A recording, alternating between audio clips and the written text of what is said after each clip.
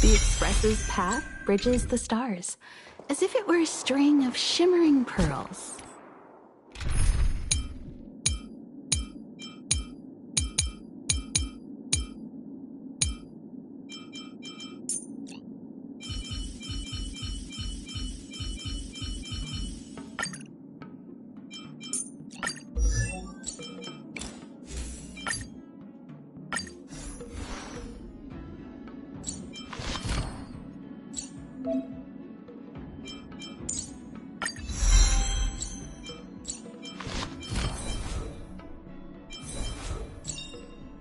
Every shadow on the Yaoqing could be me.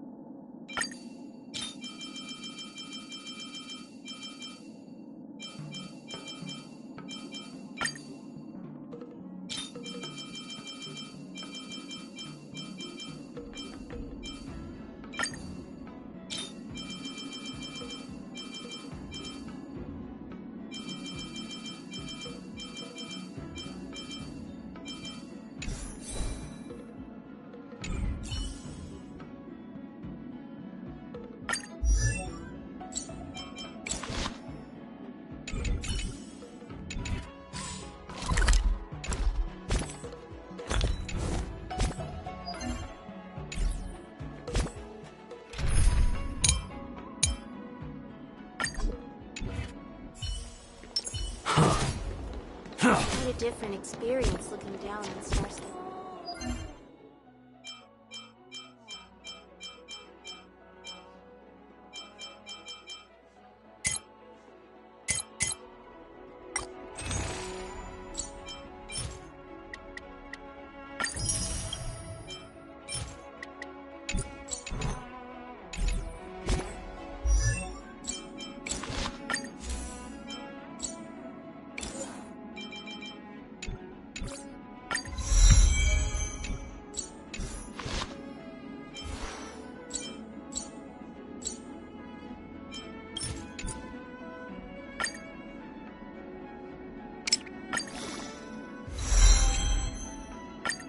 Violence is the ultimate means, and it is also my only means.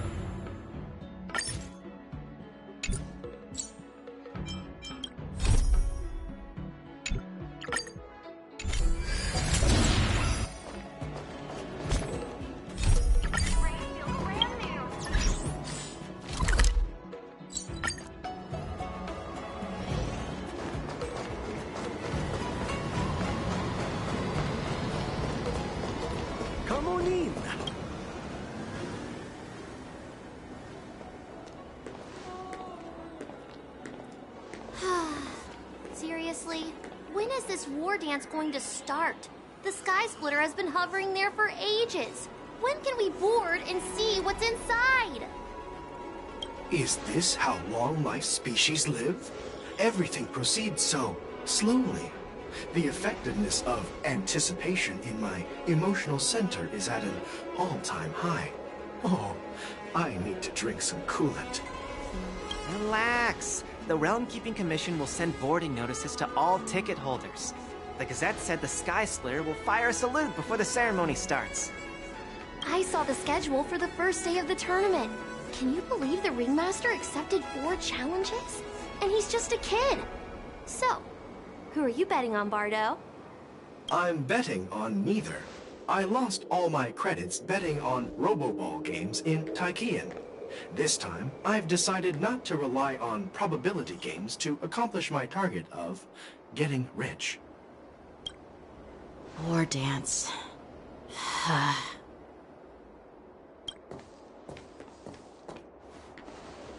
There you are.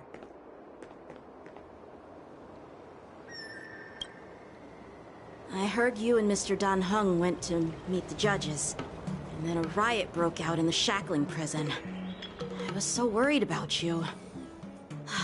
Thank goodness you both made it out safe. There was a revolt in the Shackling prison. Fortunately, we were protected by the guards until the Cloud Knights arrived to rescue us.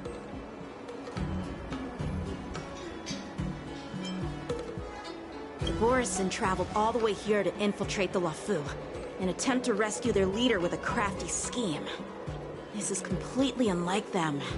To be honest, it reminds me of what the disciples of Sanctus Medicus did during the Ambrosial Arbor crisis. At present, all 3 generals are on guard, and taking action to hunt down the fugitives, and the mastermind behind it all, in order to prevent further trouble. However, if these Borisin can disguise themselves as Foxians, where do we even begin to search for them? Yeah, I heard them too. But I'm afraid I'll have to disappoint them. I've already reported to General Jing Yuan that I'll give up my role as the Ringmaster. The security of the Luofu is more important to me than anything else. I need to fulfill my duties as a Cloud Knight Lieutenant before taking on the honor of being a Ringmaster.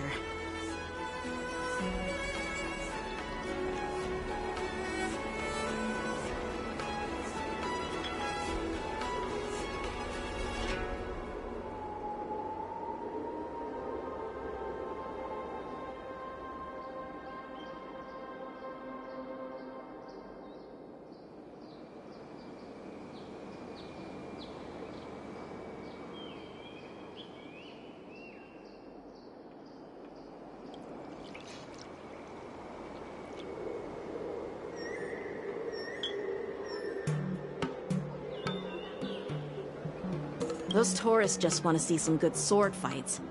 Anyone can participate in this kind of tournament. Doesn't have to be me. The real challenge lies beyond the ring on the Sky Splitter. If we don't capture the fugitives soon, Hule will wreak havoc. Obviously, there's someone behind the scenes orchestrating this prison break, intending to spread chaos. If we fail to thwart their evil plan, what honor will be left for us to uphold?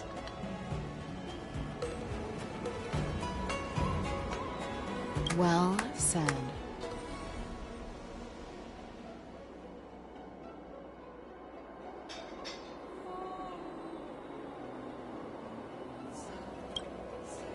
You may be tiny in stature, but your ambition matches that of the Yao Qing's warriors. Hey, this has nothing to do with my height.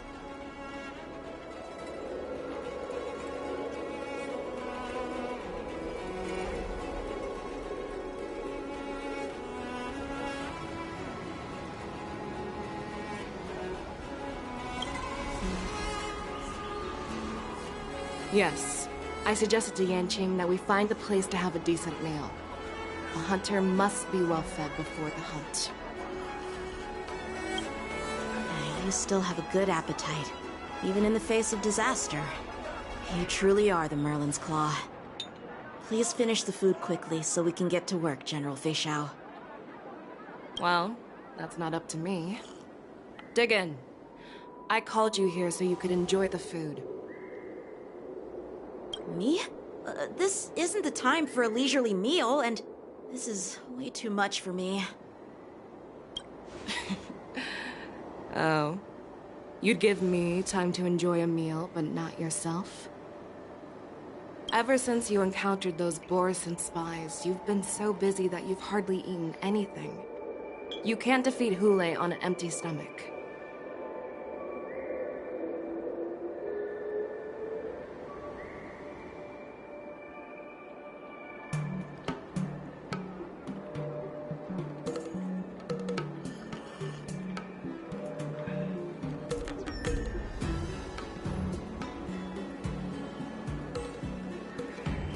Take your time.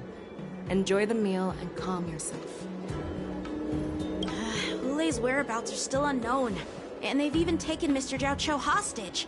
The longer we wait, the more complicated the situation becomes. Jiao Cho always said I'm the most impatient person among the Cloud Knights, and I can't argue with that. So, there's no reason for you to be more anxious than me. I've fought against Borisin abominations for years, and I know their ferocity and cunning well. The Borisin were clearly well prepared for this prison break, and now they are staying in the shadows. They have no reason to rush out into the open. When facing cunning and ferocious prey, the hunter must be more patient, biding their time to seize the golden chance for a decisive blow. Once Hoolay loses his patience and reveals himself, that's when we'll strike. But when will that time come? Like I said, it's only one meal away.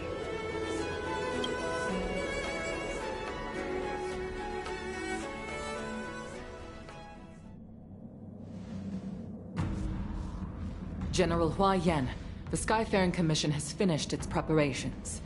Do you have any other instructions? Representing the consensus between the Merlin's Claw and the Divine Foresight, I'll step in as the temporary commanding officer of the seat of Divine Foresight and oversee the Six Commission's affairs on the Luofu. What is the situation at the Shackling prison? Hoolay made a quick escape and even sealed the gates of the prison. As of now, the Cloud Knights have re-established contact with the staff inside. The good news is the two Nameless who were trapped in the Shackling prison are safe and sound. I know I shouldn't use the word great given the current situation, but I'm relieved that she and Dan Heng are safe. We've lost contact with one of the messengers from the Xianzhou Yaoqing. The Borisin have likely taken him hostage. Don't worry. Fei Xiao is leading the wolf hunt operation, and you know how capable she is.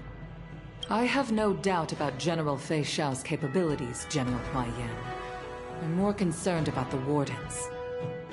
According to the plan, the ceremony will begin in 6 hours. The Sky Splitter will be activated, and all visitors will board the ship to watch the contest. But now, with Hulay's whereabouts unknown, everything is filled with uncertainty. March is right, Grandpa. I heard the escaped prisoner from the Shackling prison is beyond formidable. In case anything goes wrong... So, Yun-Li, what do you think we should do? Well... I believe we should declare martial law and allocate manpower to search for the escaped prisoners. And as for the war dance, it's better to announce an indefinite delay for now. Your plan sounds solid, but unfortunately solid plans rarely get a chance to be implemented. I believe there are at least 2 parties who won't accept your approach. The first are the many travelers who have come all the way here for the war dance. If we declare martial law now, it's like declaring that the Luofu isn't safe. How do you think the outsiders would react? They'd be terrified, and chaos might ensue. The second party is the staff of the Xianzhou Luofu's 6 commissions. They've invested a lot of resources and manpower into organizing the war dance. Suddenly suspending it indefinitely would create numerous challenges for them. But of course, not everyone disagrees with your idea. Really? The mastermind behind this incident would fully support your opinion, presumably. Hulei's escape and your discovery of Borisin's spies at Stargazer Navalia. Even a child could guess that these events were orchestrated. The fugitive is just one piece in the game. The one controlling the pieces wants to spread chaos and suspicion among the people on the Luofu. If we declare martial law and postpone the war dance, we'll fall into their trap and instill fear in people even before Hulei actually does anything. So what do we do? We'll search for the prisoners while maintaining order on the Luofu, acting as if nothing has happened. As if nothing has happened? Yanqing said he'd assist the generals, and now he's nowhere to be found. With the host ringmaster gone, how are we supposed to act like nothing has happened? That's why I called the two of you here.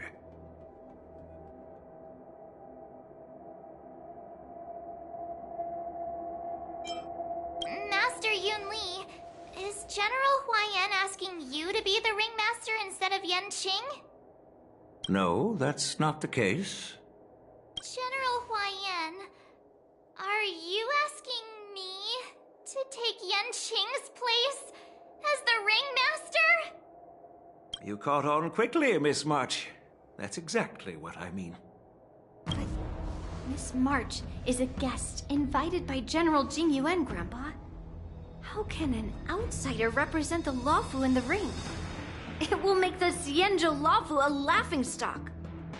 Dear child, the nameless of the Astral Express are renowned throughout the cosmos. It's an honor to have them participate in the ceremony. Plus, Miss March is a disciple of the little Cloud Knight Lieutenant. How can she be regarded as an outsider? We can't afford to have any problems during the war dance. I'm entrusting you not only with the honor of the ring, but also with the security of the Sky Splitter. Yukong, please explain to them the rest of the arrangements.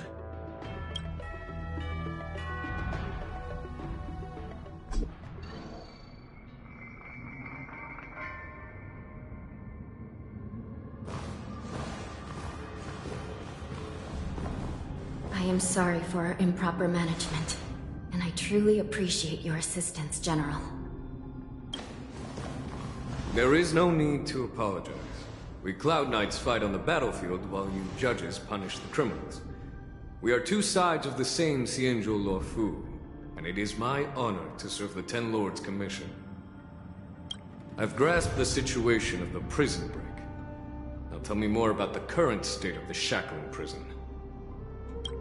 Borisin infiltrated the prison in disguise and released the prisoners, spreading chaos. Among the judges on duty in the 4 divisions, Judge Shui from the detention division was killed, and is temporarily unavailable. So, I'm taking over her duties and commanding Arumaton spectral envoys and spiritfarers to quickly restore order in the affected areas. I, and the two behind me, will go deeper into the prison to investigate. General, the situation inside is still chaotic and perilous. Your presence would be... It's common for Cloud Knight generals to face danger directly. Hulei has escaped, and the Yaoqing envoy is being held hostage by the Borisin. His fate is unknown. This is a grave matter.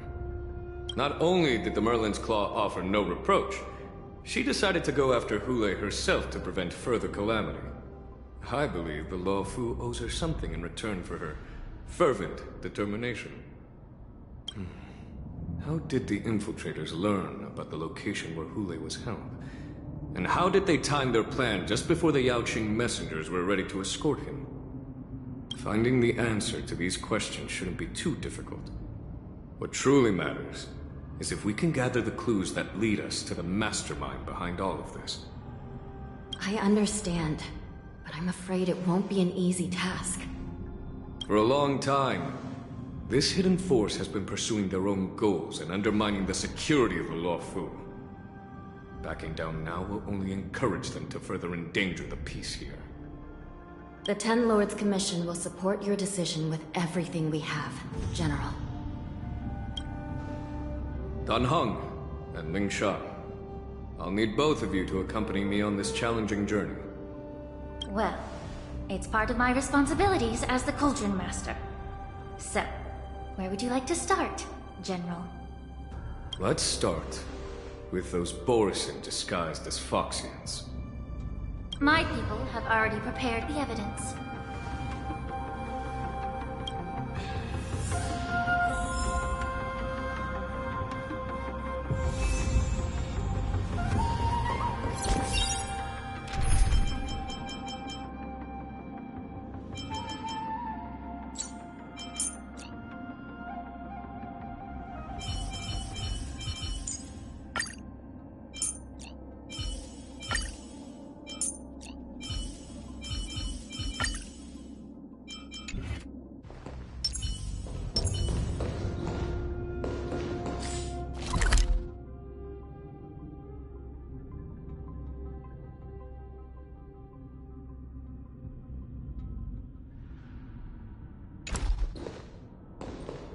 According to Lieutenant Yanqing's report, he stumbled upon a few suspicious Foxians at Stargazer Navalia.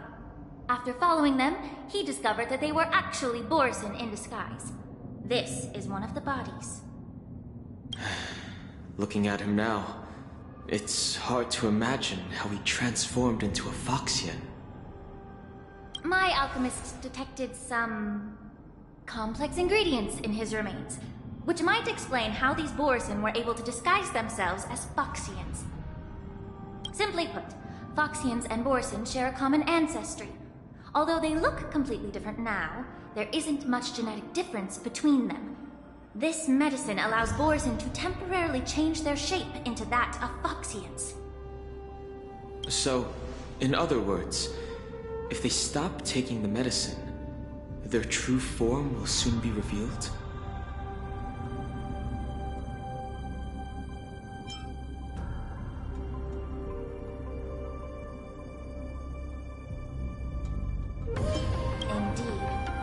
This means that these Borisin have a steady supply of the medicine within the Luofu. The disciples of Saint Dismedicus. Looks like the Alchemy Commission is involved once again. When I was sorting through the prescriptions they use, I came across one called Semblance Reversion Essence. It's designed to help those disciples suppress signs of their Mara-struck forms and maintain their normal appearance. When I compared it to the medicine found in the Borisin's body...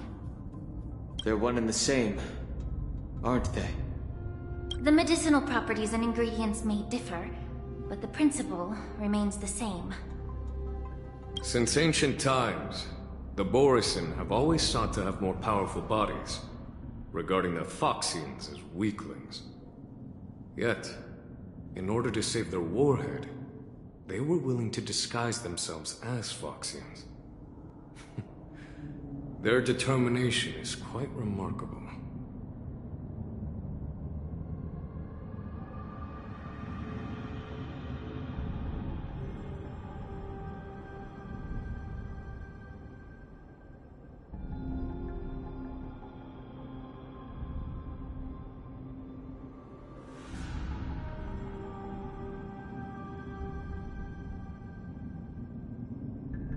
These infiltrators rely on the medicine to maintain their disguise.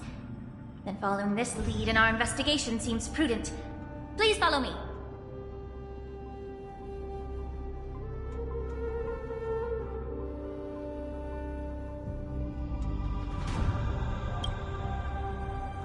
Here we are. According to the judge, this area is not yet under control. We should proceed cautiously. I've captured the nature of the medicine in my sensor. By following the medicinal fumes, we should be able to retrace the steps of the disguised Borisin.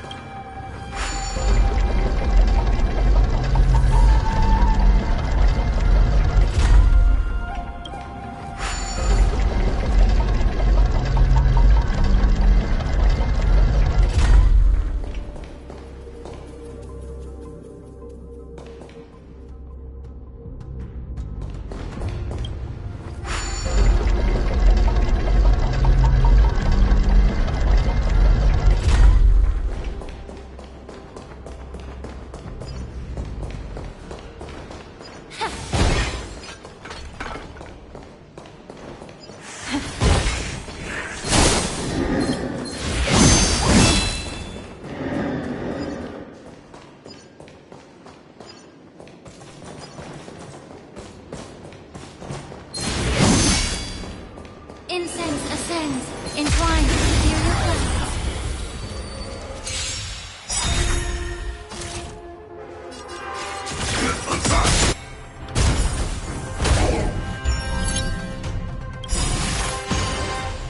The mood is set. Let the show begin! Like until everything burns to ashes! Set the seas aflame!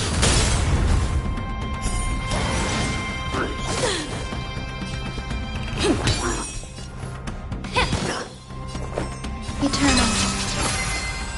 Fight!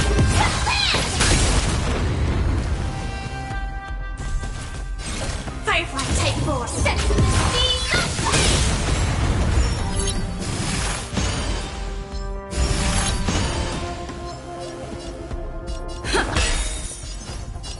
Time to cleanse the field. Some value, I suppose. On fight!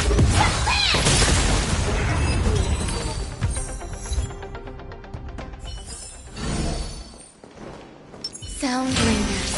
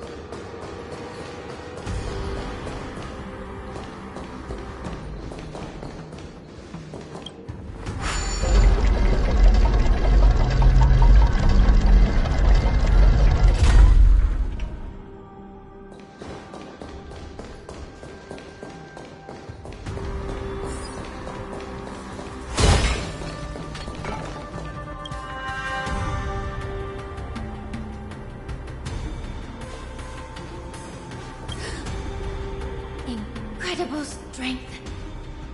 The attacker shattered this warden's bones with a single blow.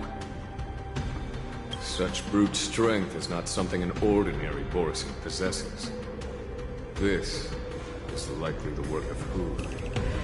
If I may be so bold to ask, is this Borisin truly that formidable? I have lived a bit longer and engaged in a few more battles than you, Miss Lingshaw. To the Alliance, Borisin have always been the most formidable adversaries. And Hule is a monster feared even among his own kind. With his strength, Hule united numerous Borisin packs, forming a grand army of abominations of abundance. They constantly pushed the Alliance's armies into perilous positions. Over 7 centuries ago, I followed my mentor on a campaign against the abominations. And I personally witnessed the devastation on the battlefield after Hule appeared. Even with medicinal pellets that suppressed the fear caused by his lupitoxin, countless Cloud Knights succumbed to panic in the face of his murderous aura. They couldn't even raise a hand in resistance. If the former Sword Champion hadn't immobilized Hule with her Frostblade, the outcome of that fateful battle could have been very different. By the end of the battle, only a few of us remained. The Crimson Moon cast the sheen of blood on all. Everything I saw was painted dark red. If that's the case, why wasn't the beast executed instead of being imprisoned? On the Xianzhou Jun, the judges cast those unforgivable and nearly immortal abominations of abundance into the eternal flames of the stars, reducing them to ashes. Their so-called immortality is just a facade. Nothing can truly defy death, can it? I just don't understand why the Luofu kept this tumor for so long, leading to the terrible situation we're facing now. But I guess I understand. People of the Luofu are known for their kindness. Even when faced with the malignant tumor within the Alchemy Commission, they couldn't bring themselves to cut it out. Instead, they exiled the healer, who tried to solve the problem, to the Xianzhou Jumi. I understand if you hold grudges against me, Miss Lingshaw. I take the blame for the resurgence of the disciples of Sanctus Medicus.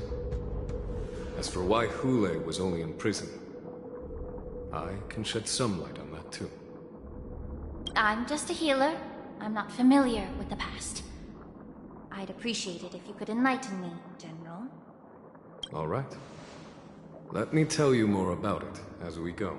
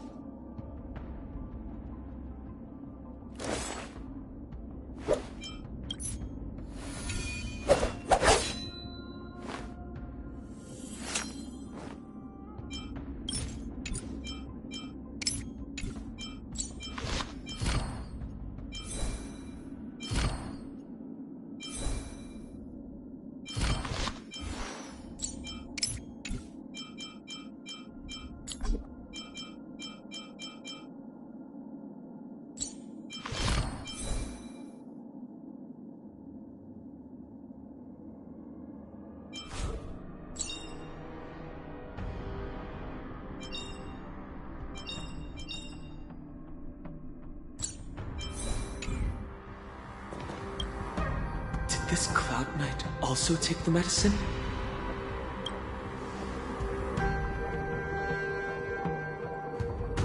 No. This is a Borisin in disguise. A guard killed him before he could return to his original form. All these Borisin are dressed in official attire. Besides the Cloud Knight, there were also 2 Borisin disguised as members of the Skyframe Commission and the Artisanship Commission. Whoever is providing them with official identities must hold a position of power. Let's search elsewhere.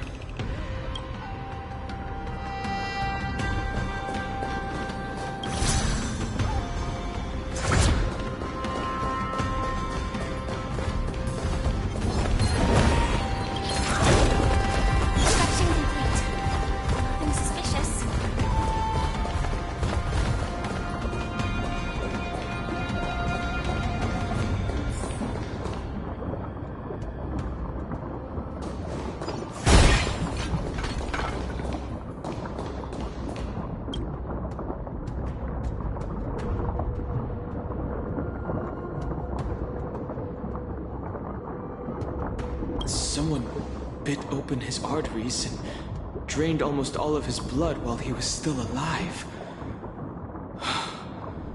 Such a cruel and ruthless act. Despite being a long-lived species, Borisin are actually more like predatory beasts that must feed on raw blood and flesh. I've heard that Hule was deprived of food and water in the Shackling prison. It's hard to imagine how he managed to suppress his hunger for over 7 centuries. Will the hostage from the Yaoqing be able to avoid being his meal? Such is the terrible nature of the abominations of abundance. We subjected him to the Forest of Swords to drain his life force. But in the end, his punishment turned into a test of our patience. Just like you said, Miss Lin Cho. Casting a creature that can't be killed into a star would be a way to permanently get rid of it. But unfortunately... The Foxians didn't agree to that. Exactly. The atrocities committed by Hule went beyond mere massacres. Throughout numerous wars, we made every effort to eradicate the Borisin. But Hule, with his mysterious sorcery, turned countless Foxians into his pawns. So the Borisin kept returning. The Foxians curse his name day and night, and they even use it to scare children into staying quiet. How could they grant a swift death to such a great sin? I wonder if you know why Hule wasn't taken into custody by the Foxian majority Xianzhou Yaoqing, but instead imprisoned in the Xianzhou Luofu, Miss Lin Cho. As you mentioned, your mentor was an exceptional warrior and was the one who defeated Hule, an extraordinary achievement. Therefore, the Marshal placed this feral beast under the jurisdiction of the Xianzhou Luofu as an honor, I assume? It seems you have a major misunderstanding about this arrangement, Miss Lin Cho. Allow me to explain it to you.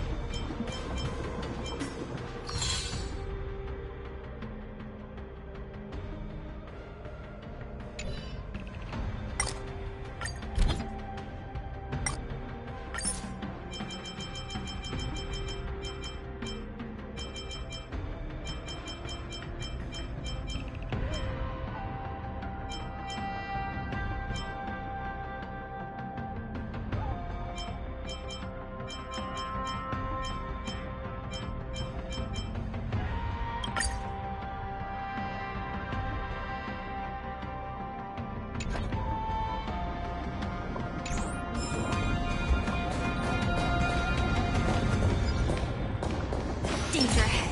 Incense ascends. Fire type 4. Activate. Eternal. Every petal. All will be swept away by the wind. The mood is to let the show begin!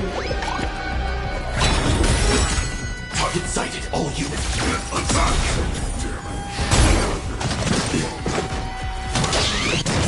Detected.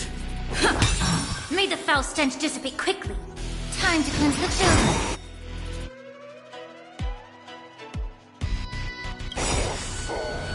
My until everything burns to ashes! Sight to live! Grace and elegance.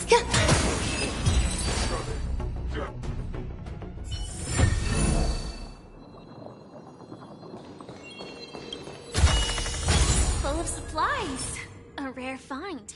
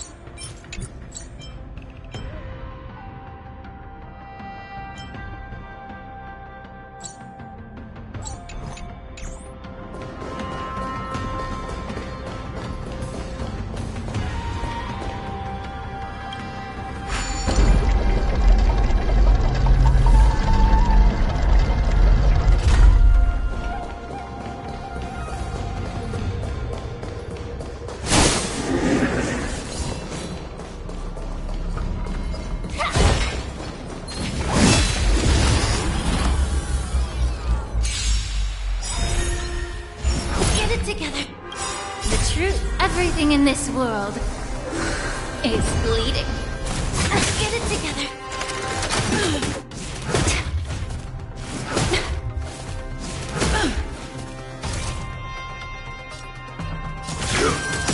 Stay in step. The mood is set. Let the show begin! Allow me to purge the root of the problem. Be of your body and mind. Some value, I suppose. Eternal. Still the same old.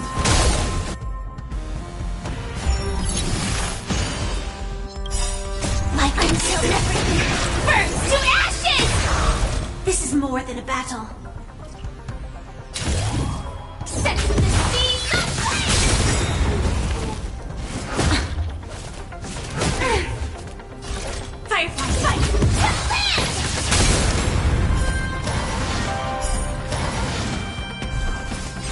This is more than a last sense of the sea!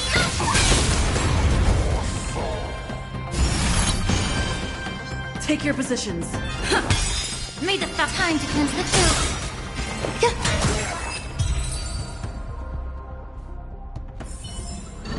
Every victory is hard won.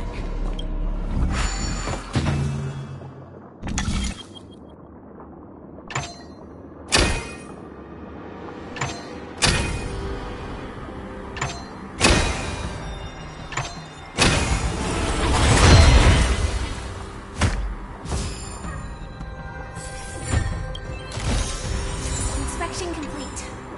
Nothing suspicious.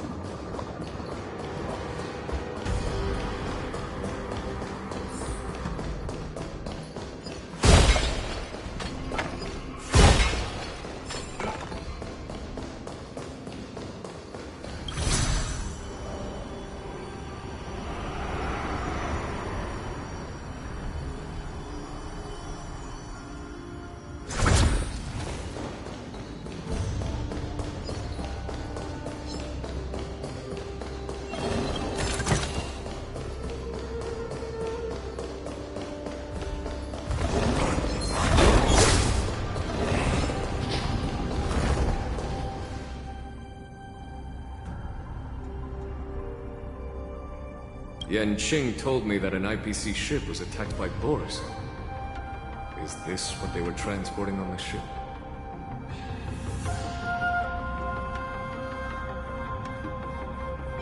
Yes. The Artisanship Commission and Alchemy Commission conducted a joint examination and found that parts of this machine are made from specially refined Borisin biotissue. I heard the Intelligentsia Guild has been researching the biological properties of long-life species, hoping to make medical or combat-related discoveries. However, they haven't dared to cross any lines due to their so-called relationship with the Alliance. Perhaps to those scholars, Borisin are no different from lab animals. Maybe the Borisin attacked that ship to retaliate against the Intelligentsia Guild for experimenting on them? No. If it were only about revenge, they could just wreck the ship and destroy all the cargo, instead of allowing it to end up in the shackling prison. It was a deliberate display to showcase the dangerous nature of the cargo in broad daylight. This way, the cargo would end up in the shackling prison, serving as a tool for the prison break.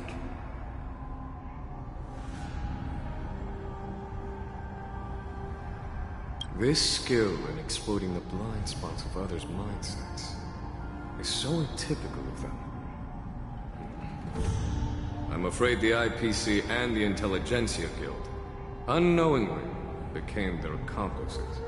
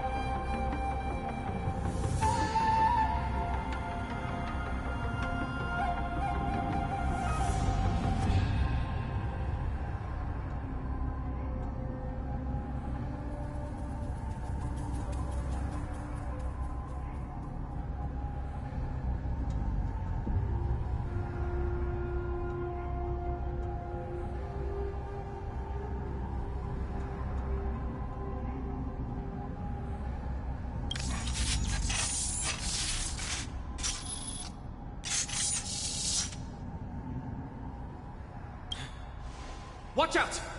This thing is still alive!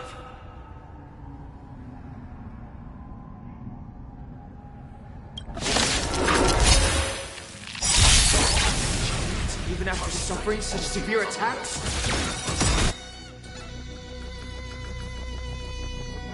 Their imitation of long-life species has crossed the line. The mood is set. Let the show begin!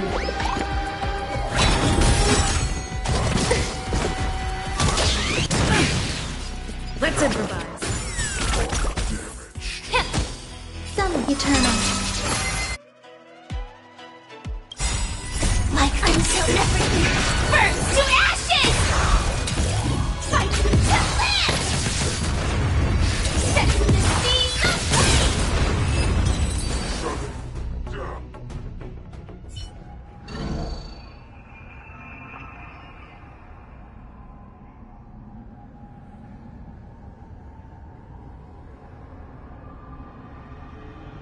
You haven't answered my question about why Hule was imprisoned in the Luofu instead of the Yaoqing, General.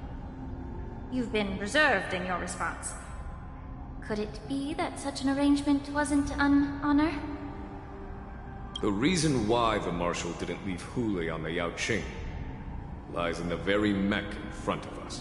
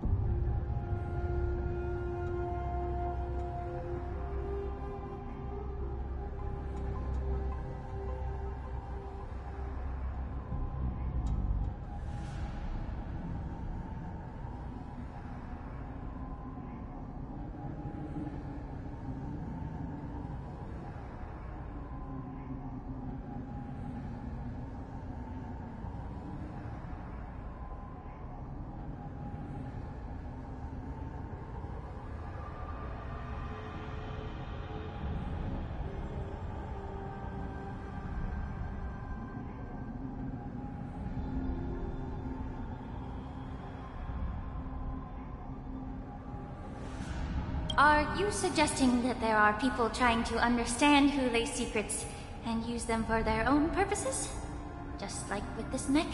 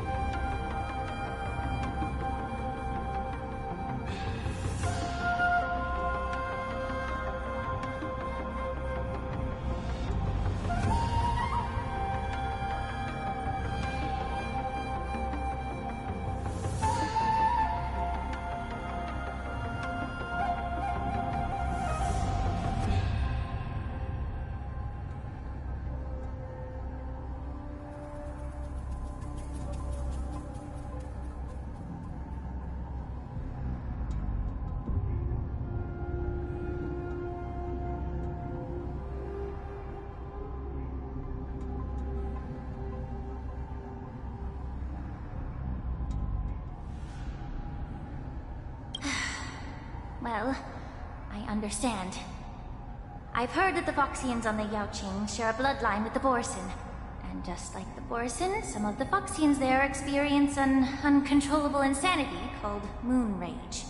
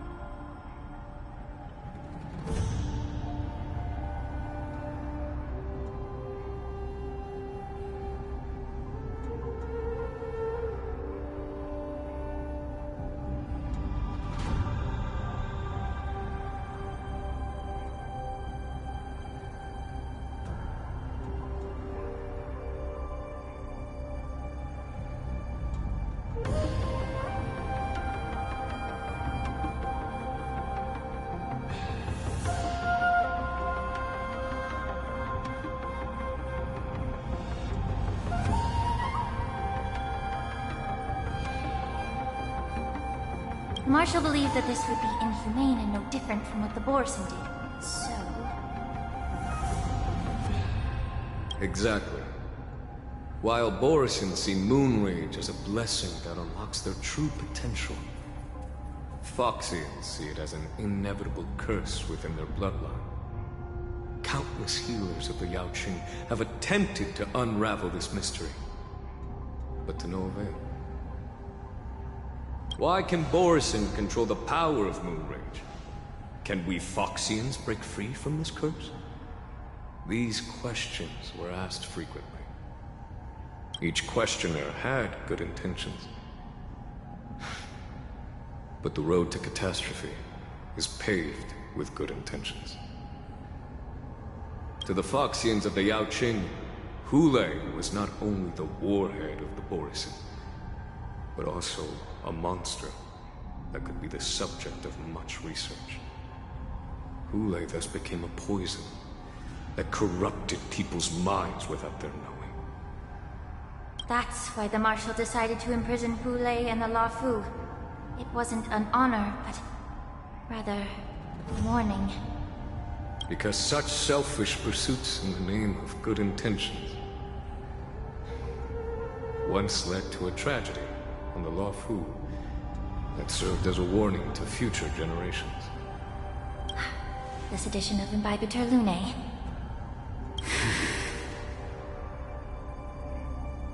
By imprisoning Hulei and the Xianzhou Luofu, the Marshal both suppressed the dangerous intentions of the Yaoqing Foxians and warned the Xianzhou Luofu to refrain from repeating its mistake.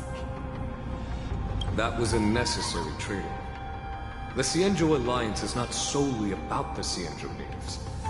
Only when all three races, Foxian, Mediadora, and Xianzhou natives, form an alliance, will there be a promising future for all. Thank you for enlightening me. Was it for the same reason that you traded off my mentor to the Xianzhou Zhuming, only to stand idle and allow the resurgence of the disciples of Sanctus Medicus? You said that I couldn't bear to cut out the malignant tumor within the Alchemy Commission, but instead exiled the healer who tried to solve the problem to the Xianzhou Zhuming. But did your mentor tell you her good intentions led her to perform certain healing arts on Dan Heng, who had just finished his hatching rebirth, so that he would regain the memories of his past life? What did you just say?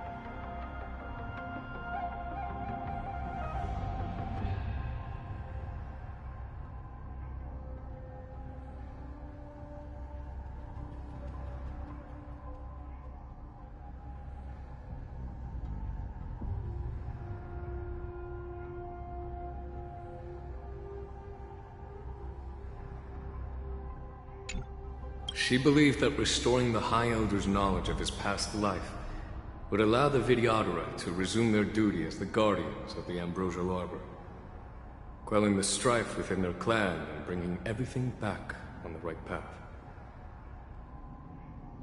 But just as I mentioned earlier, the road to catastrophe is always paved with good intentions. Since then, the 6 charioteers decided that the Alchemy Commission would no longer have a Cauldron Master. Until your arrival now.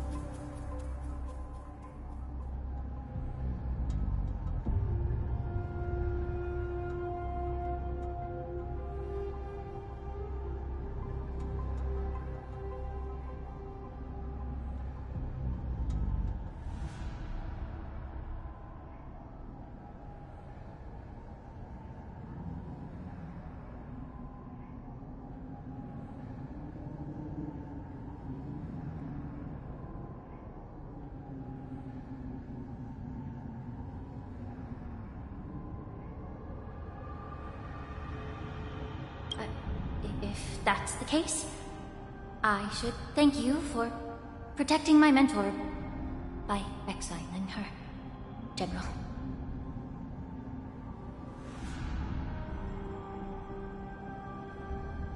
Quite the contrary. I should be the one thanking you.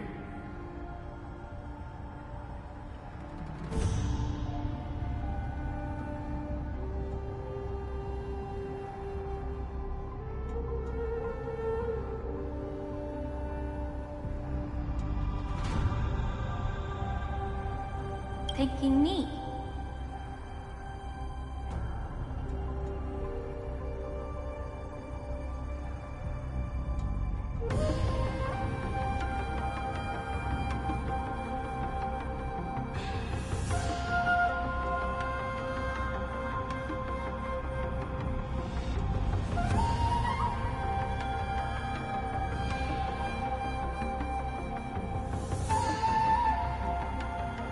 All I ever want is to have a clear conscience. However, can long-life species truly achieve that goal in their long-drawn lives? For example, you were implicated along with your mentor and forced to leave your homeland without knowing the truth.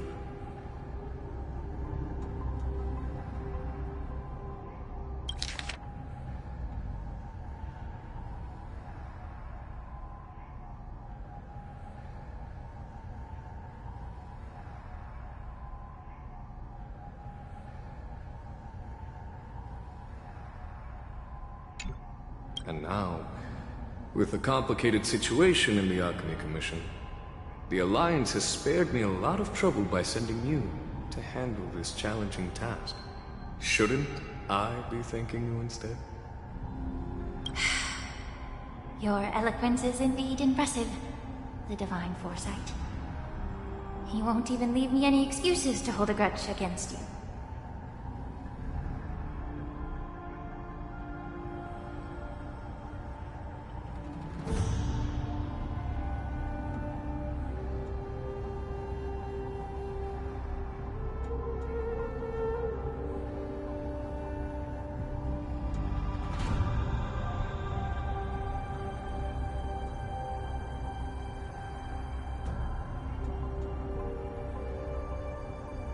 But let me make it clear. The Alliance sent me here to handle the business impartially, not to choose sides. It doesn't matter which side you choose, Miss Linshaw. At the end of the day, both you and I stand on the side of the Alliance, don't we? Let's keep going.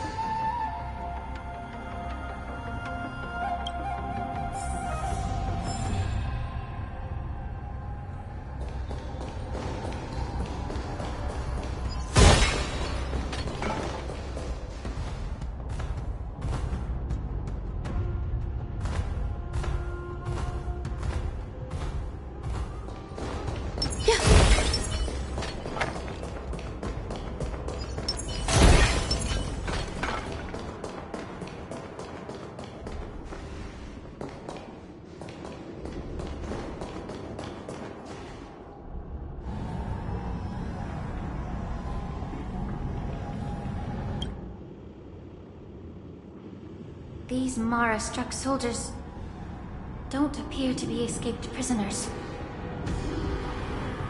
How can you tell? These soldiers are fully armed. Obviously, they didn't hastily join the battle. The messenger named Morza did say that there were two groups of attackers. And the other attackers, aside from the Borisin, could hide their tracks. I believe he was referring to these people. Hide their tracks?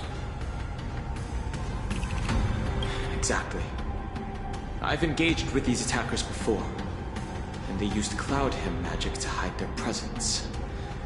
Without careful observation, no one can detect them. You once warned me to be cautious of the Vidyadhara Elder's influence within the Alchemy Commission. Could it be? What's on your mind, Miss Linshaw?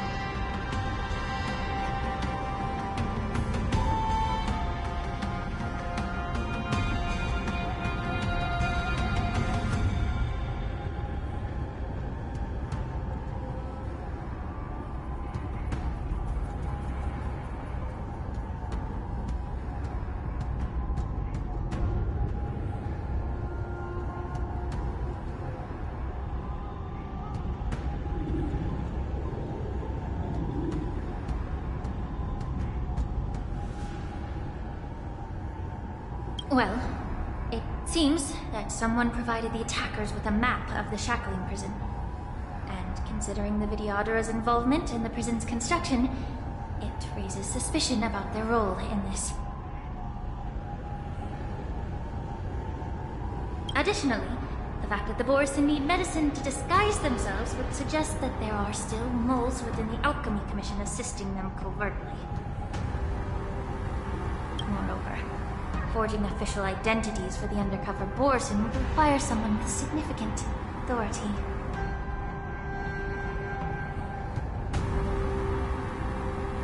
And the presence of assassins capable of using Cloud Hymn magic deepens my suspicion about the Preceptors.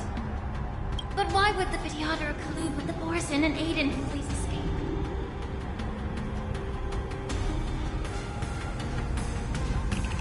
They aim to spread chaos.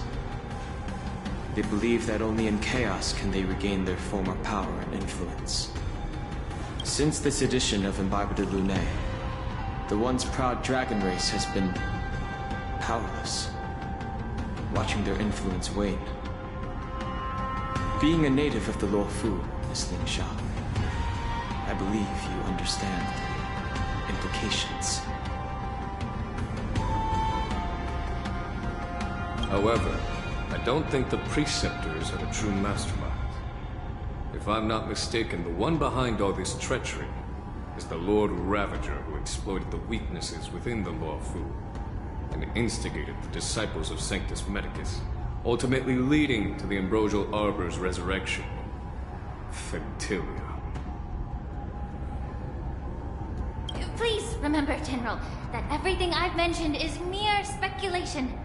We need concrete evidence for a public trial. If you want to interrogate someone within the Vidyadhara's ranks, you'll need irrefutable proof.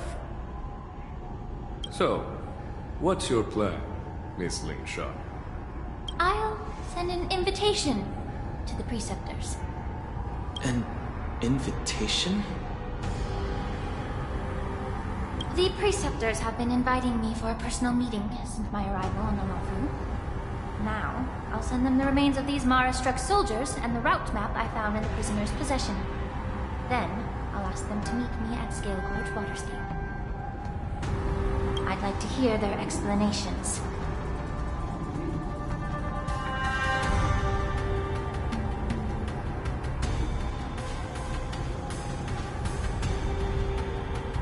Good idea. If I were to take action, it might alert the true mastermind. I trust you to handle this matter, Miss Ling Sha. The internal affairs of the Vidyadhara should remain under their jurisdiction.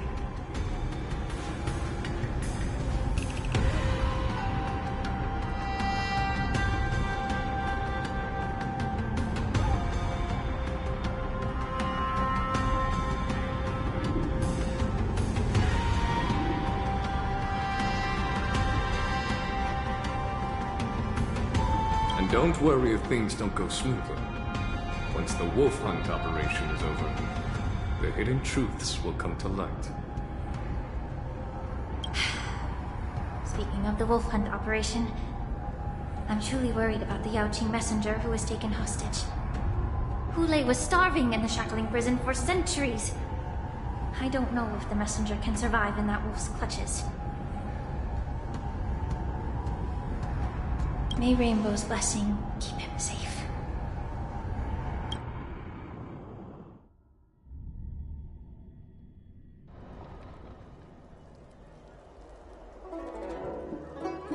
As I said, I'm a healer.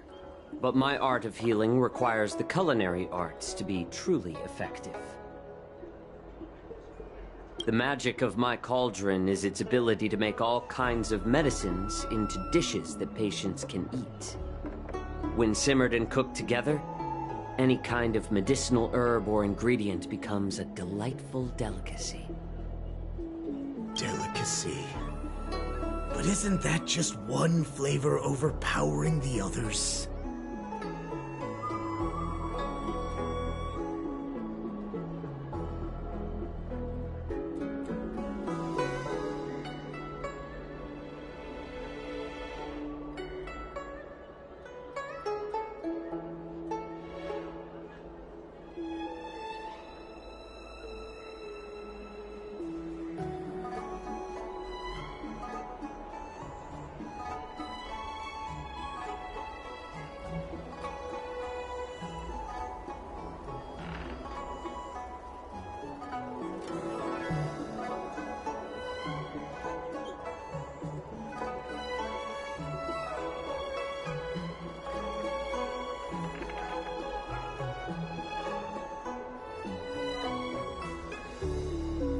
Well, you have a point. Let me ask you this. If there's a fussy child who refuses to eat green peppers, what's the best way to make him eat them? Stuff the kid's mouth with the green peppers and cook him alive in a pot. You have quite the sense of humor. I've heard that you, Borisin, have lost many of your taste buds during the self-modification process, so you can't experience complex flavors. Only the saltiness of blood and flesh truly awakens your appetite. It's a shame I don't have any green peppers right now. Otherwise, I'd happily stuff them into your mouth and cook you alive in a pot. I'm just kidding. The answer is quite simple. Chop up the peppers and mix them with minced meat to make meatballs. This way, the flavor of the meat overpowers the taste of the peppers. And even a fussy child can enjoy them.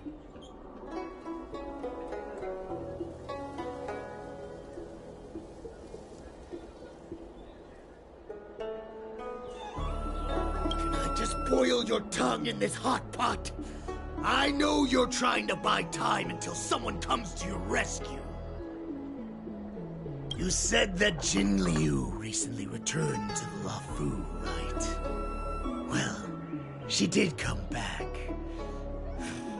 But, unfortunately, I also found out that she committed serious crimes and was escorted to another Xianzhou ship.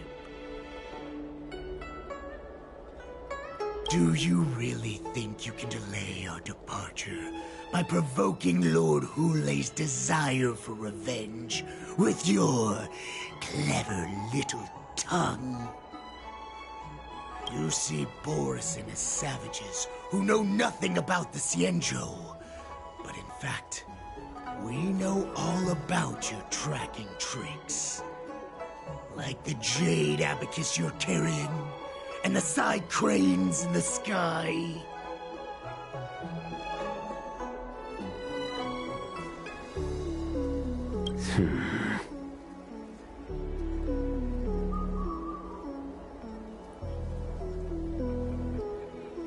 The more hope you hold in your heart, the greater your pain will be when death comes. I wonder if you can maintain your composure when I tear your throat open. His composure is only a temporary effect of the medicine. And it will wear off soon, right? Lord Hulei.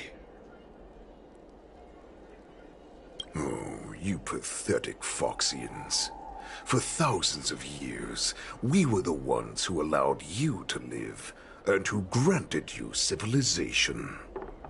But in the end, you chose to betray us for the freedom promised by the Xianzhou people. But it's all right.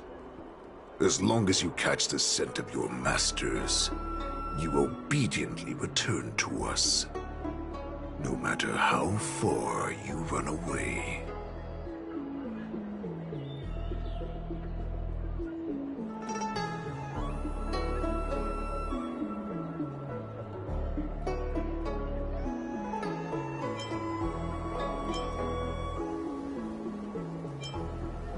Run away, you said? Well, I'm not the one who's trying to run away right now. The Borisin's era has long passed. Did they ever tell you these harsh facts before giving you hope for returning home, Lord Hulei? Now they're being crushed by the Merlin's claw of the Yaoqing, by a Foxian. They're hiding in remote corners of the cosmos, trembling with fear like a wounded beast on its last legs, reaching out desperately for any fake hope of salvation, which in this case is you. The Merlin's claw of the Yaoqing. A Foxian? Very interesting. Tell me, Moktok, is he speaking the truth? He isn't lying. That lonely beast was a war slave who ran away from our pack. Cannon fodder, a thief! She stole our power and used her knowledge about us to fight us, using every dirty trick in the book! And she bested you, Moktok. Fairness is but a pathetic excuse for the dead and defeated. Since our great pack has fallen apart, who told you that I was alive? And who sent you here? In our darkest hours, it was a prophet of the Master of Immortality, named Mongus, who showed us the way. Her guidance brought us hope. This prophet, Mongus, what does she want? The prophet made this proclamation. The Borisin have been divided for too long, and only your return can unite all the packs, restoring us to our former glory. That's when we learned that you were still alive. It must have been a manifestation of the Master of Immortality! And the Prophet told us that the Foxian General of the Yaoqing would take you to her ship during the Luofu's war dance! And that it would be our best chance to infiltrate and free you from your prison! And just as she said, we did it!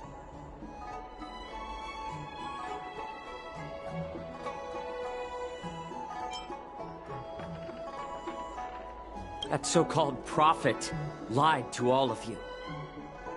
She just sent you here to die. The prophecy has come true. Our warhead is right here, with us! Once the news about the prison break spreads, the Cloud Knights will close all the ports. You may think you've escaped the prison, but you're just trapped in another cage, known as the Luofu. Let me kill this unruly, lowly beast, Lord Hulei! I assure you that our star skiffs will soon arrive. Right now, everyone in the Luofu is distracted by the stupid war dance. So this will be the perfect chance to escape. Once you've returned to your territory, your revenge against the Xianzhou ships will be within reach. Perfect chance to return to my weak and shattered pack at the mercy of a ridiculous false prophet and become a mere puppet in her clutches. Her plan is full of flaws. The only paths she has prepared for you are escape and death. Listen up. A wolf never allows itself to become prey. From now on, you'll follow my orders. Since you are so confident that the Cloud Knights will close the ports, Jiaoqiu, I'm now giving you a chance to go and see it for yourself. Go to the ports, come back, and tell me what you saw. Wait, what did you just say? But my lord! Would an alpha wolf ever listen to a cub, Moktok? No, I've never heard anything like that. I wasn't trying to defy your will. I will always unquestioningly follow your orders.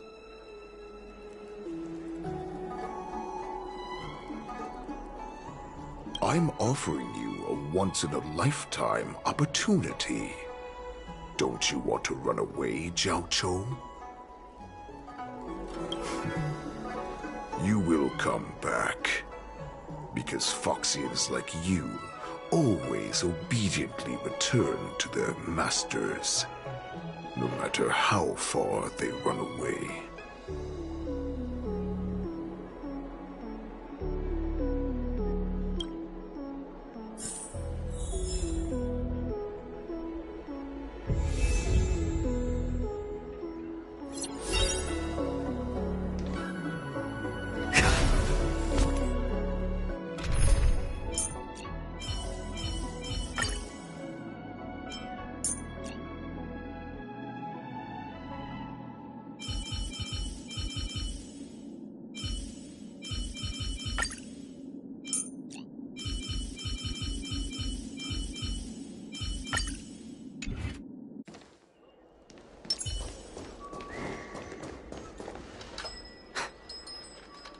I can't believe he actually let me go.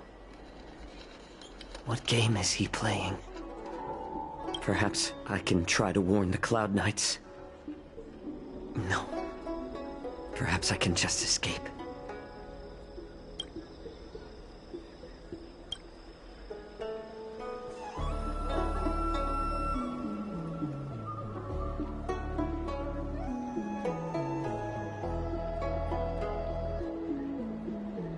Just as I suspected.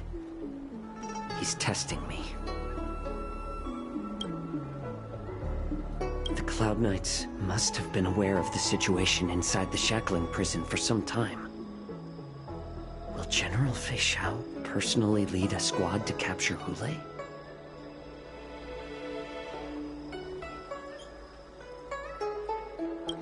For now, I'll do as he asked.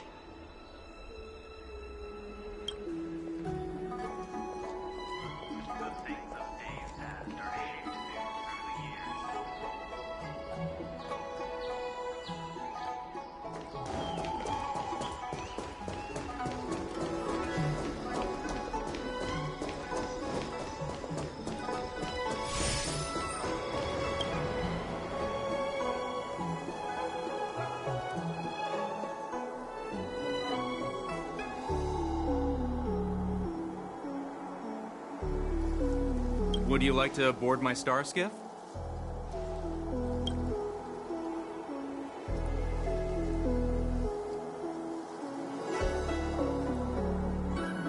Well, my little star skiff can't accommodate that many. But I have a larger one that will arrive in less than 15 minutes if you need it. So, where would you like to go? We need to hurry, wherever we're going. The war dance is about to start, and the Skyfaring Commission is prioritizing star skiffs heading to the Sky Splitter.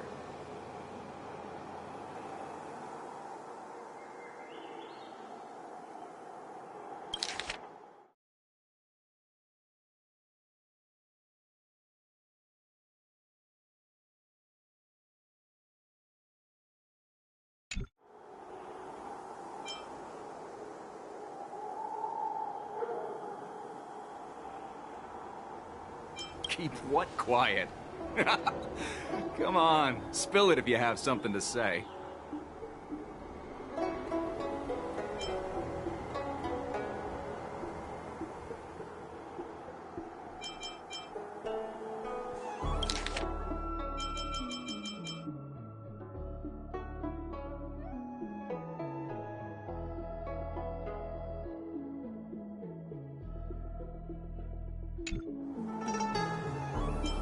Realm-keeping commission?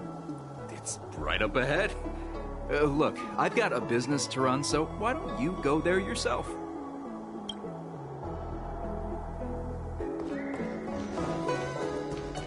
Stream 4. Lean forward.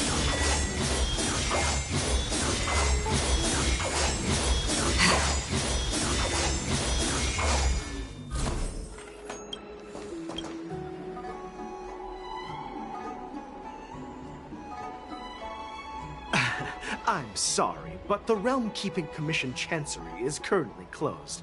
All the officers and officials have been reassigned to assist in the war dance.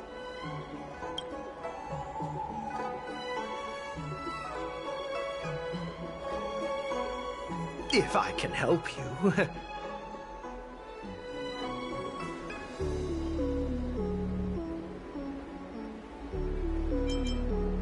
Hey, although we're short-staffed at the moment, if there's anything I can do to help, please feel free to ask me. Stream 4. The gleam of old blades.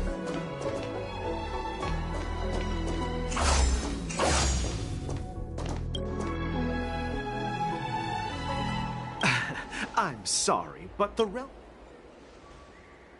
If I can help you...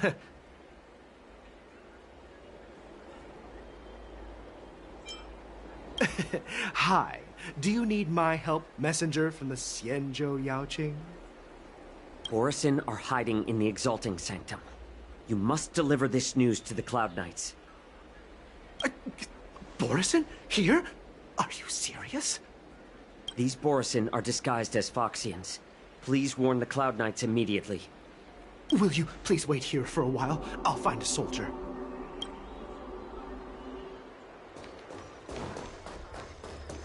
Stream 4. Gleam of old blades.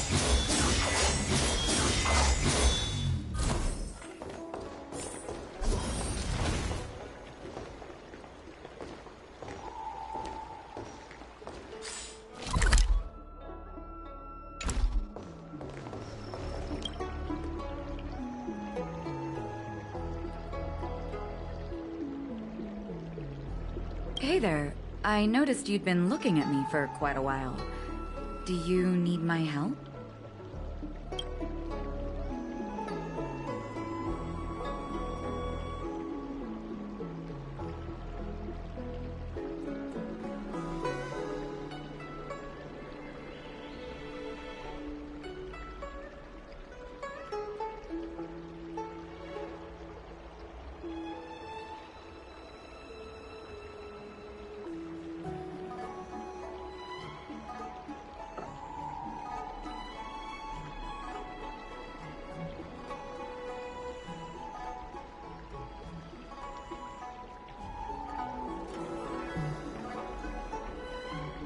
Could you please provide more details?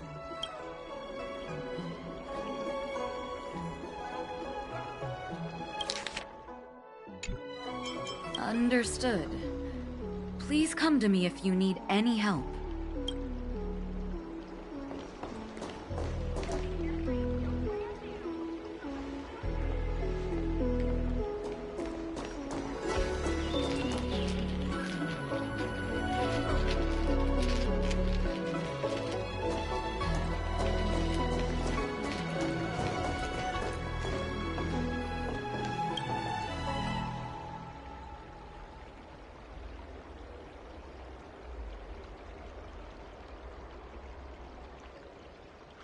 Hey there. I noticed you'd been looking at me for quite a while.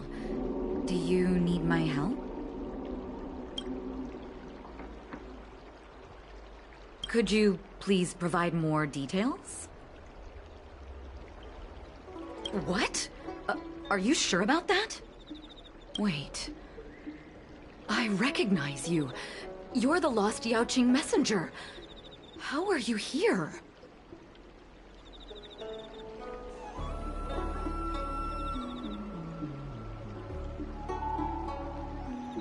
I was brought here by the Borisin.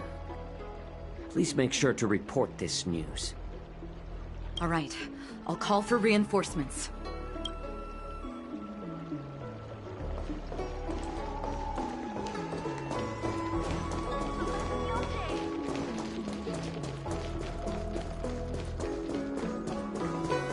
Scream forth, the gleam of old blade. Stop asking. I'm off duty now. Go bother someone else.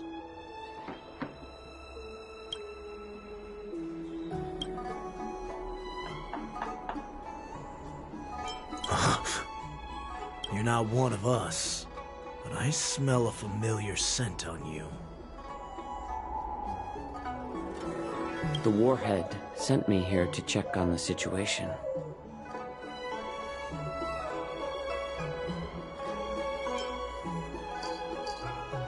Not yet.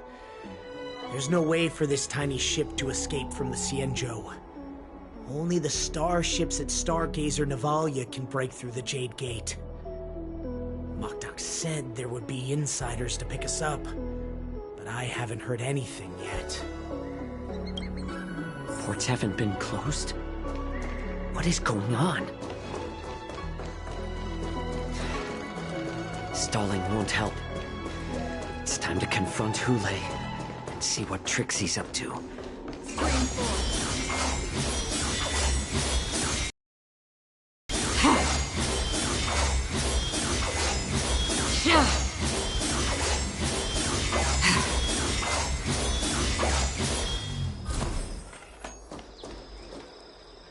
You're back, Jiaoqiu.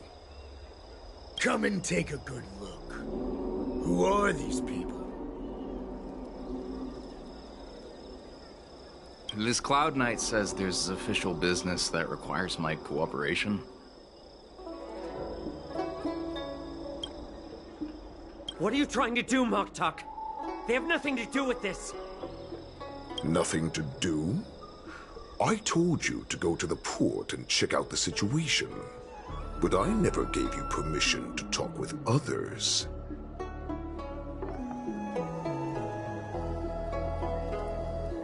Remember, these people died because of you.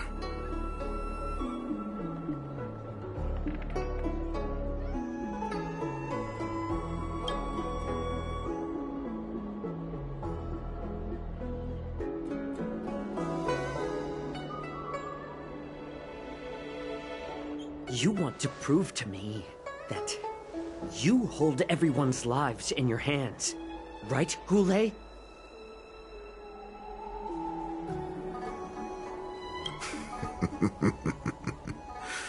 Oh, exactly as you said. So, have the Cloud Knights closed the ports? No. They don't want to publicize my escape. I understand. It's no surprise, for fear is more deadly than claws and fangs. Especially during a festive time like the War Dance. What lurks here is not a group of fugitives, but rather a pack of wolves amidst the flock. My cubs are hungry, ready to feast on flesh and blood, reveling in your fear. Your calm facade will soon crumble. I can tear through it and expose your pathetic bones any time. There's no escape from me, Jiaoqiu. Of course, you can try your luck and believe that your wits will save you. But remember, you're not the only hostage in this city. If you try anything funny, innocent people will die because of you. Now, let's talk about the Foxian general you serve. Moktok says she's here for me, which means she'll be hunting me herself. Before the hunt begins, I need to know my opponent. You can refuse and play tough, or you can cooperate and save us both some time, healer.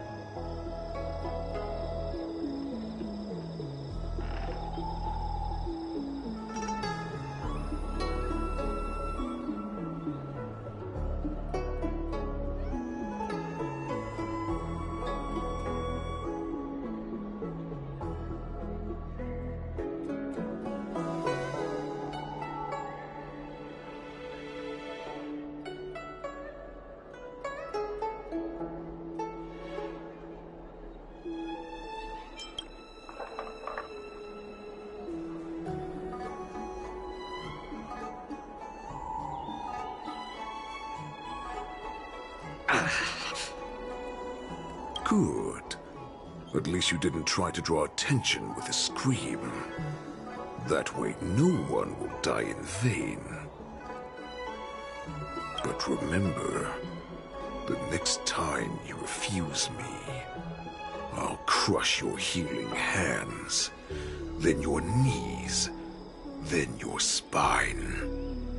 I'll dismantle you piece by piece, until only your silver tongue remains for you to speak. Fine. I'll tell you what you want to know about her. But I expect something in return.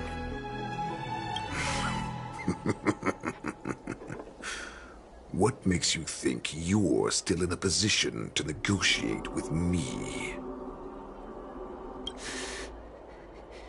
You can torture me until I talk.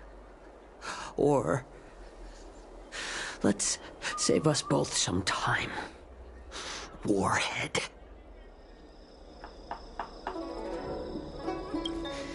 Here's the question that's been bothering me. How have you managed to survive and endure centuries of torture? Borisin aren't supposed to live that long, or possess such regenerative abilities.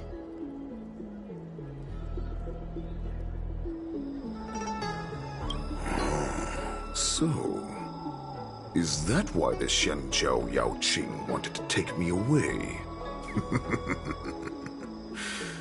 Oh, to some, I'm a hostage, but to others, I hold the secrets they desire.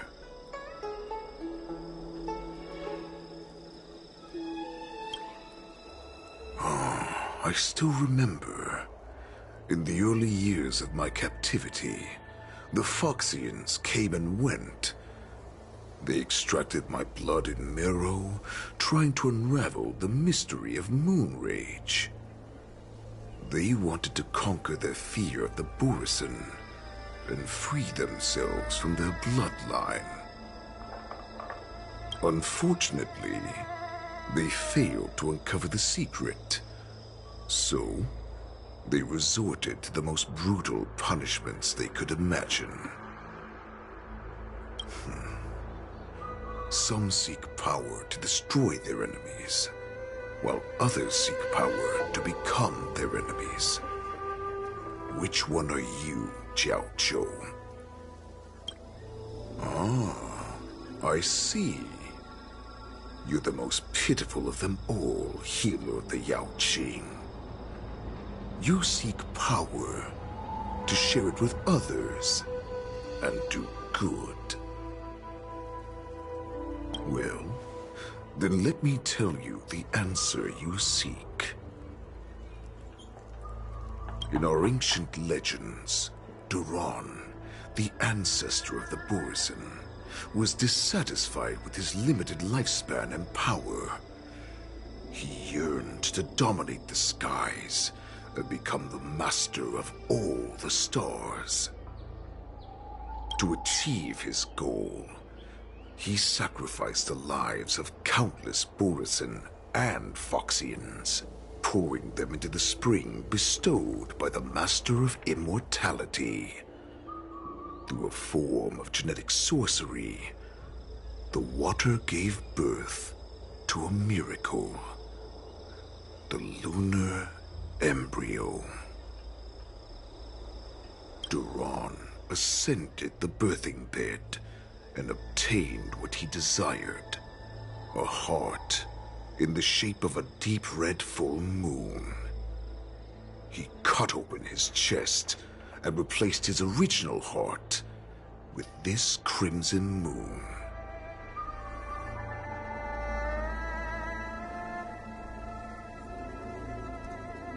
Laugh all you want, but only I know the truth behind every word.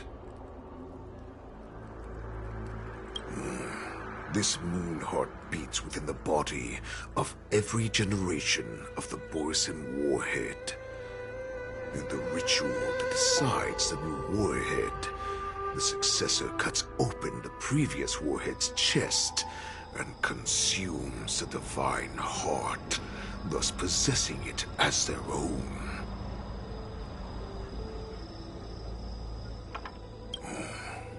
Devouring is the true essence of life, allowing us to endure and thrive.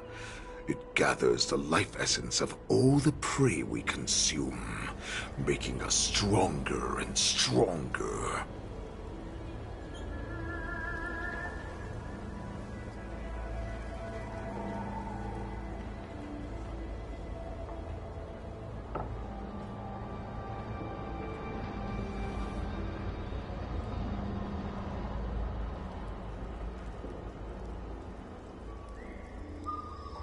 I thought all hope was lost after 7 centuries of torment.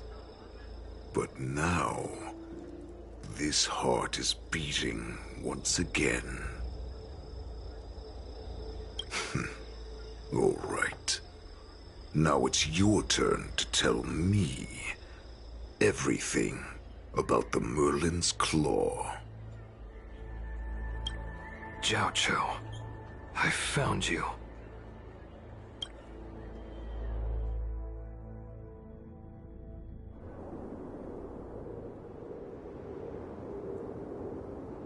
I know I'm in no position to question your orders, but if I understand correctly, you already have intelligence about the Borisin? That's right. My people are busy collecting clues now. What's the situation, Muaza?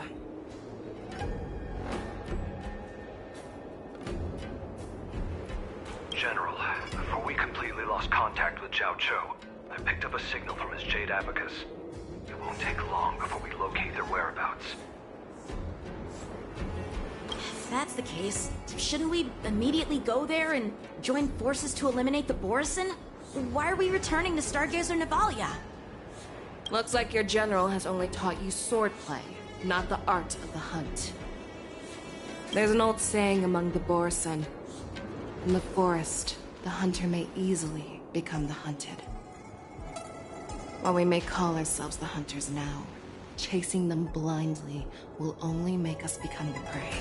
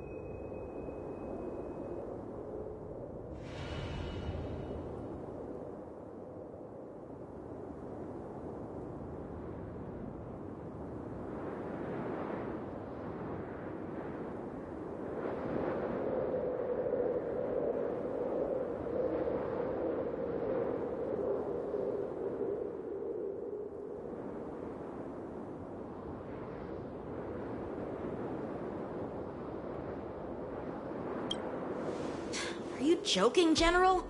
He's just a wolf who's been imprisoned for 7 centuries. Even with his accomplices, they're no match for us numerous Luofu Cloud Knights. How could he consider us his prey? Do not underestimate the enemy.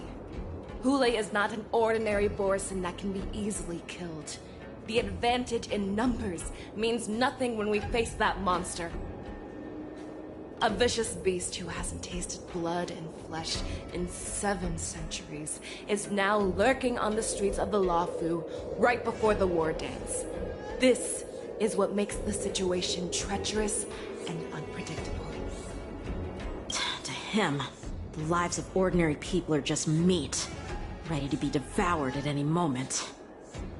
Exactly. That is why we must succeed in our first strike, or the situation will spiral out of control. You've heard of this military tactic, right? When you surround your enemy, leave one side open for them to escape. A skilled hunter must be well prepared, waiting for the prey at the most advantageous position.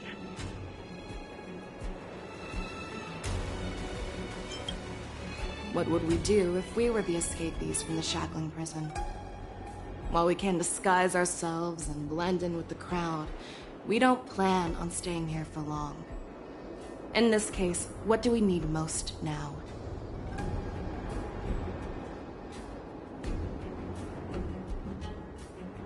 A star skiff to get us out of the Luofu.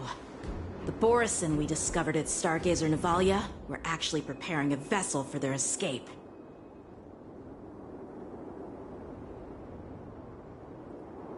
We predict their next move, and we take them down. Let's start from where you found those Borisin and corner our prey.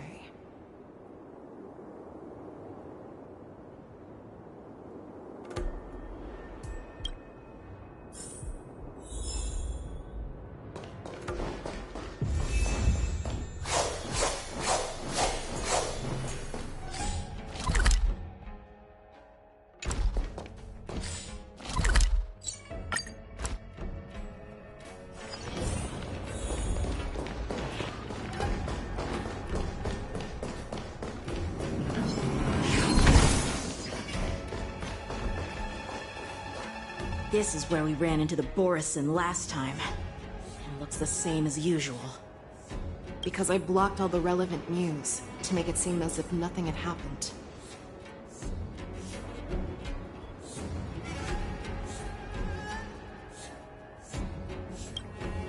Losing contact with their accomplices preparing the star skiff will surely put them on guard.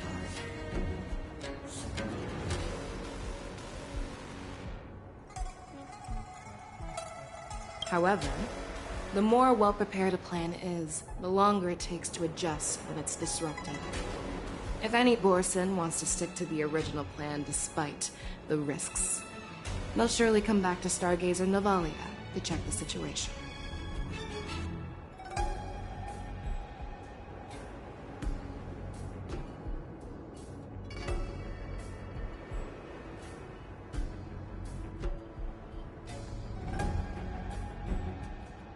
Are you suggesting that there are Borison here at Stargazer Navalia right now?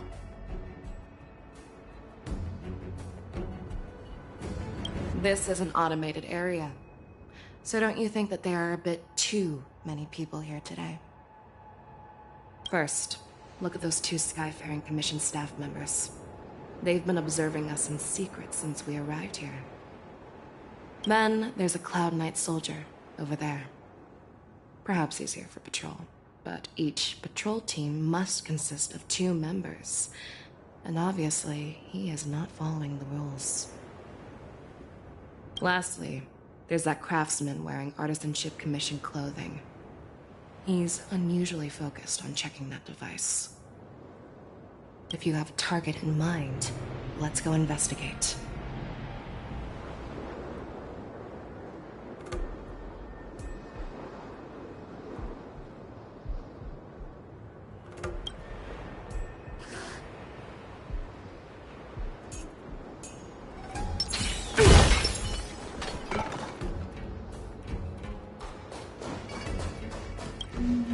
Hey, you there! Please refrain from wandering around Stargazer Navalia if you're not... Oh, it's you, Lieutenant Yanqing.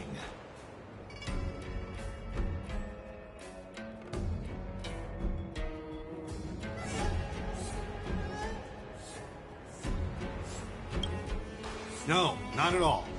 Actually, I'm here to address a peculiar issue. A peculiar issue? Yeah, we've had some unscheduled star skiffs being constructed at this dock in Stargazer Navalia. Could there have been an error in the production planning for the assembly line? This is just weird. I thought all the pending star skiffs from before the war dance had been scheduled already. I'm sorry, but I need to focus on my work right now. If you have any questions, we can discuss them later.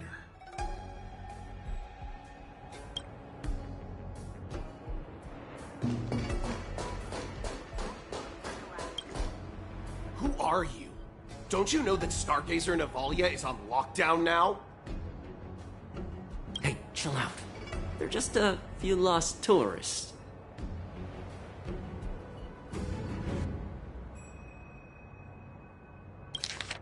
Hey, chill out. They're just a few lost tourists. But Stargazer Navalia is the shipbuilding port of the Xianzhou Luofu. If the Skyfaring Commission called for a lockdown, there should be official documents proving it, right? Official documents? Of course there are. The Cloud Knights are aware that some people have infiltrated this port. That makes perfect sense. So you're now investigating the Borison? Yeah, we've received orders from the higher-ups, so we've blocked off this area to prevent any interference with our inspection. Thank you for your understanding.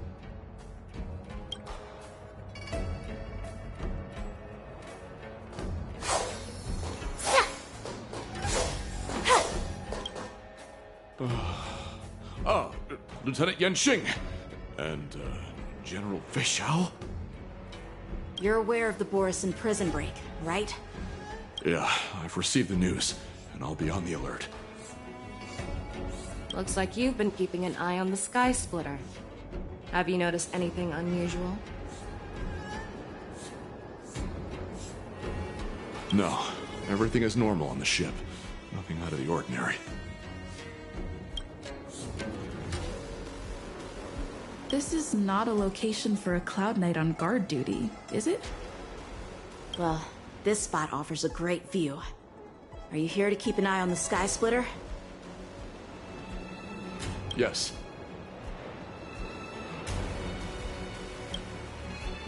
You've been observing the Sky Splitter for a while. Have you noticed anything? Honestly, just watching the ship from here isn't too thrilling. I wish I could go on board and witness Lieutenant Yanqing's contests. Speaking of which, Lieutenant Yanqing, aren't you supposed to be on the Sky Splitter? Is it alright for you to be here instead?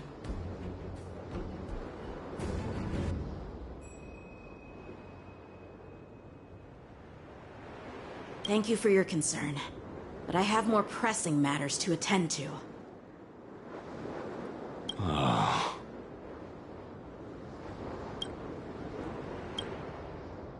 So, it seems that some Borisin have returned to Stargazer Navalia in disguise. The answer seems quite obvious.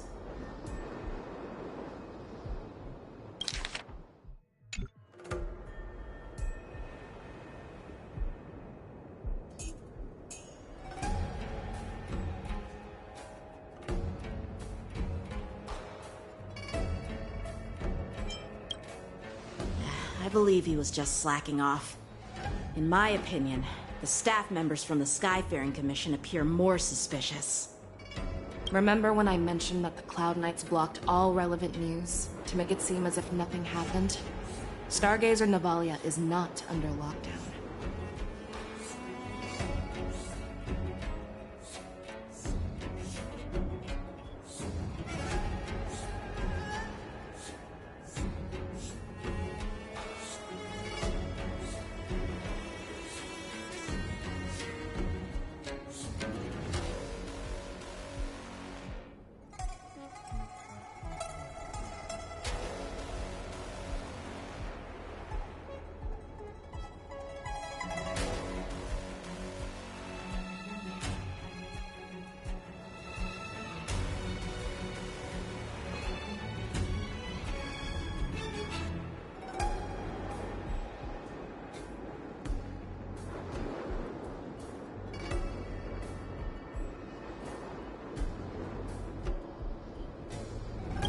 Contrary, those staff members use Stargazer Navalia is on lockdown as an excuse to persuade us to leave.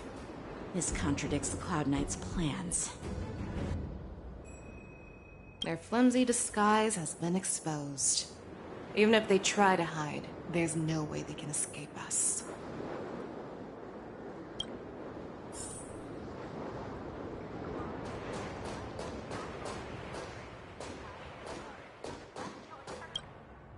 Why are you still here? As I said, Stargazer Navalia is on lockdown now. No, I never issued such an order. Who are you? Perhaps you haven't met me on the battlefield, but I am certain you've heard my name. Now I'm asking you a question, so answer me. Tell me. How many more of your comrades are here? Where were you planning to meet Hule? This woman, she's the general of the Yaoqing. What are you still waiting for? Attack her! I could take 10 of you! Here you go, Master! Can you find the answer? Time to show you what I can really do! Azure Dragon, White Tiger, Leskar, Wasp, Jet! Like that, huh? Did that hurt?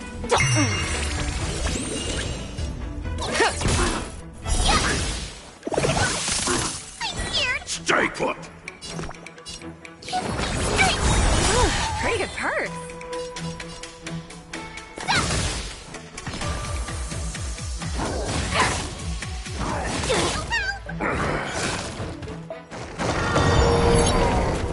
Better cut our losses. I'll go easy this time. Feeling spiffy? Ready to shine. Yeah! Go! Snappy! The market is unpredictable. Right! Investing in victory means playing the long game! I get it! Now watch this!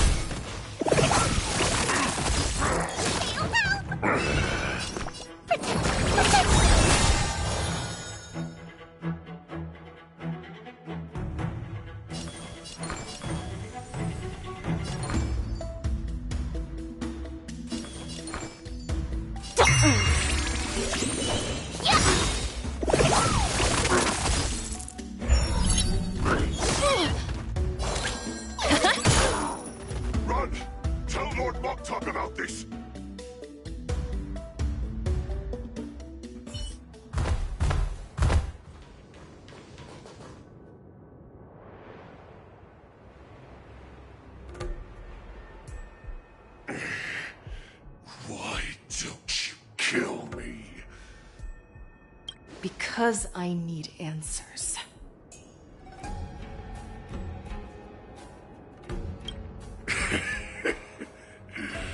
You were our war slave, so you should know us descendants of Duran.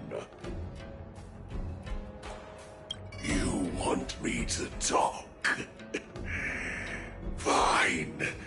Try whatever you want, but I assure you, you won't get anything from me. Only fangs and blood.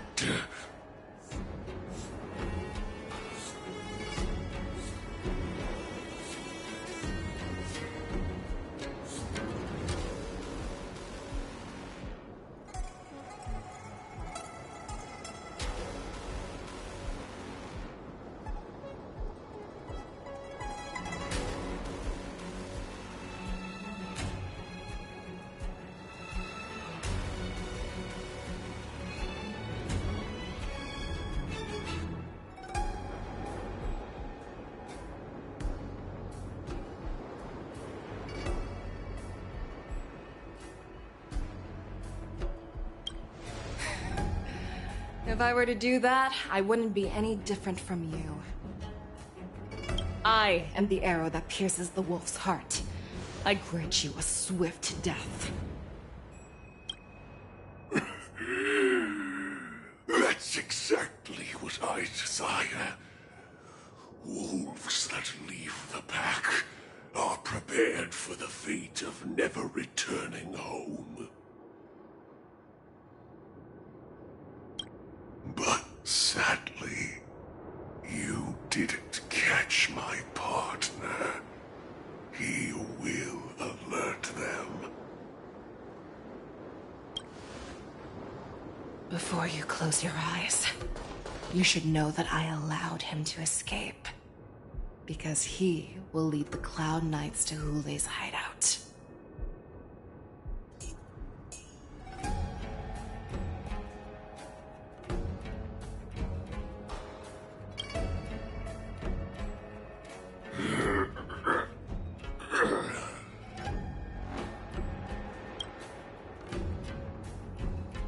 Is this how you leave one side open? You let that Borison escape so you could track him? This is the most common hunting tactic used by Borison. I know the methods of these abominations all too well. They always leave an escape route for their prey, allowing them to flee in fear. Then they chase them like it's a game. Borison get great satisfaction from the last struggles of their victims. Have you witnessed these things firsthand? That guy called you a war slave. What exactly have you experienced?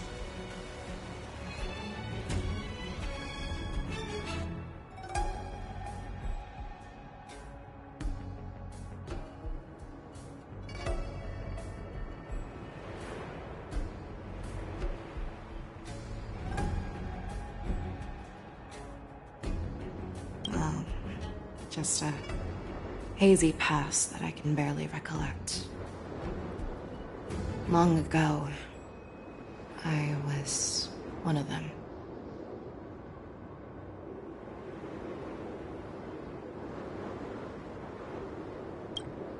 The word Borison was only used to refer to those wolf masters.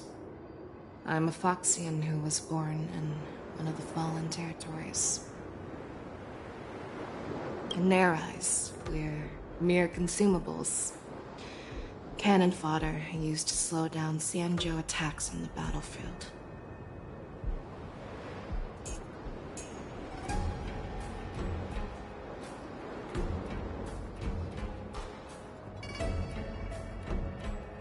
But you survived. And not only that, you became the general of the Yaoqing. If I get the chance, I'd love to hear stories of your past, General.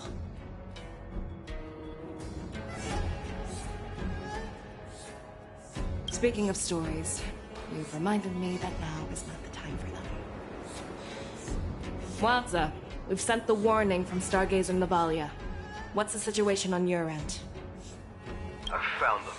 Zhao Cho is trying to stall Hule, and he signaled me to not reveal myself.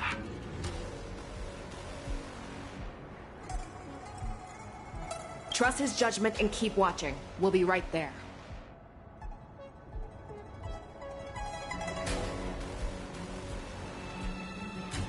I believe the warning we sent will stop Hule from attacking Stargazer Navalia.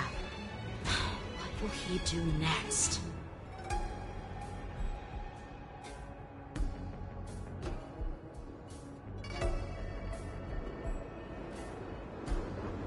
The hunt is not over yet. Stay safe, Zhao Cho.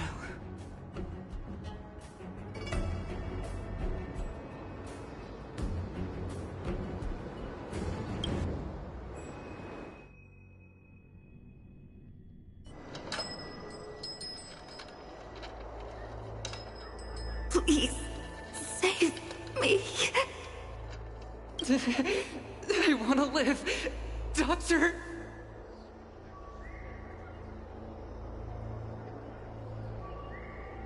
Zhao Cho, find a medical ingenium and give that kid a shot! Hurry!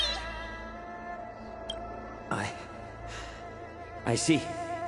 How is the front line? The Borisin beast chips have already landed on the Fenghu. It won't be long before this place is overrun as well. What about General Yueyu? Any news from her? I'm her healer. I should stay by her side at a time like this. She asked me to tell you that she's not coming back. She must protect the Cloudpeer telescope. General asks you to save that kid. The girl fought desperately just to bring us all back here alive. I've never seen such a brutal fighting style. Her body, it's like she was split open. Just like... Her blood pressure is dropping. Do you hear me, Zhao Cho? Loud and clear. Get me some tumble dust. We've got to start the operation right now. I will bring her back. Is that why you're so determined to learn my secrets? Do you hear me, Zhao Cho? I do. Loud and clear.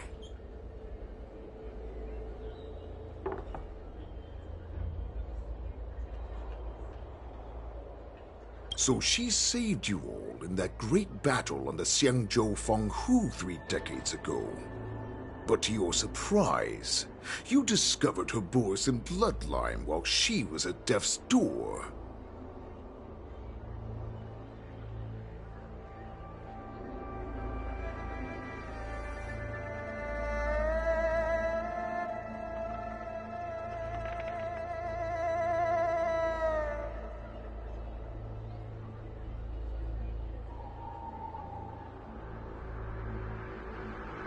Moktok told me that she was a war slave who escaped from the Eclipse Pack.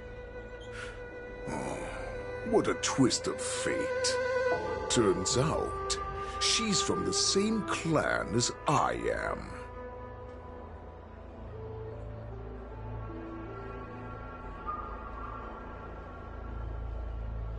Now I understand. No wonder she displayed such astounding power, determination, and cruelty in battle. Turns out it's all because of her Borisin bloodline. Mutt. Despicable Mutt.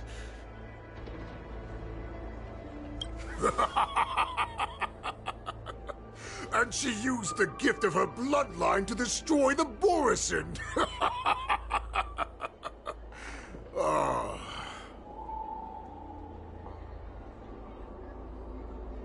Moon Rage. A blessing for wolves. and a curse for foxes. For Borisin, to have their bodies torn apart by Moonrage and transform into a beast is the ultimate joy. But for you Foxians with poor regenerative abilities, it means certain death.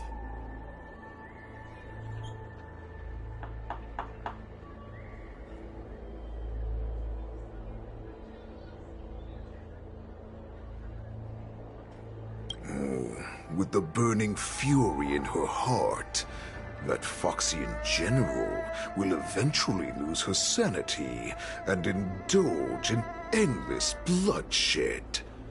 The scars on her body will not be caused by enemy weapons, but by the immense power she can't withstand. One day, she will be torn apart and die as a monster. And in return for saving her life, you intend to give everything to solve this impossible puzzle. Hule, do you know the saddest thing about being a healer? All this time, I've devoted my life to bringing back those who sacrificed their lives to monsters like you. I exhausted myself, and my hands trembled. But I believed everything I did was meaningful. But once again, they rushed into battle. And then I heard of their deaths. They died under your claws, in your jaws, amidst the flames of crashing star skiffs, and under the Lux arrow of Rainbow. Like a useless idiot, I saved a fish named Life out of the cauldron called Death, only to watch it struggle, dive back into the boiling broth. So I asked myself, why were they so eager to run toward their death after they had recovered from their wounds?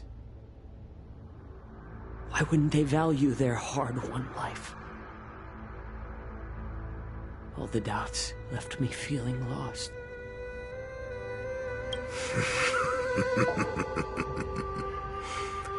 I can smell your desperation, all the way down to your bone marrow. Eventually, I realized that their deaths held value. They placed the weight of their sacrifice on the living, granting us strength. With a coin forged by their deaths, they exchanged something more in return. Everything I'm doing now, following you so closely, is just for one reason: witnessing your death with my own two eyes.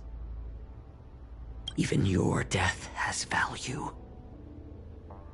It will pave the way for a peaceful war dance and a fully cured Fei Xiao.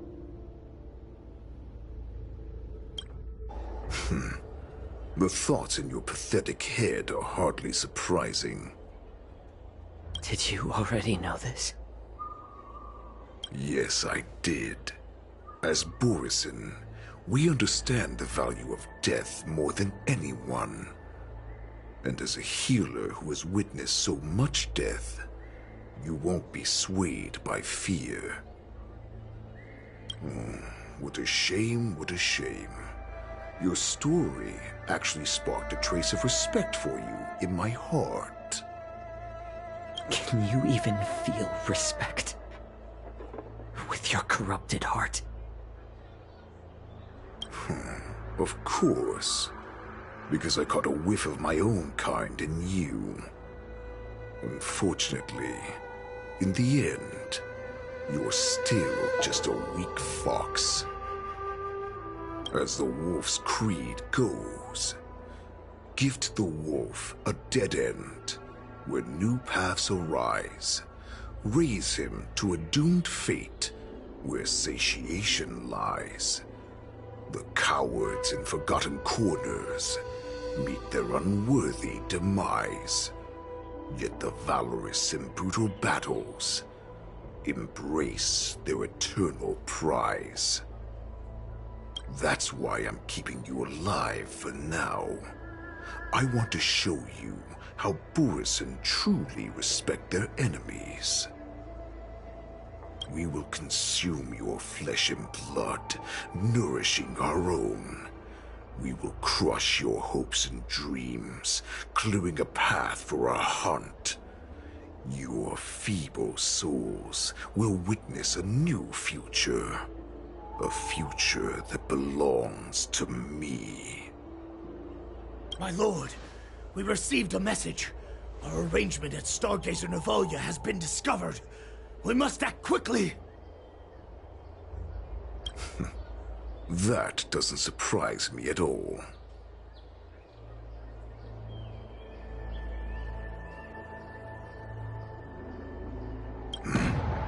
Moktok, what's that noise?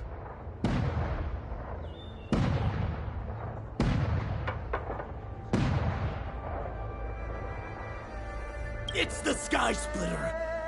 The ship that the Wardens will be held on is about to set off!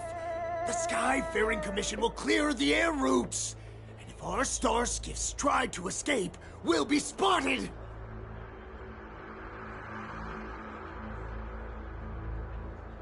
Calm down, Moktok.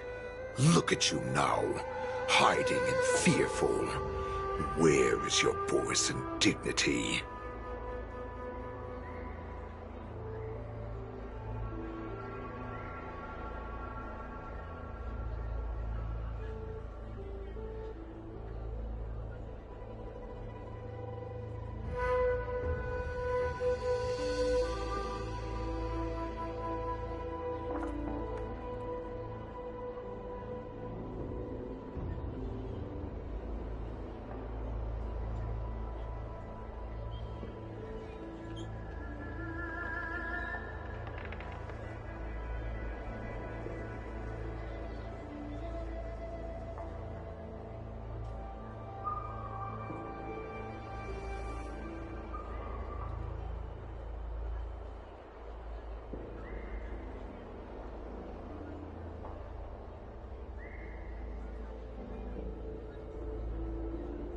As I said, I'd sacrifice my dignity for your return. As long as you can come back to the Borisin Pax, there's still hope. Hope? The Borisin have forgotten the wolf's creed. Weak creatures put their hope in the strong, but the strong fight their way out. Bringing me back instead of choosing a new master only proves the decline of our pack. And as for the prophet who manipulated you into saving me, she's just a liar trying to use Duran's offspring. Moktok, let me tell you how the Borisin will rise to power. We won't hide like rats in the streets of the Xiangzhou. We will be ravenous wolves, walking amongst a herd of lambs, with our fangs bared. But, Great Warhead, our packs are not here. We can't go to war like this. Our packs are not here. Wherever I go, everyone is the pack.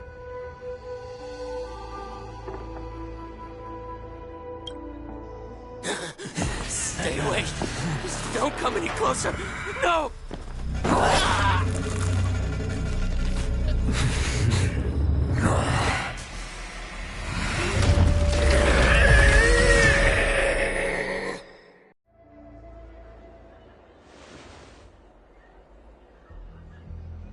talk.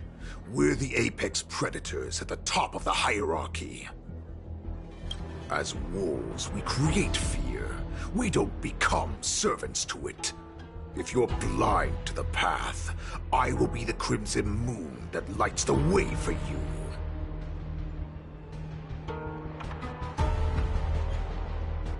Share my crimson blood with our brethren.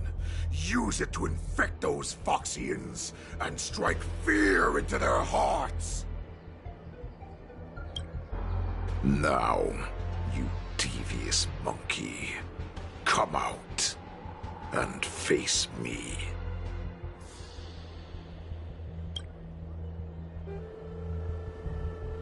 Jiao Qiu.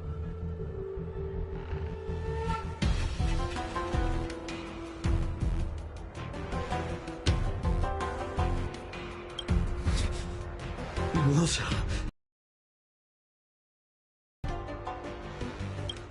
No, he can't run, and neither can you. You've come at the right time, monkey of the Yaoqing. Tell your general. Tell her that I will unleash a massacre here, drowning the Xianzhou Luofu in blood. From this moment on, wolves bearing my blood will hunt on every street, feasting on the followers of that devilish archer. Follow me, my cubs. We shall stride among the prey.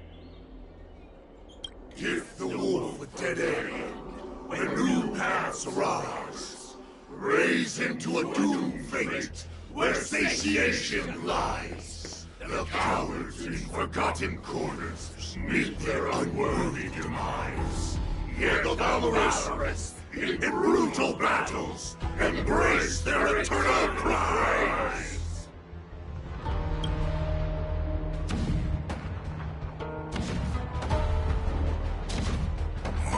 Do you hear that? The rumble of the cannons. It brings back all the memories of past battles within me.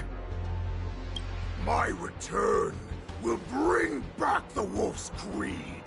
In my own way, I shall save our weakened pack and restore it to its former glory.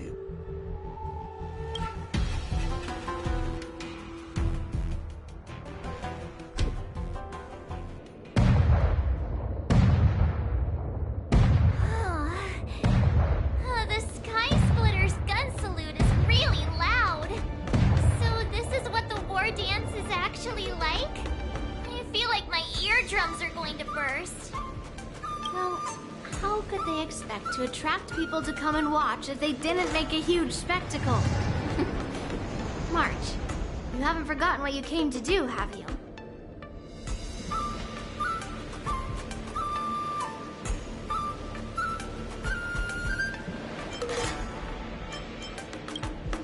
That was the mission my grandfather entrusted to me. You just relax and keep guard over the ring. As the saying goes, the disciple takes the toil of their master. Remember, you are here under the identity of a Luofu swordmaster, taking the place of your no-good master Yanqing as the ringmaster.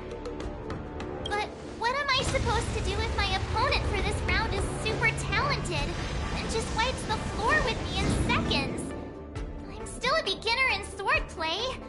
I don't know where I got the confidence when I agreed to help General Huaiyan. Come on, there's no need to worry about that. If you are defeated, then your opponent shall have to answer to me. Although, if that happens, the honor and the glory of the Xianzhou Luofu shall all be taken by the Zhuming. Master Yun Li, please, I'm about to compete. Can you say something that will give me a little confidence? March, think about the great storms that you, Nameless of the Express, have weathered along your many journeys. There's no doubt that you have faced far more terrifying enemies than your opponents here today, right? Don't you feel a lot more relaxed looking at it that way?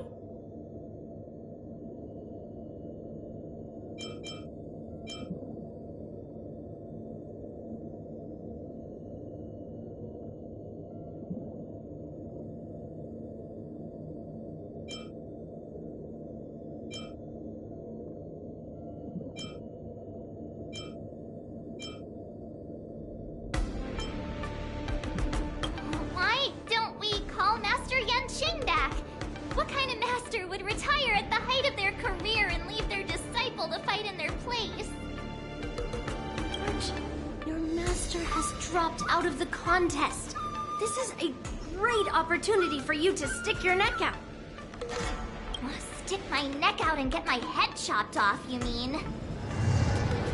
What is all this complaining about? You made a promise to my grandfather, and now you want to run away? Get out there, now! Master Yunli, I don't think I'm completely ready. March, there is no such thing as completely ready.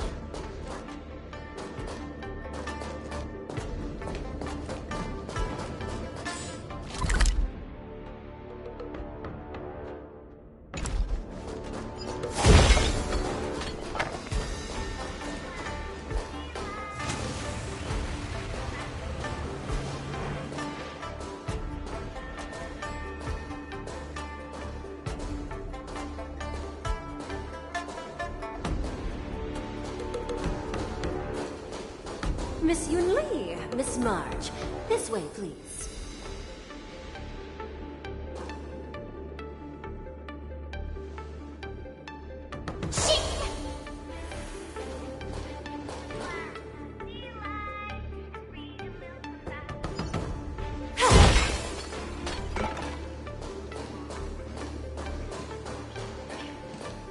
I was informed of your arrival by Madame Yukong and came to greet you personally.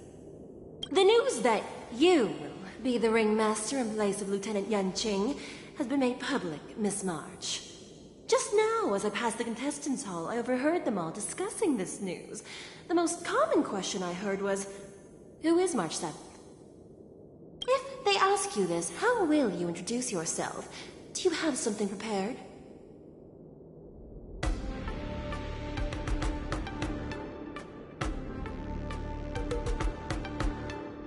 March 7th, a young beauty from the Astral Express. All right, when people ask you, you might as well tell them this loud and clear.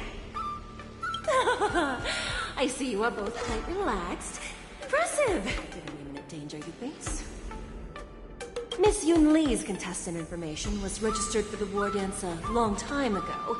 However, as a last-minute entry, the Skyfaring Commission has taken care of the necessary procedures for you, Miss March 7th.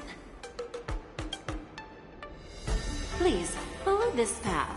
The contestant hall is just up ahead. Thank you, Miss Shikwe. Come, let's take a look around the contestant hall.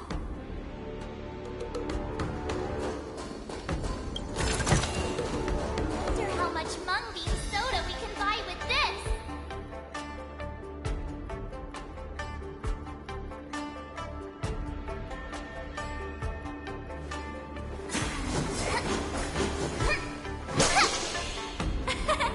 We did it! This is what they mean by no pain, no gain.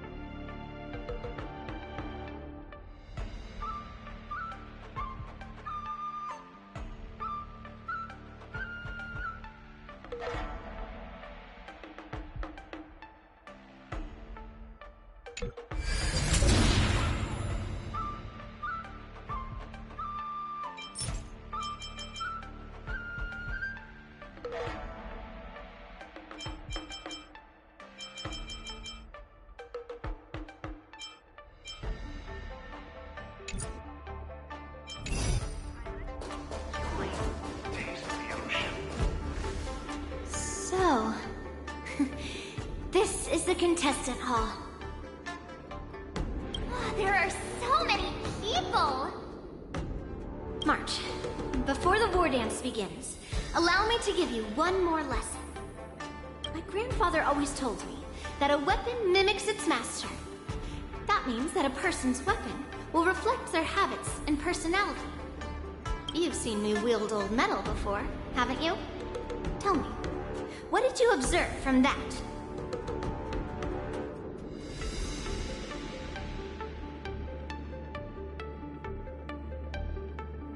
Master Yun Li's old metal is taller than a person. Being able to wield a weapon like that must mean that you have ridiculous strength, right? Observing the weapon that your opponent uses, assessing what kind of battle skills they excel at, and where their weaknesses lie, is the key to victory in battle. A shockingly heavy sword like mine, for example, is obviously not suited for a long, drawn-out battle. So, it would be best to find a way to drag the battle out. Why would you tell me your weakness?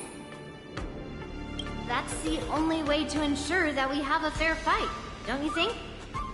I don't want to see you go and lose to someone else, after all.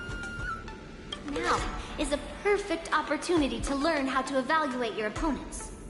Let's use the people here in the contestants' hall to practice. If you know yourself and know your enemy, you will not lose in 100 battles. Know myself and know the enemy. Let's see, who should I ask first?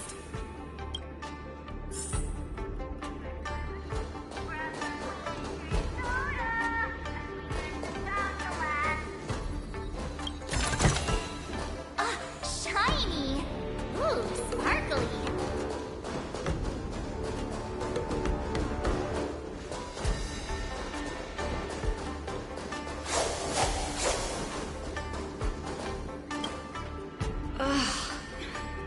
I am not used to wearing clothes like this at all. Oh, you're March 7, the stand-in for Lieutenant Yanqing, correct? That's right. And you are? As you can see, I am the journalist entrusted with interviewing contestants on site. I see the Skyfaring Commission has really gone all out as the host.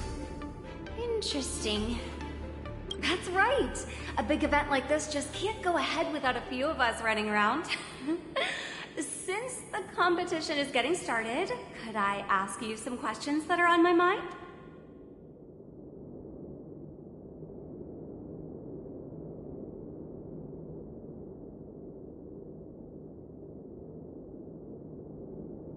Know yourself and know your enemy, right?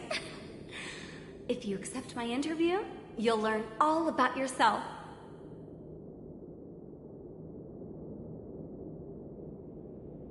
First, the question that is on everyone's minds. Lieutenant Yanqing is not appearing in today's war dance. This is just gossip from unreliable sources, but I hear that Lieutenant Yanqing is seriously injured. Is this true?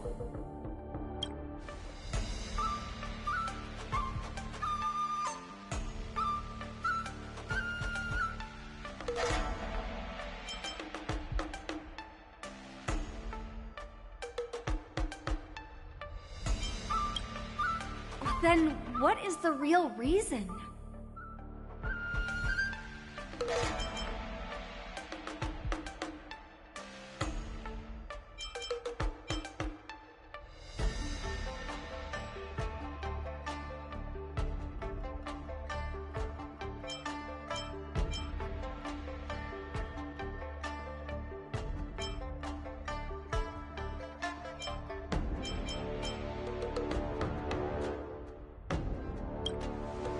seriously? Alright. I understand. Once the war dance begins, you will be challenged by master swordsmen from many different worlds, Miss March 7th. Are there any that you're looking forward to facing in particular? May I ask who that might be?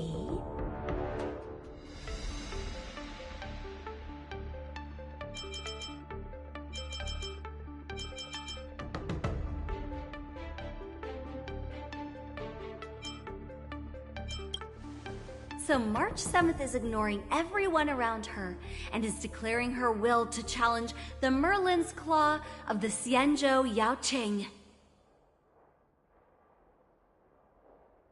Thank you very much for accepting my interview. Much appreciated.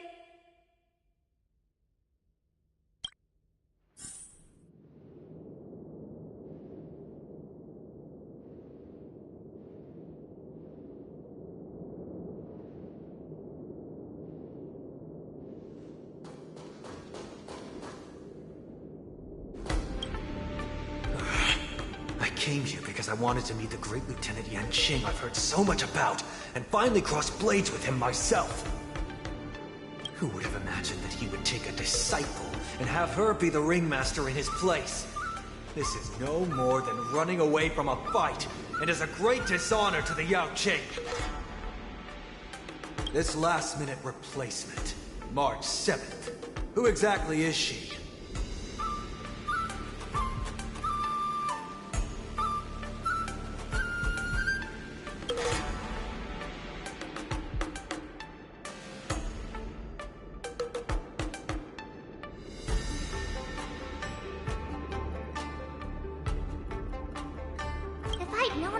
Multiple weapons at once, I'd have brought my bow. Hello, miss. Are you here to take part in the Ringmaster's Challenge too? That's right. I'm the March 7th that everyone's been talking about. What? You're March 7th? Don't worry. I'm a newbie swordmaster who's only been practicing the art of swordplay for half a month. March 7th. Standing before you is a seasoned Cloud Knight who has practiced swordsmanship for over 200 years. Tricking the opponent into underestimating me is a valid tactic too, right?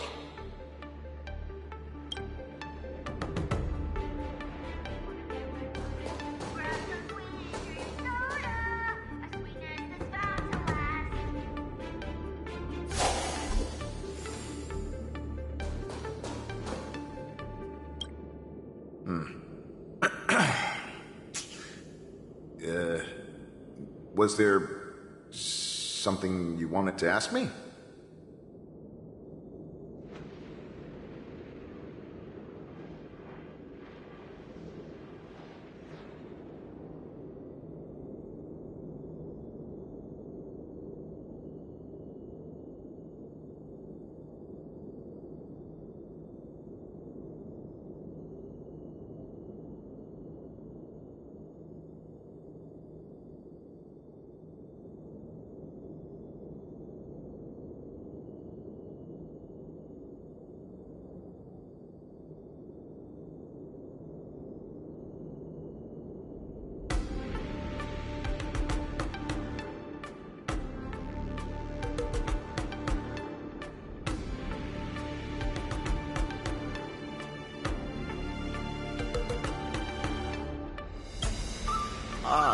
Yes.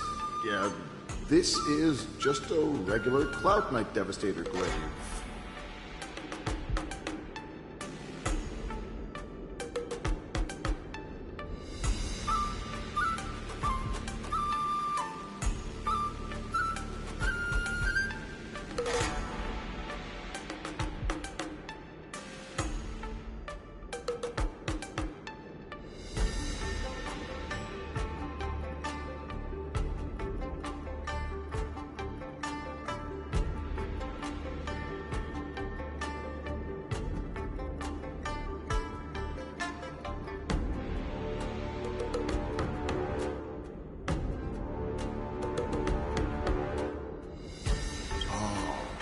I understand what's going on, Miss March 7th and Miss Yun Li. I'm actually not a contestant. I'm just here as a security guard. No, it's alright. I can't bear to watch other people make things awkward, so I always try to keep the conversation going. But then, I'm the one who ends up making things awkward. I've gotten used to it by now, so don't worry. There are still many guests arriving here. Please be cautious. Understood. The first round of the war dance is about to begin. Are you feeling okay, March? Me? I'm fine. As soon as I saw all these people gathered here, I suddenly felt weirdly relaxed.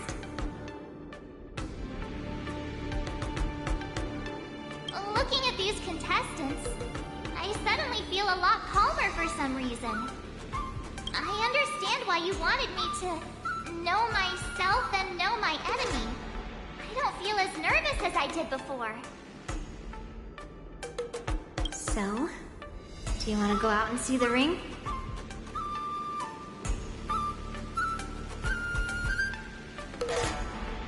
Very well.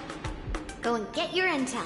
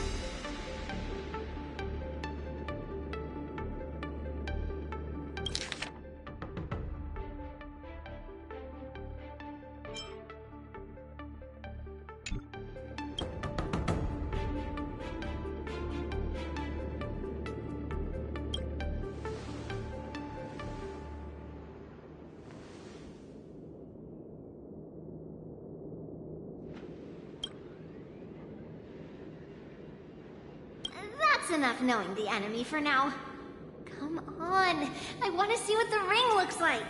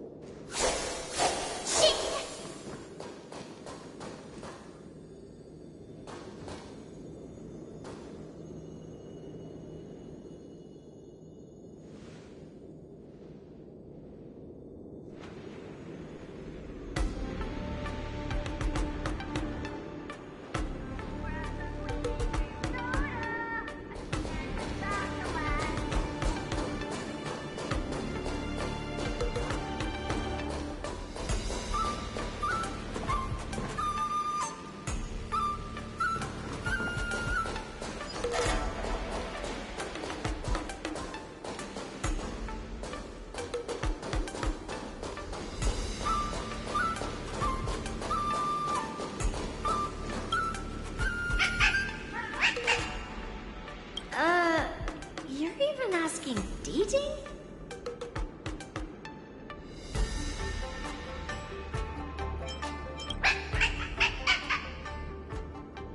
Aw, it's saying, I am not a contestant. Got it. Well, looks like she's done with her questions. That's enough knowing the enemy for now. Come on, I want to see what the ring looks like.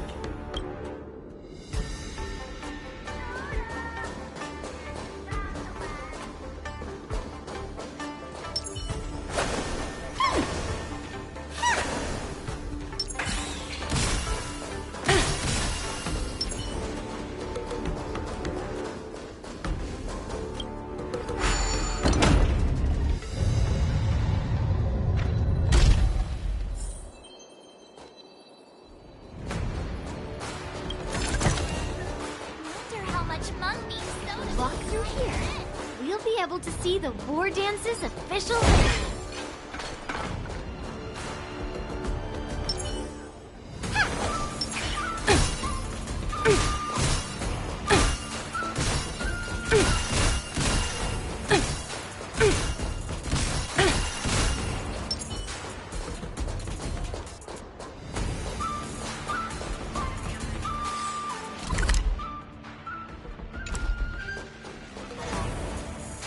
Wow, so this is what it's like from the spectator seats? Look over there. That's the ring we'll be standing on. Master Yunli? I'm getting nervous again. Can I really do this? Well, it's too late for nerves now.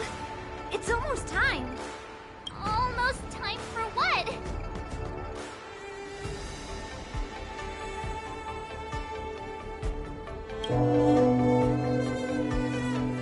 As soon as I think about the mission General Huayan gave me, my heart starts racing like crazy. What do I do, Master Yunli? It's when it stops beating that we need to worry. Just take in the atmosphere and prepare yourself.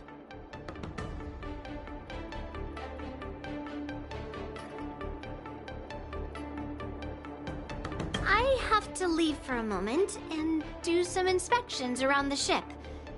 This was also part of Grandpa's orders. I wonder how Master Yanqing is doing over there. Hey, focus.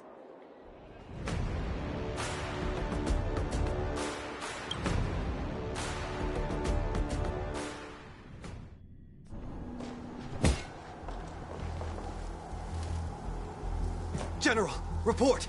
The teams are in position, and the Skyfaring Commission has taken control of the Starskiff lanes. Activate all side cranes and have them scan everyone coming in and out of the port.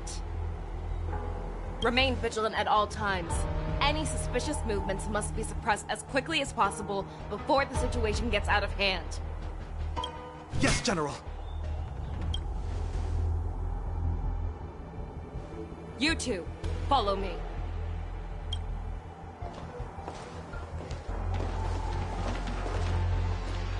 What's signals nearby, but we lost contact just a moment ago.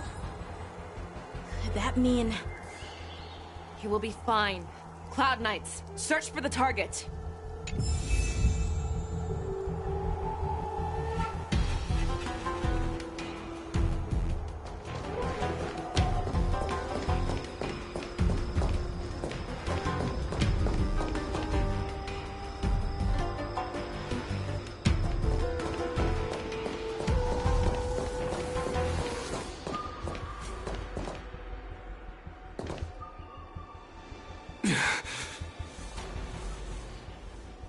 All of you, get out of my way.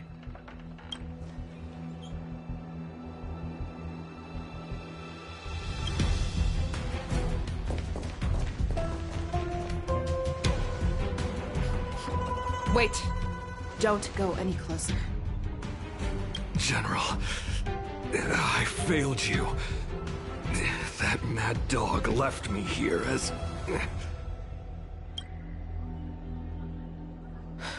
A declaration of war. That's right. I've been holding back the urge to slit his throat all this time. Well, Lord Hule ordered us to remain here, just to see. If you, the great Merlin's Claw, mortal enemy of the Borisin, are able to join him in a little hunting game. Hunting is not a game. It is a battle of life and death. Are you ready for your death, abomination?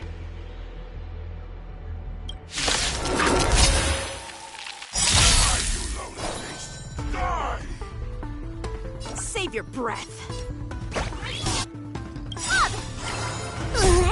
Can you find the answer?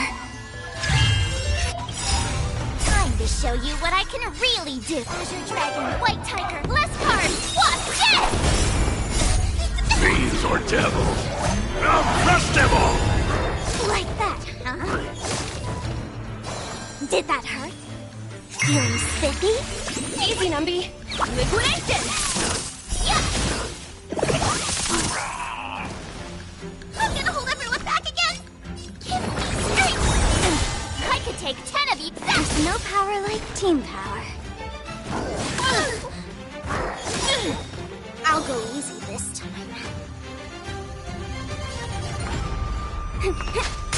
Don't think you've won. What has prepared a road of no return for all of you.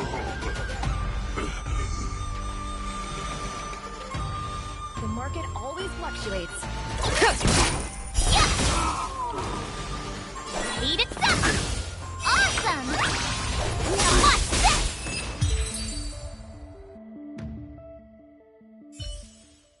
Wowza. Are you okay? I wasn't able to save Jiao Chou. Hulei was more cunning and powerful than I imagined. Tell me, how is he planning to declare this war against me?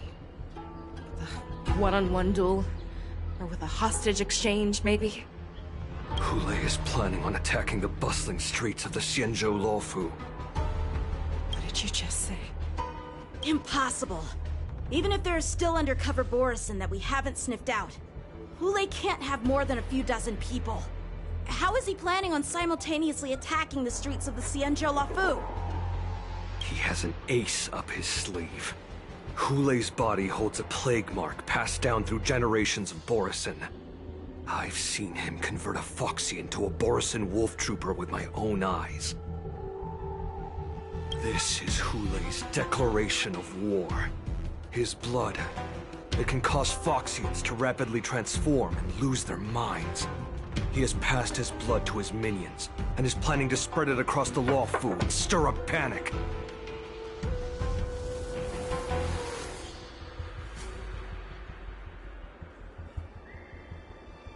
Contact the Skyfaring Commission and the Cloud Knights right away. Have them enforce a traffic ban and order all Foxians to remain indoors until further notice. The moment you see your enemy's declaration of war, it means that they have already begun to take action. But if Hulei succeeds in getting this panic to spread... Do you remember what I told you before? Hunting is about thinking the same way as your prey, not just mindlessly chasing after them. What Hulei wants is to see everyone on the Luofu descend into panic. He wants to see us lose our minds and waste our limited manpower scouring every inch of the Luofu for signs of an attack until we exhaust ourselves. It's like that party game that the people of the Yaoqing love to play. They hide an object under one of several bowls, then move the bowls around and have you guess which one the object is underneath. The way I see it, this is all nothing more than a misdirection. No matter what Hulei does, there is one truth that cannot be changed.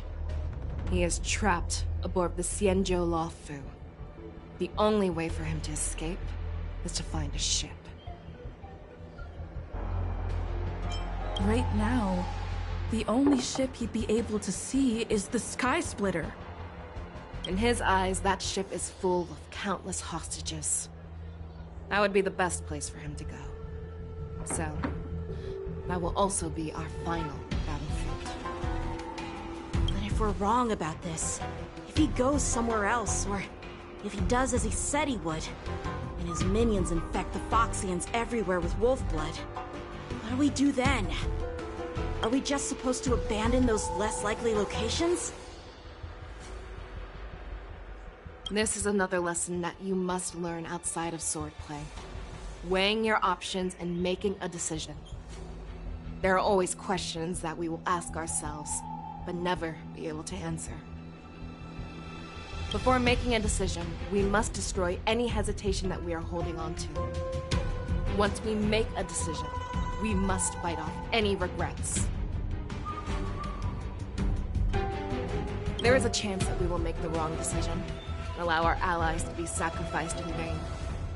There is a chance that we will predict our enemies' movements correctly, yet underestimate their strength and be overwhelmed in battle. But being lost in hesitation and failing to take any action will always be more harmful than taking the wrong path. We must make a decision, no matter what. Everyone, listen up. I will personally take charge of Starskiff Haven, evacuate the people, and prepare for any possible attacks. I will do my best to ensure that things are safe on the ground. Nameless, please lend us your strength as you did when the Ambrosial Arbor was reborn. I need you and Wildza to go in search of Jiaoqiu. General, please entrust me with the safety of the Sky Splitter. I was originally meant to participate in the tournament, so now it is only right that I return to the Sky Splitter. If Hulei does come to attack the Sky Splitter, Lieutenant Yanqing, I need you to hold him there until I am able to arrive. Please rest assured, General. If he dares step foot on the Sky Splitter, I, Yanqing, swear on the blade in my hands that he shall not escape.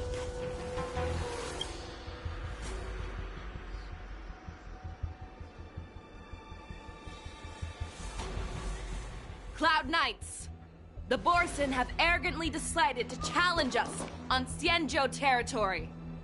They vow that they will unleash a bloodbath along the streets of the Xianzhou. The unarmed civilians of the Xianzhou and countless visitors from afar are under our protection. Let me ask you, as Cloud Knights, will we allow the Borson to succeed with their plan? Be on your guard.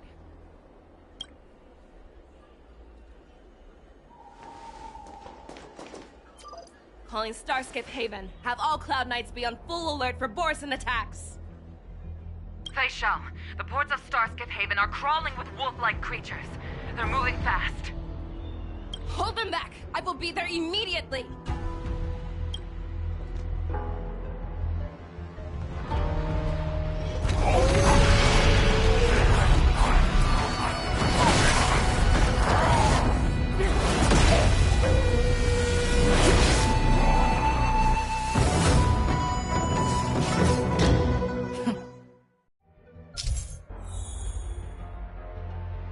There you are, Fei Shao. Madam Yukong, after 30 years, we find ourselves fighting side by side once more. It's been a while since I've let loose. Let's get this started. Remember, you are still on the Luofu. Try not to go too wild.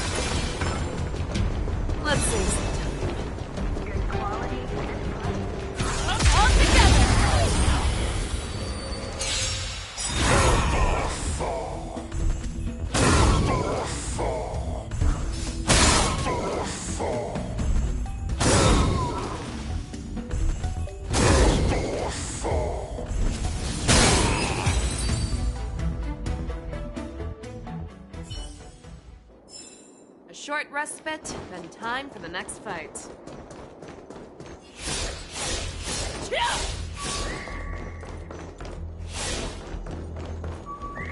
Feeling lucky.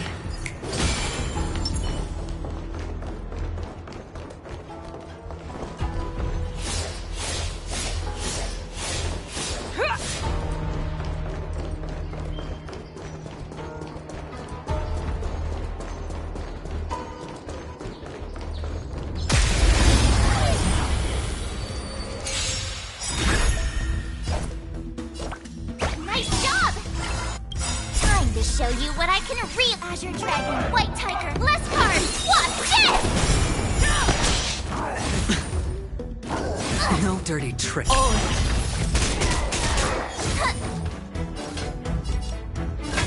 Never hesitate!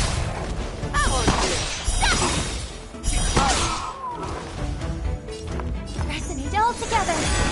Head. Watch your head.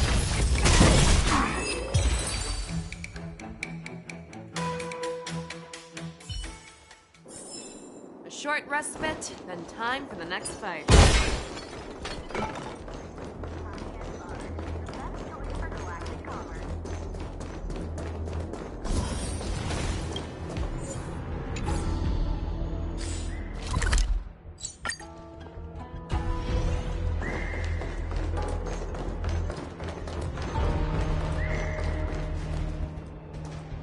We have cleared out the enemies in Starskiff Haven. But it seems that there are fierce battles being waged at both the Exalting Sanctum and Aurum Alley. I will prepare a Starskiff. We cannot allow the fighting to continue. This is now a race against time to stop this farce that Hoolay has created. I know Jiao Cho always wants me to know my limits and not get carried away, but now is the time to bring this to a swift end. Contact the Exalting Sanctum. Tell them if they see a light in the sky, all units are to retreat immediately. Madam Yukong, lend me your bow!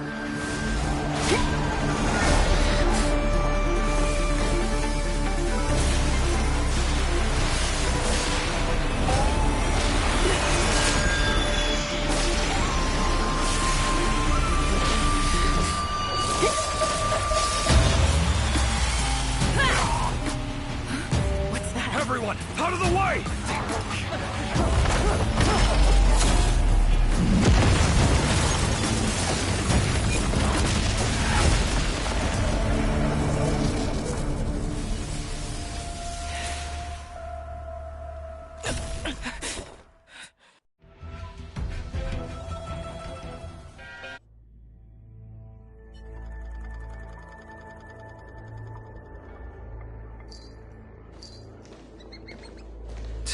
What a mess. I just knew it would end up this way. Every time she hits the battlefield, she makes a mess like this. She didn't even leave a single survivor to get intel from. One of these men must have known about Hoolay and Jiao Cho's whereabouts. He has to be. A retainer like myself is nothing more than an insignificant shadow who stands by the General's side. But Jiao Cho is different. Without his careful treatment, the General wouldn't even be here today. Hopefully, he can use that silver tongue of his to buy himself enough time. Take a good look around. If you can find one or two Borisin that aren't dead yet, let me know. I don't care how tight their lips are sealed. I always have a way to crack them open and get the information we need.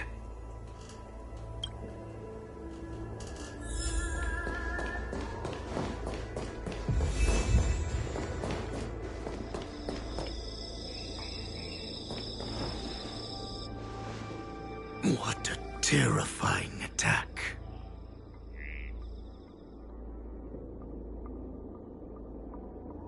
Who could have imagined that such astonishing strength would lie in the hands of a Foxian war slave?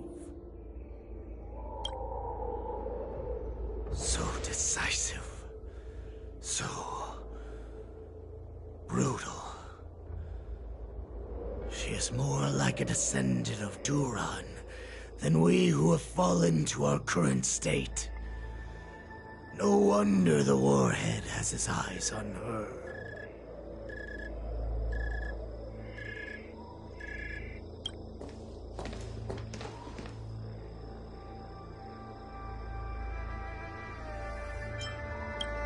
I remember you, Moktok. You are harder to kill than a cockroach.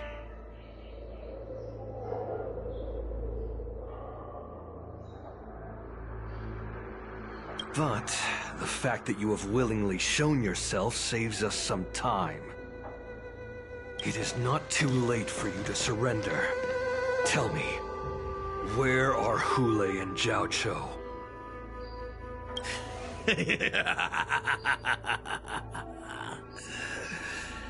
Save your energy, Yaoqing monkey. If there is one principle that we beasts know well, it is that we might have to break off an arm to break free from a cage. Today, I will be that arm.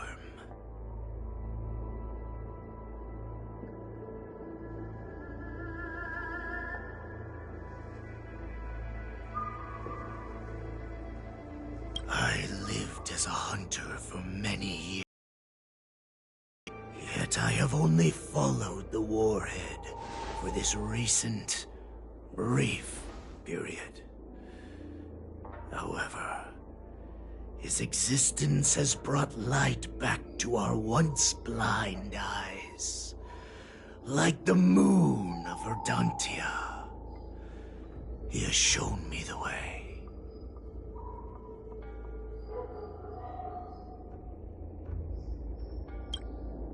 The descendants of Duran have abandoned the Wolf's Creed. In order to ensure our survival, we took solace in the shadows and fed on one another. We were no longer wolves. We were no more than rats, living a dirty and pathetic life. Thanks to the gift granted to us by Lord Hule, I have shared his vision and his blood. The descendants of Duran should live for the victory of the Pack, and they should die for it as well. Come, Yaoqing man. Show me your fangs. We will fight to the death! How honorable, you mangy dog.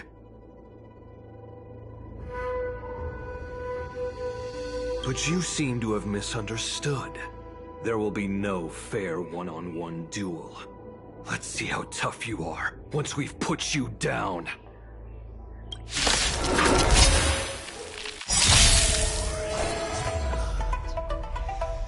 It boils in my veins. Long live Hule! The Borisin resurgence is at hand! Borisin resurgence? You think you can still pillage and murder freely, as you did 1,000 years before? Xianzhou Yaoqing, well, I'm sure that this is nothing more than your dying fantasy. You go, Master! Market is right! Investing in victory means playing the long game! Not very sportsmanlike. Like that. Time to show you what I can really do.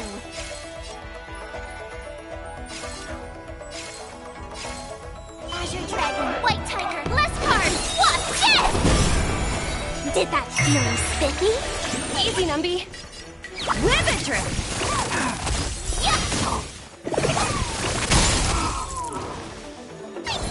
Stay put! Fiends or devil! Now crush them all! I could take 10 of you!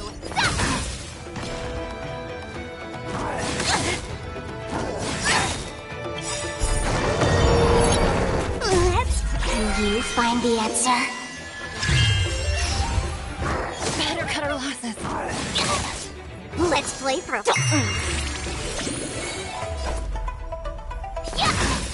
Let the valuation liquidation! The market is right!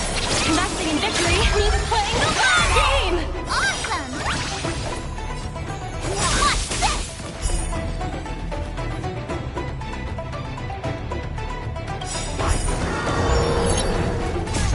Strength like this will set me running!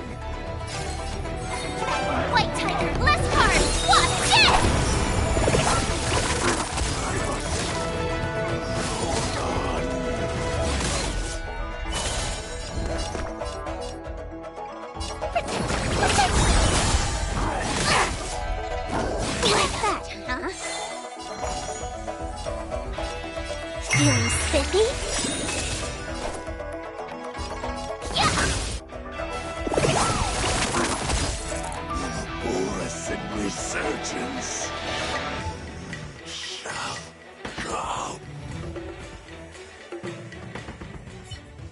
No matter how heroic your sacrifice, there is no honor in your battles or deaths, Borisin.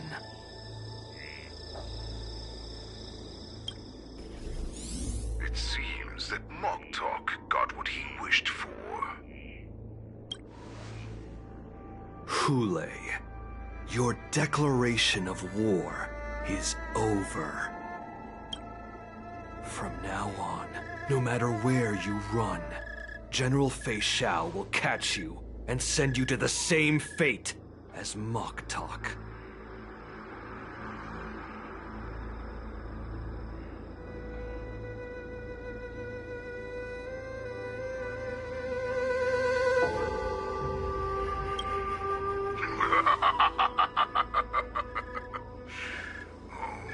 Your tongue is sharper than your claws. Don't stand in my way, child. Have your general speak with me. Our little hunting game is not over yet.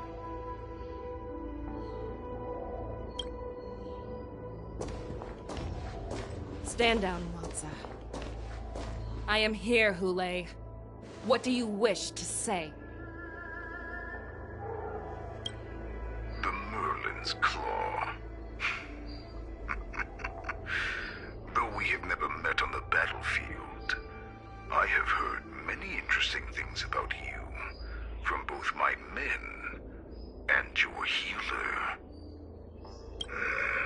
The people of the Xianzhou must be quite brave to allow a Foxian war slave with Borisin blood to ascend to the position of general. Has no one ever questioned that lineage of yours? Or could it be that your grand achievements were enough to convince everyone to keep their lips sealed? Claiming to have family ties with the enemy sounds to me like an attempt at asking for mercy. Hule, are you begging me for mercy? I see that it is not only the ruthless blood of a wolf that courses through your veins, but also the cunning blood of a fox. When you think about it, this was a gift from the Borisin. Anything that we gift, we are also free to reclaim.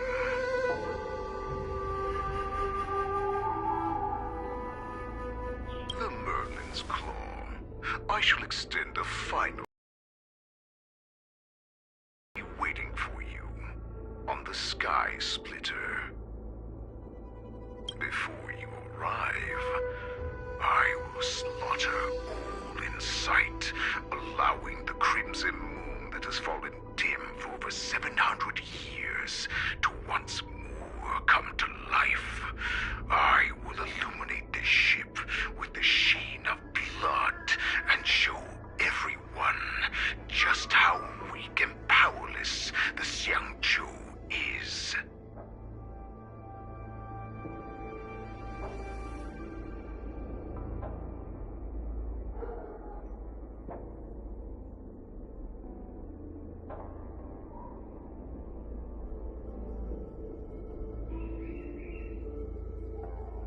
Then, I will pilot this ship through every blockade and barrier you have prepared and begin my journey home. This ship shall be the flagship for the Borisin Resurgence. Before I finish these tasks of mine, you have a chance to stop me or die at my hands.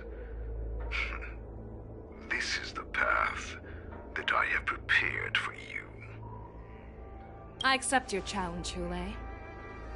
Because the very moment you stepped aboard the Sky Splitter,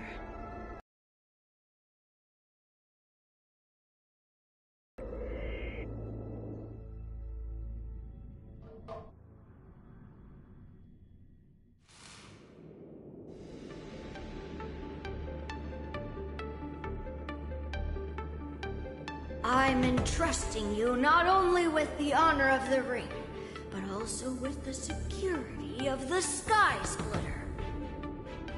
That's easy for my grandfather to say. But this mission doesn't seem so simple anymore. The first round of the tournament is about to begin. I wonder how Yanqing and the others are doing. According to the plan, I should seek out the Cloud Knight soldiers aboard the Sky Splitter and see if they've discovered anything. Maybe I should take a moment to meet with March before the tournament starts. March is in the contestants' lounge right now. I wonder how her preparations are coming along.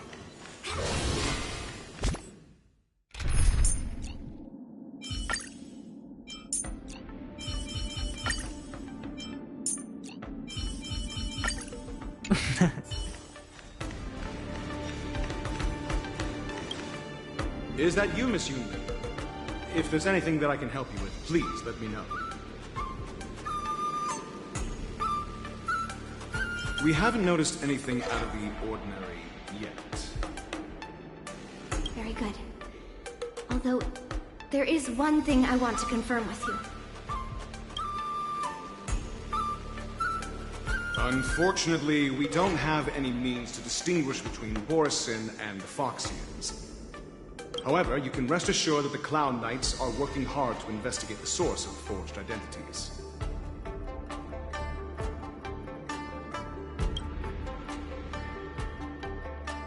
All Cloud Knights on the Sky Splitter have their own responsibilities and wouldn't dare neglect their posts.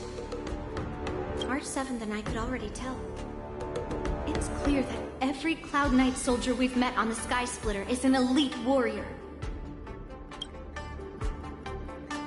Your timing is perfect, Miss Yunli. We actually just received an emergency boarding request. An emergency boarding request?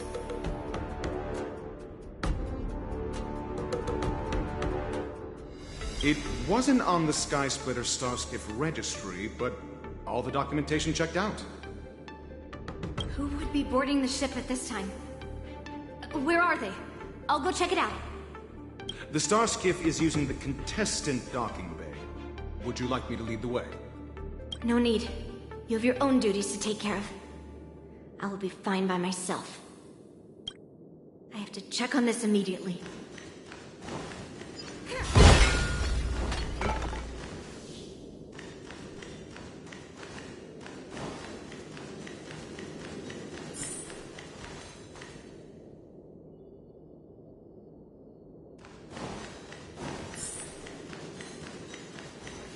Check on this immediately.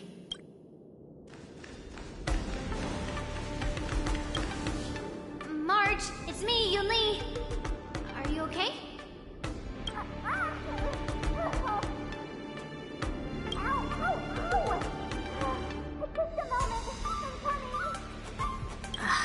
She's still a nervous wreck. You still seem nervous. I wasn't this nervous before. It's just being alone in this lounge, I can't stop thinking about everything. I mean, not only are we taking part in the war dance, but we have such an important mission to carry out as well. March, calm down. Don't worry about your mission.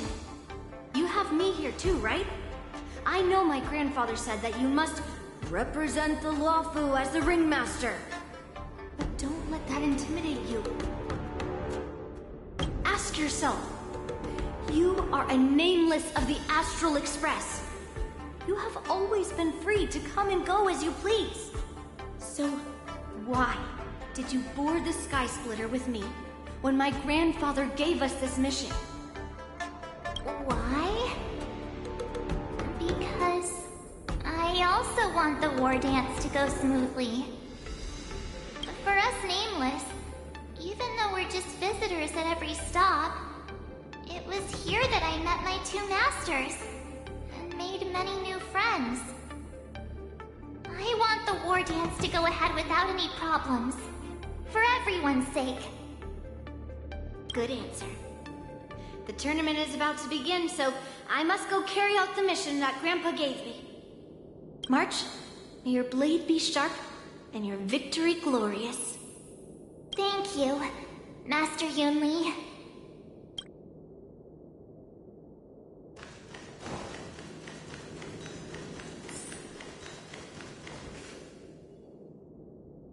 Routine inspection!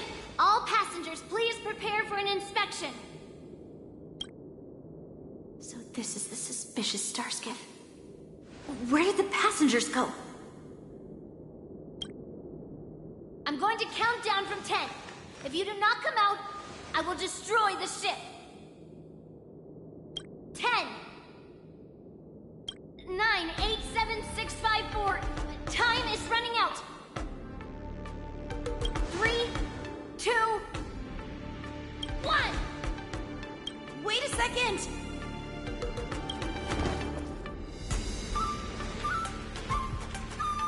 It's me! It's just a routine inspection. You weren't actually going to blow up the ship, were you? Is that also some kind of Zhuming custom? Didn't little Yanqing claim he was going to give up being the ringmaster and go on the hunt instead? Help shoulder the general's burdens? The Borisin on the ground suddenly launched an attack. General Fei Xiao was concerned that this was all a diversion by Hule, so I requested to come to the Sky Splitter and provide support.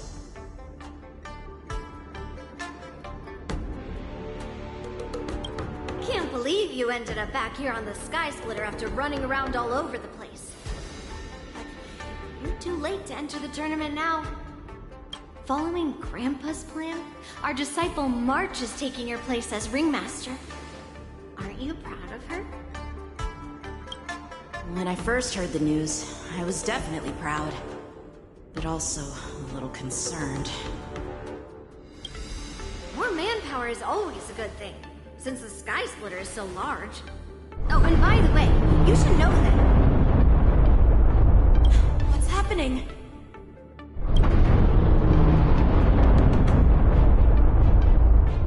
Does it feel like the Sky Splitter has slowed down? Could it be? Come with me. We need to check the engine room. It's the heart of the ship, so we need to prioritize its safety.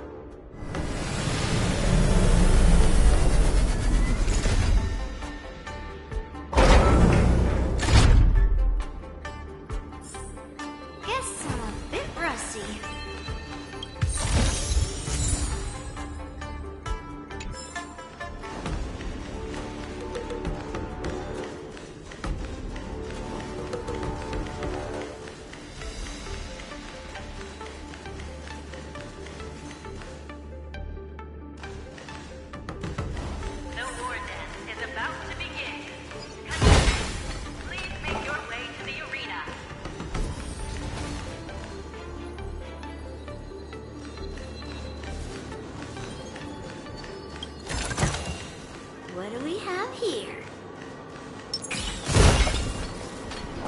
The engine room is just up ahead. Let's go.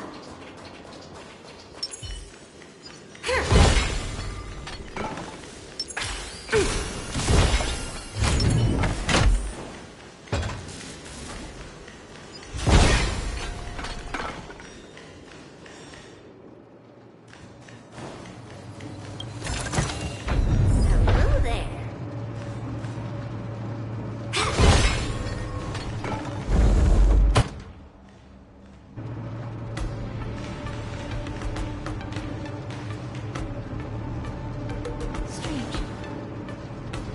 there no one here?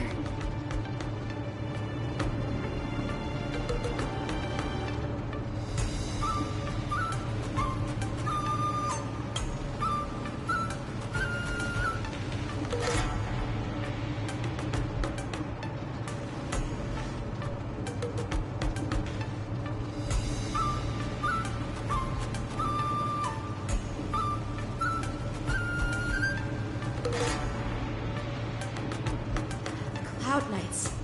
They're over here.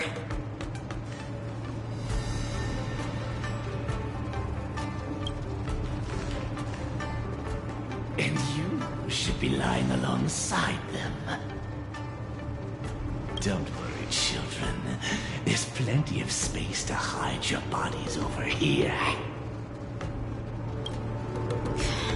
Even though I truly hoped that the war dance would go ahead uninterrupted, and that I was worrying for no reason.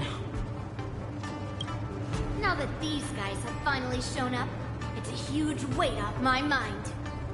Bring it on, you abominations!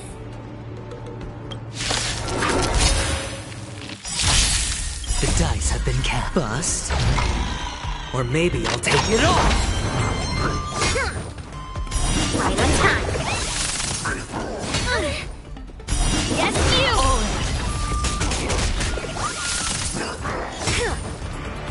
Right on time! Listen to the final recipe all together! Let the valuation begin! Head your... What are you made? Strike!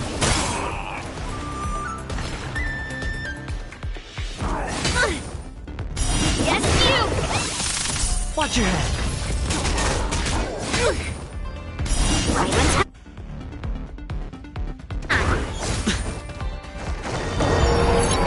I hope for an end to strife in the... Low risk, high reward. Go Navi! Yes, you!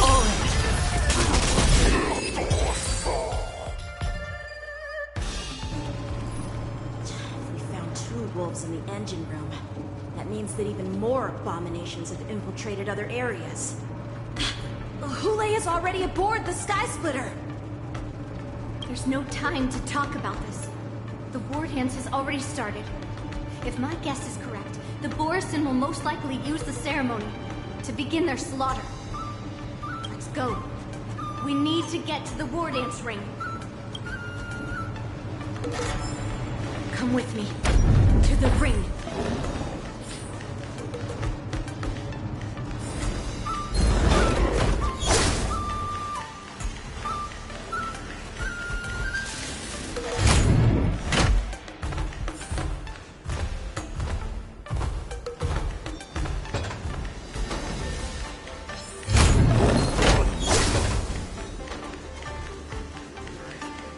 This way. We're not too late.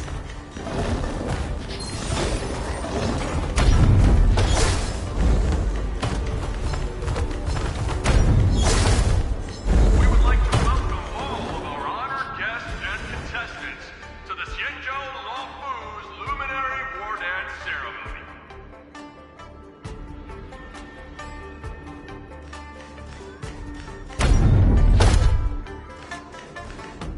We would like to welcome all of our honored guests and contestants to the Xianzhou Luofu's Luminary War Dance Ceremony. Before we get the first round underway, our organizing committee would like to introduce you all to a host known throughout the cosmos, Mr. Albert. He is here today as our special guest host.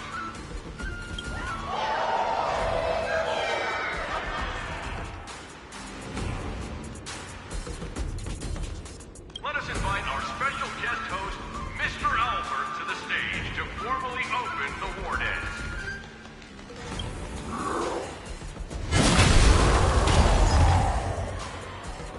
Your war dance ends here.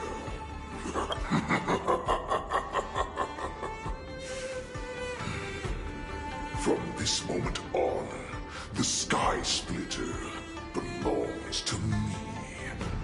And for you, dear spectators, I have prepared a true fight to the death.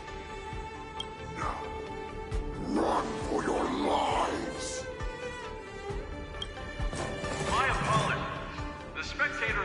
expecting aren't here. Everyone here actually came to see you. Cloud Knight, prepare for battle.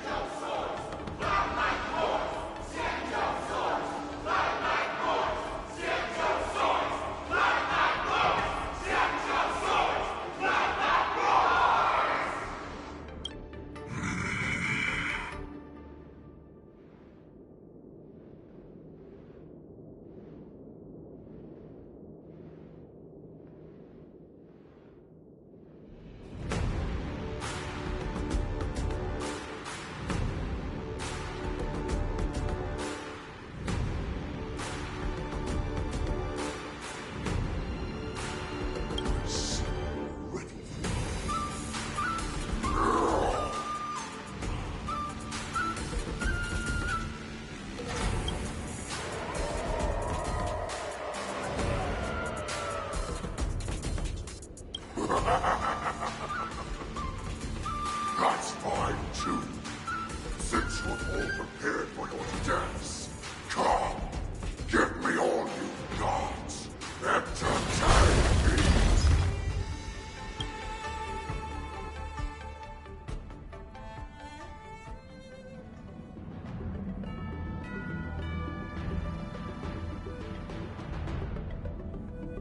Surround your enemy, but leave one side open.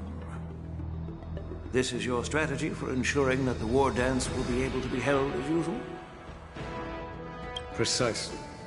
When Hule escaped, we should have cancelled the war dance immediately. No one can predict where a wild beast like him will attack. Yet festivals and celebrations like this are likely to become targets. However, preparations for the war dance were in the works for so long, I couldn't bear to announce its cancellation. So I thought, if the show must go on, then let it go on. But that doesn't mean that the war dance we hold today has to be the real event. All we need to do is swap all the spectators and contestants aboard the ship with Cloud Knight soldiers, and the Sky Splitter, soaring high above, will become the ultimate battleground for our hunt. But what do we do if Hule is not planning to attack the war dance?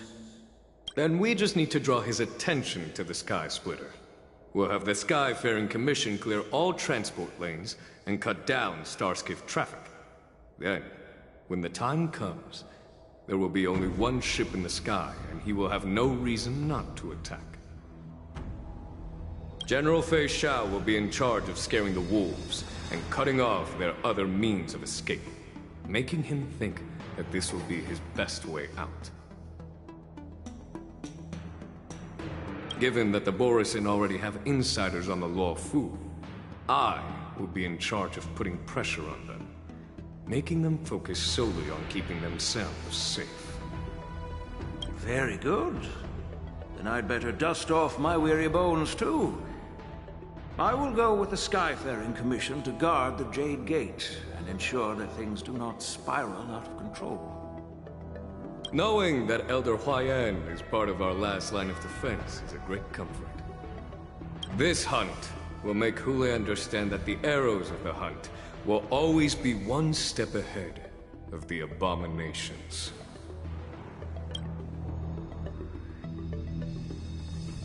That jolt just now. What's going on? It feels like the entire ship has started to slow down. Borisin must have actually infiltrated the Sky Splitter. Based on General Huayan's orders, it's time for me to take action.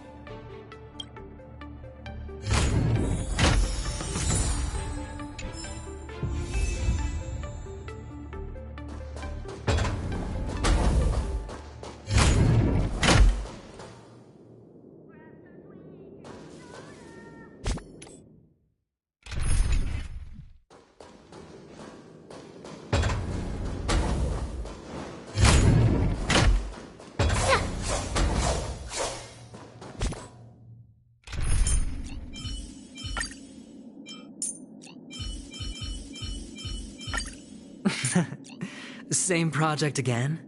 Oh, with you here, I've got nothing to worry about.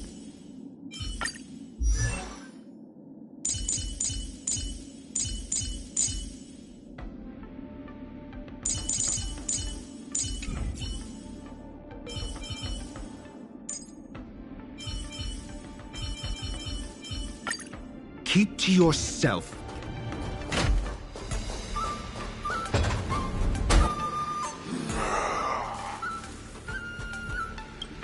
You guys, you're not Cloud Knights acting as Borison, are you?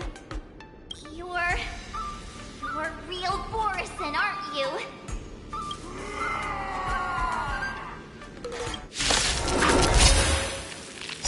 Looks like the General's arrangements are finally coming in handy. I need to find Yun Li and the others as soon as possible. Here you go, Master!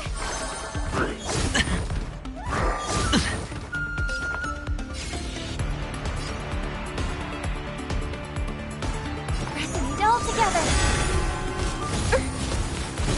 It's okay, it's okay.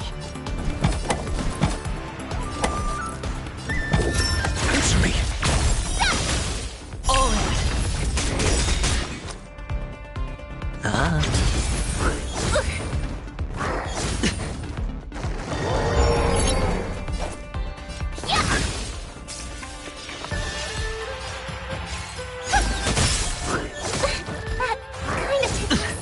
I'm asking questions.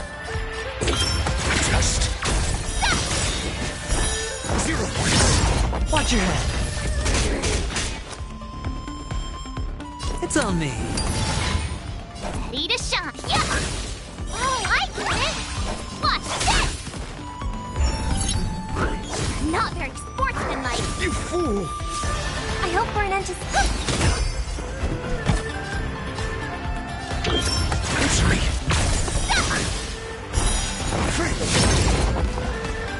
I could take... Yeah!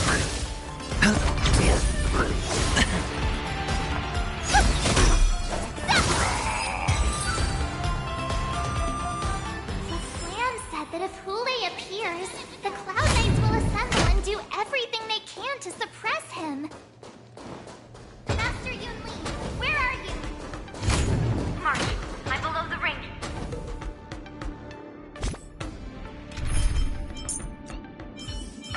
March, stand closer.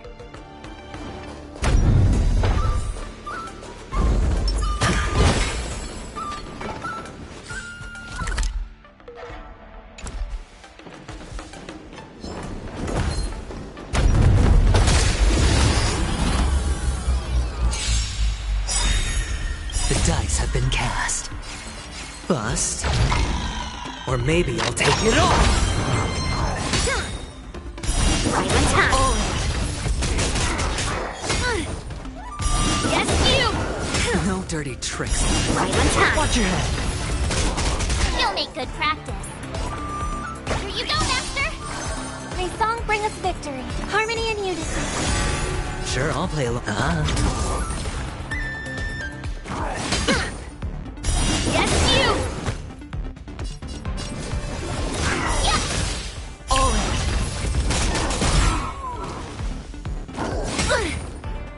Right on time.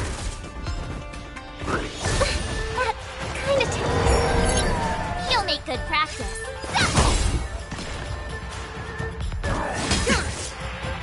Yes, you! Watch your head. Listen to the final song of life. Right on time. Oh, I get it!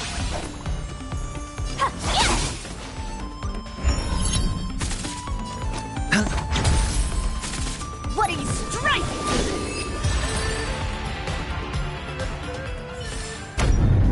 As if victory were ever in doubt.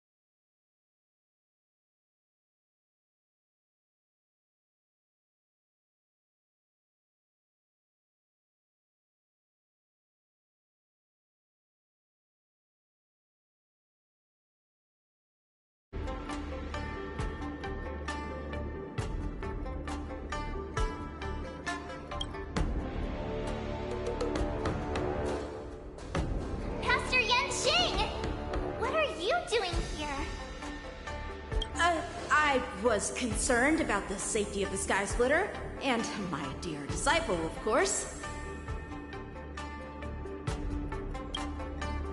Yanqing, the wolf you are hunting is standing above us in the war dance ring at this very moment, facing the Cloud Knights.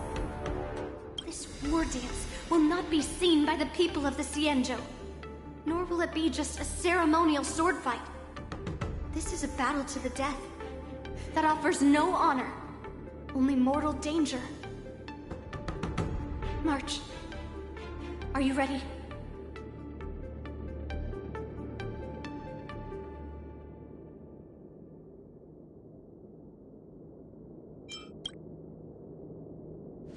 If my masters are going to battle, how could they go without their disciple? Yunli, Miss March, may your blades be sharp, and your victories glorious. May your blades be sharp, and your victories glorious. May your blades... Ah, forget it. Let's go and make this a quick victory.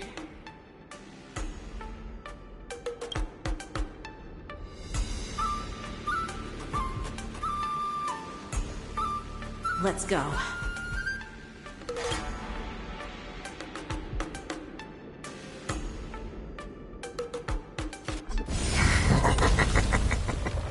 So feeble.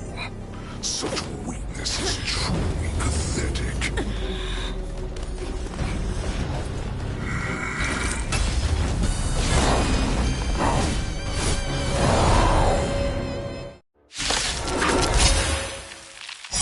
I've been waiting a long time for this, Hule.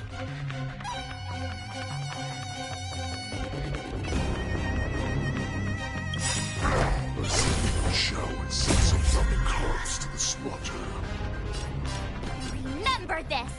My name is March 7th, Ringmaster of the Luofu. Does the Xianzhou Luofu not have any worthy warriors? I wouldn't let my guard down if I were you.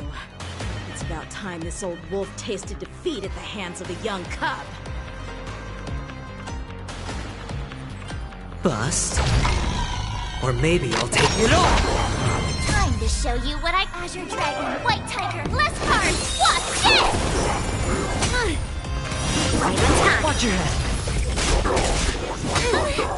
Right on time. Someone else take this one? Nice job! I hope for an end to strife, harmony, and unison. Right. Stars echo!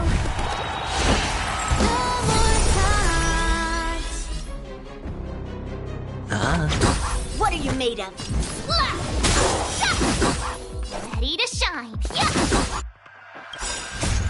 Melt! Through clouds! Right on time. Watch your head. Awesome!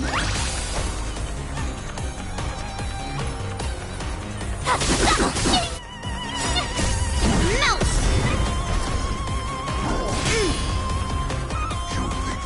Ambush is enough to defeat me.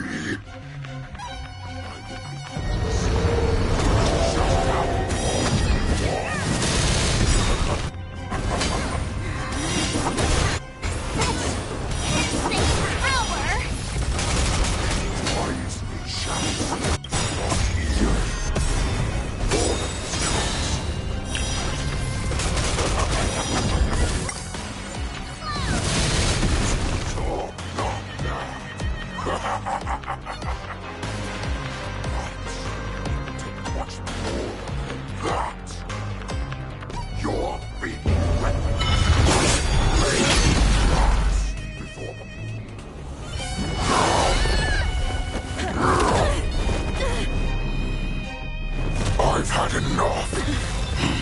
Time to finish this game. What's happening?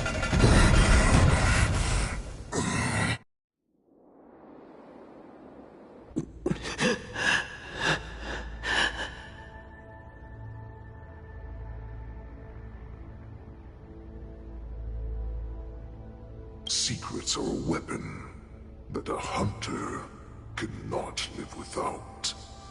Those that have no secrets are no more than prey, cut open and waiting for death.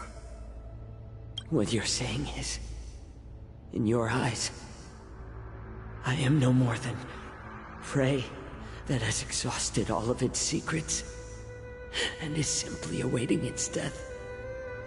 Do you think you have some other escape route?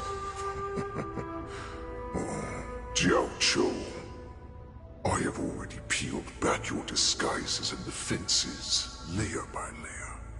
I know all the secrets that you and your general have buried so deep.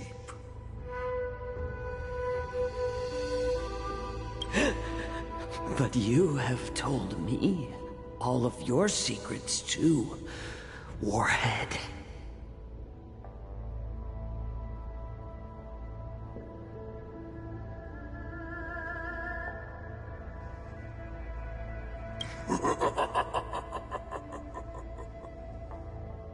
Oh, but you will never have a chance to use them.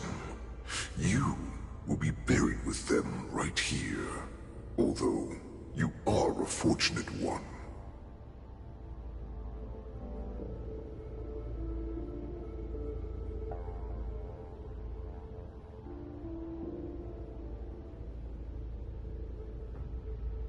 After all, you will avoid having to see the tragic future that awaits your general.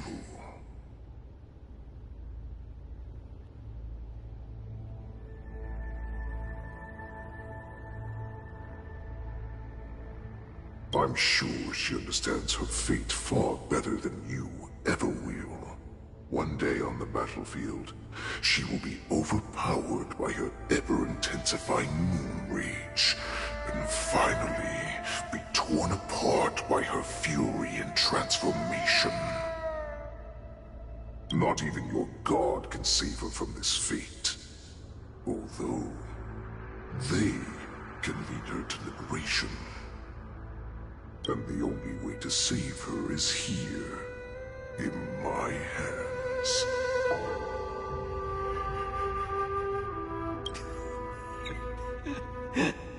Are you the healer? Or am I? Are you really that certain of your own judgment? I must leave, Foxian.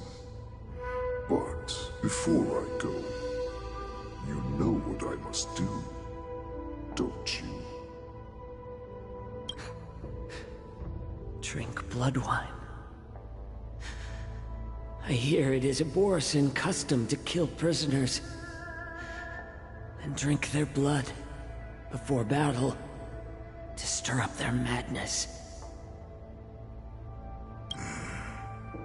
You really did put hard work into researching us. It is a shame that this is where your journey ends.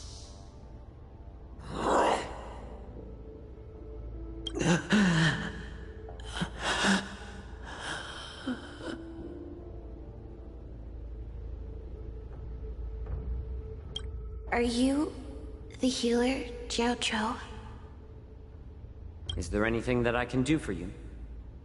I heard that you saved me. There's no need to thank me. If you're a healer, can you cure my moon rage? And what if I can? Do I just sit back and watch as you head back out to die in battle? Listen to me, child. Your condition is not suited for the battlefield. Okay, then can you cure war? What are you talking about? I'm just a healer. All I can do is... So all you can do is heal us and let us go cure war. Such arrogance, young lady. This war has been waged for thousands of years, and it will only continue. What do you mean by cure war? All you will achieve is getting yourself killed. You healers work yourselves to the bone to save people, even though there will always be sickness and death. So we will also keep fighting. I cannot speak for the dead, but I know that General Yueyu, as well as all the warriors that never returned from battle, will not have died in vain. They fought so that others could make it home alive. Your actions are no different. Jiaoqiu, this is an order. Cure me!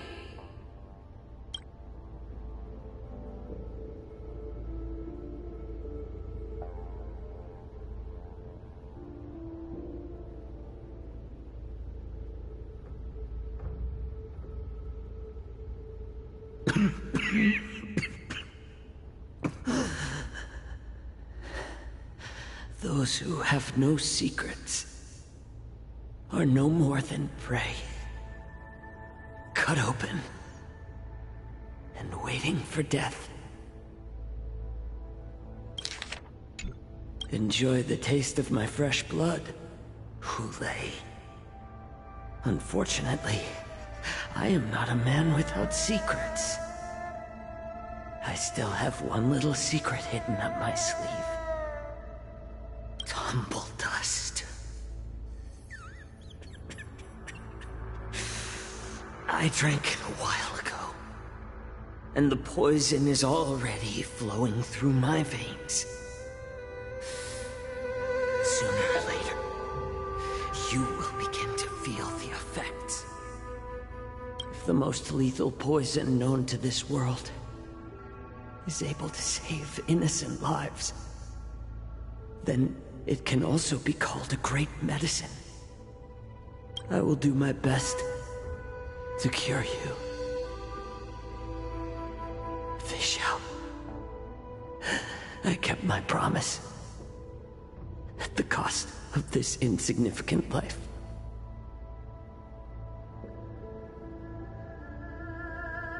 Bring victory to the Yaoqing.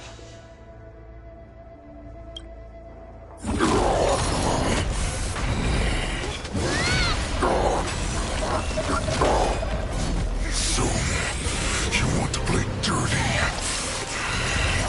Yeah, it's colder.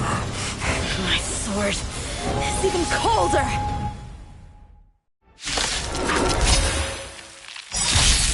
Hu Lei's movements are slowing down? Dice have been cast. This is our chance. Or maybe it's Dog down! White Tiger, less hard! Watch this! Yes, you! Yes, you! Watch your head! Through clouds! Someone else take this one. Here you go, Master! Nice harmony and unison. Right. Stars echo!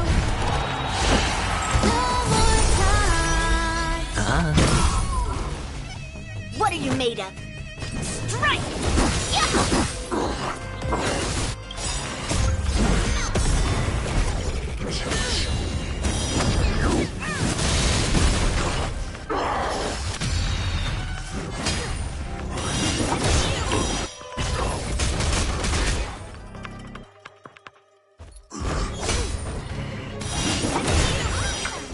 Stop me! You can defeat me!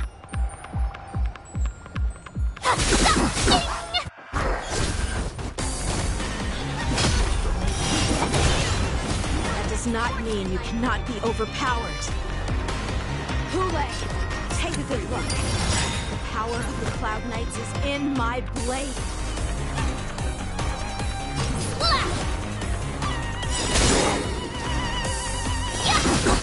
The dice have been bust.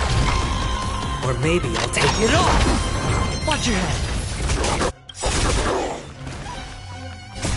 Melt!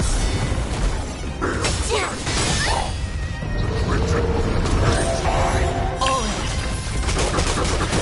Through clouds! Impossible! How could a mere whelp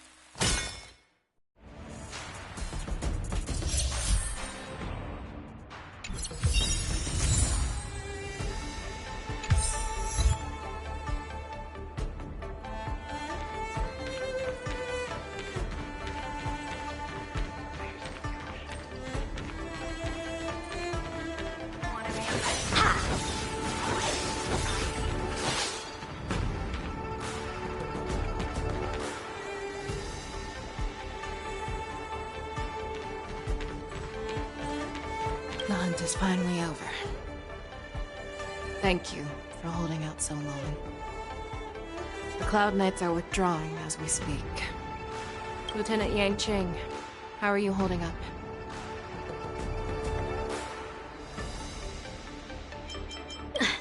General, I can't believe you didn't tell me about the plan for the Sky Splitter. Don't blame me. This was your general's idea. When he learned that you gave up being the ringmaster to join my wolf hunt team, he insisted that I hide the plan from you. Perhaps he thought your impatience would mess things up. Well, you may have run all over the place, but you ended up back here, did you not? Who would have imagined that I would arrive late to the battlefield for the first time in my life? No. Perhaps you young ones' blades were just too fast for me. I originally thought, in the best-case scenario, you would team up and hold this beast back while protecting yourselves. However, you joined forces and defeated Hoolay. The youth are truly to be feared and respected. Come, we need to lock up Hoolay once again before anything unexpected happens.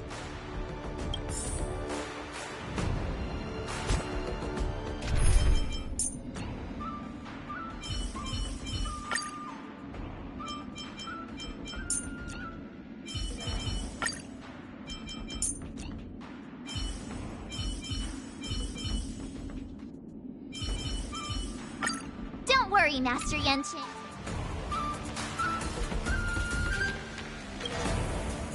I was so scared. I thought you were a goner there. We're so lucky the General made it in time. Yanqing, that was amazing. That final blow you dealt to Hoolay. How have I never seen that before?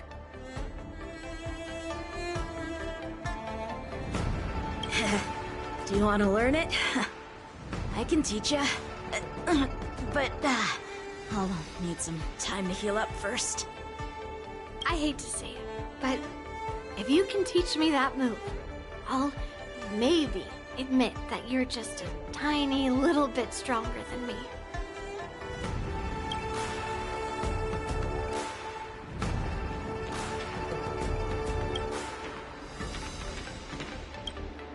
Such an unforgettable blade.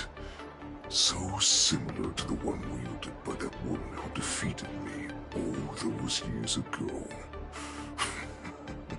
Over 700 years have passed, and I thought I would have a way to overcome it by now.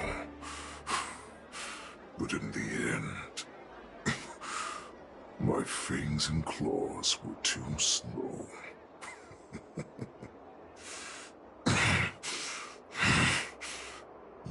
One child. Stop struggling, Hoolay. There's plenty of time for you to be tortured by your regrets when you go back to the shackling prison. Yes, I was defeated, but this was not unexpected. And regardless, you still showed your face, Fei Xiao.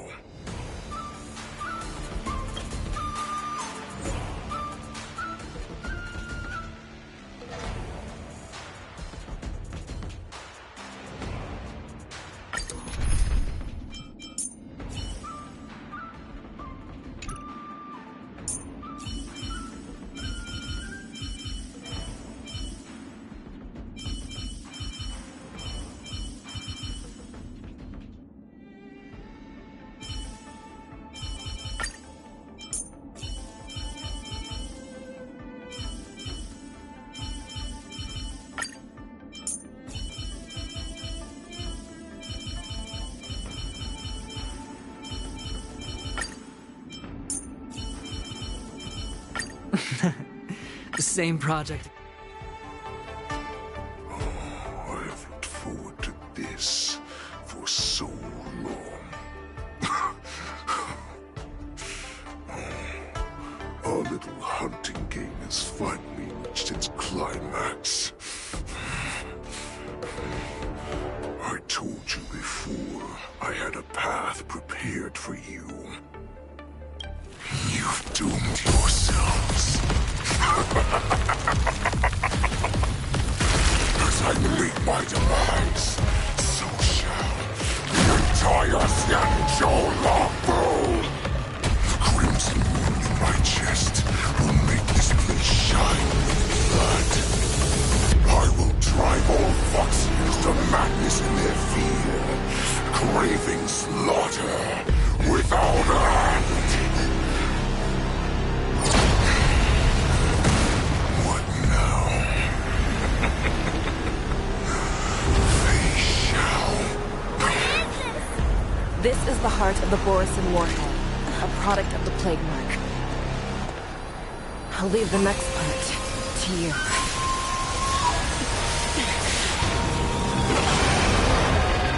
I don't understand. We cannot allow this thing to spread. I will do all within my power to consume this Crimson Moon.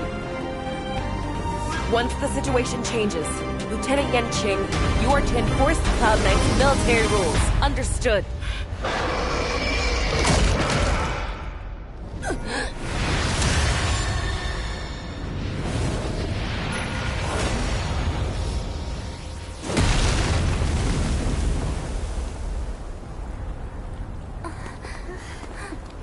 General!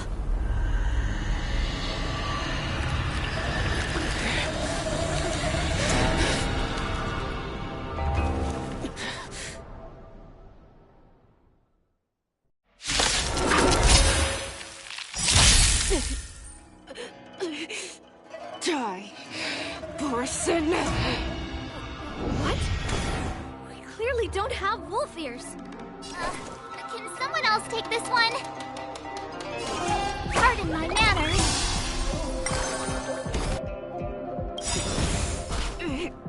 I will not allow any of you to leave the Sky Splitter! Does she think we're her enemy? Wu-Wei just wanted to take down the General, even at the cost of his own life. Snap out of it, General! You are not worthy. Spend freely. Watch your head. You Need are a not shot. worthy. I thought we'd get a minute to catch our breath. Do we fight or run? After all this, do you still think running is an option?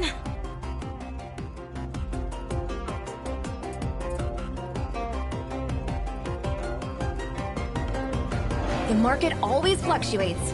Whenever you're ready.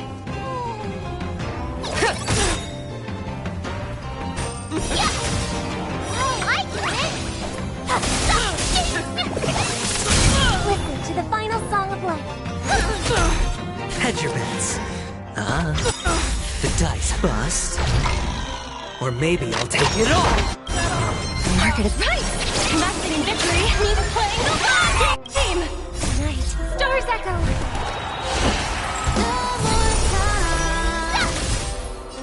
Confiscated. Watch your head.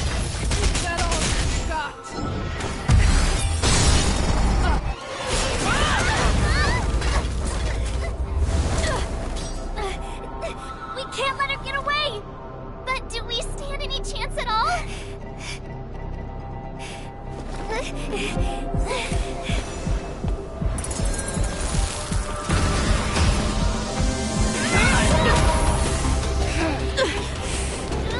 She said, I'll leave the next part to you. She put her faith in us! Trying. I promise. I will cure you. Fei Xiao. No one can live forever, Zhao Zhao. This time, I must break my promise.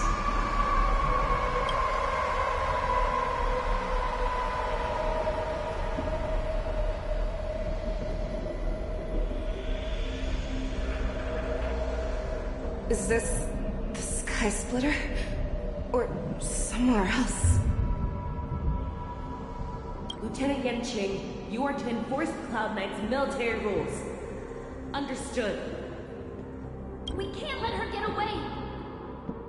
Snap out of it, General!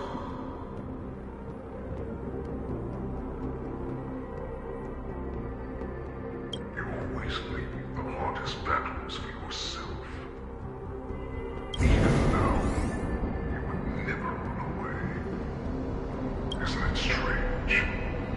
That is your enemy. I understand you even better than your allies. Really? This rage, I remember the taste. I know that it was their victory that it thirsted for. The hunt itself. Isn't that right, Fei Shao? You shouldn't be here. I saw you die with my own eyes. Just consider me a figment of your imagination. Before every hunt, I make preparations for defeat and retreat. But not this time. This time, defeat was exactly the ending I was racing towards. When I learned your story from Jiao Cheng, I realized that he had always been hiding a secret, and that not even the healer himself understood the meaning of this secret. What an ironic fate, don't you think? All this time, waiting for this day to come. I never imagined that this was how it would turn out. But I accept it. Now, let us break through the ironclad defenses of the Omni General's heart and see what secret she has hidden in those deepest, darkest corners.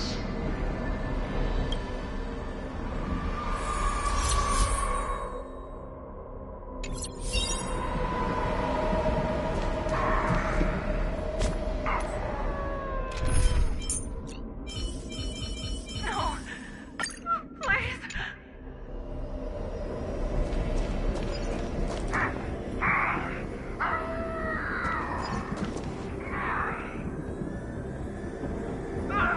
Help me!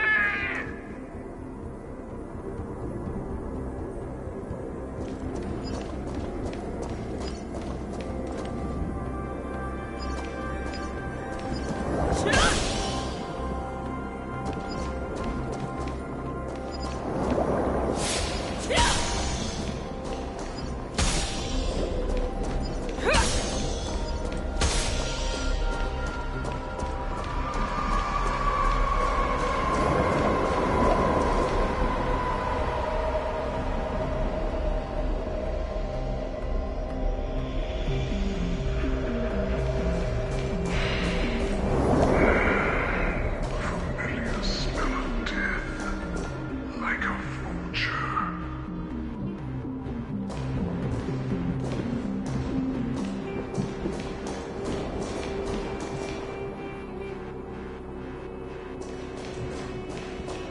I'm sure that the people of the Xianzhou have shown these familiar scenes countless times. But they only showed you what they wanted you to see. They have you fight to save the weak. But what they never told you is that all the pretenses of kindness and compassion are stripped away. This is how the universe is meant to be. When the Xianzhou is weak, they play the victim so they can win your sympathy. When they are strong, they make you their avenger and have you fight in the name of justice. I found it. This is your shadow of doubt.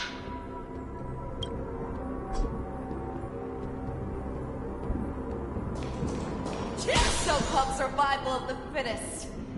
is nothing but an excuse. You cannot weaken my resolve, Lulei. Blinded by the fury of your moon rage, you slaughtered your allies. You have betrayed the Alliance.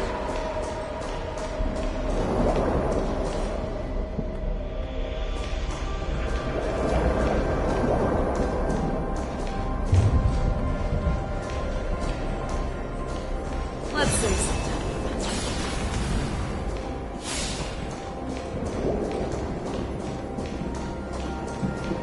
Your actions are no different from those of the abominations we stand against. At the end of the day, it is the blood of the abominations that runs through your veins. One day, you will never become enemy of the Alliance. Cloud Knights, formation. You went to the arms of your masters long without hesitation. You thought that you had found freedom, respect, and recognition. But you... they know too well that a wolf will always be a wolf. Now your greatest fear is about to come true. You will become an enemy of the Xianzhou.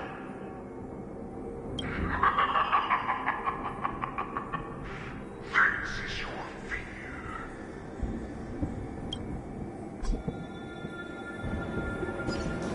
Wayne, to instill terror within me. Yet all of this is nothing but a phantom!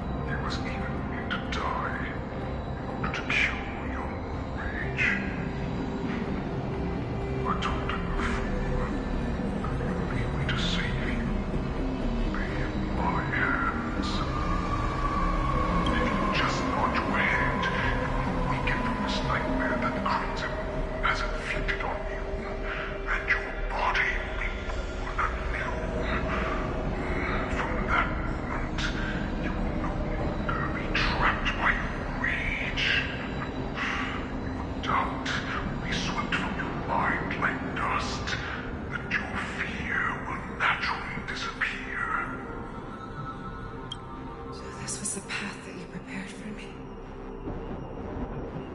To become a new you. That's right. We are so similar after all. We're both monsters and were born for war. And die for war. I'm sure my answer doesn't need much explanation. I refuse. I told you before, Foxian and Borzin are no more than labels. You can be whoever you want to be. You can do whatever you want to do. Accept these truths, and the Borzin will bow to you. Destroy them, reduce them to dust, or teach them to become servants of the Xianzhou. You are free to do as you please. Carve your name into the Xianzhou's history books, or into the list of arch enemies. You have the final say. You do not understand, Tony. You have no idea what it is that I truly desire. When I was just a child, I stained my hands with blood for the first time, in order to escape the whips and shackles of the Wolf Masters.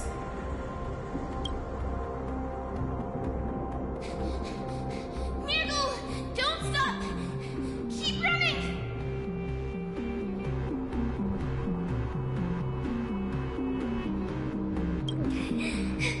I can't run anymore.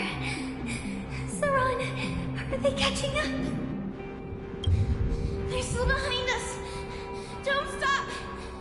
Nurgle! Look up! Look at that light in the sky! That's a shooting star! It's shining down on us! If we just tell it our wish, we can have our freedom! We will all be able to escape. We'll win our freedom, and then share it with our Couleur brothers and sisters! So you have to run! Quickly! We can do it! We can escape!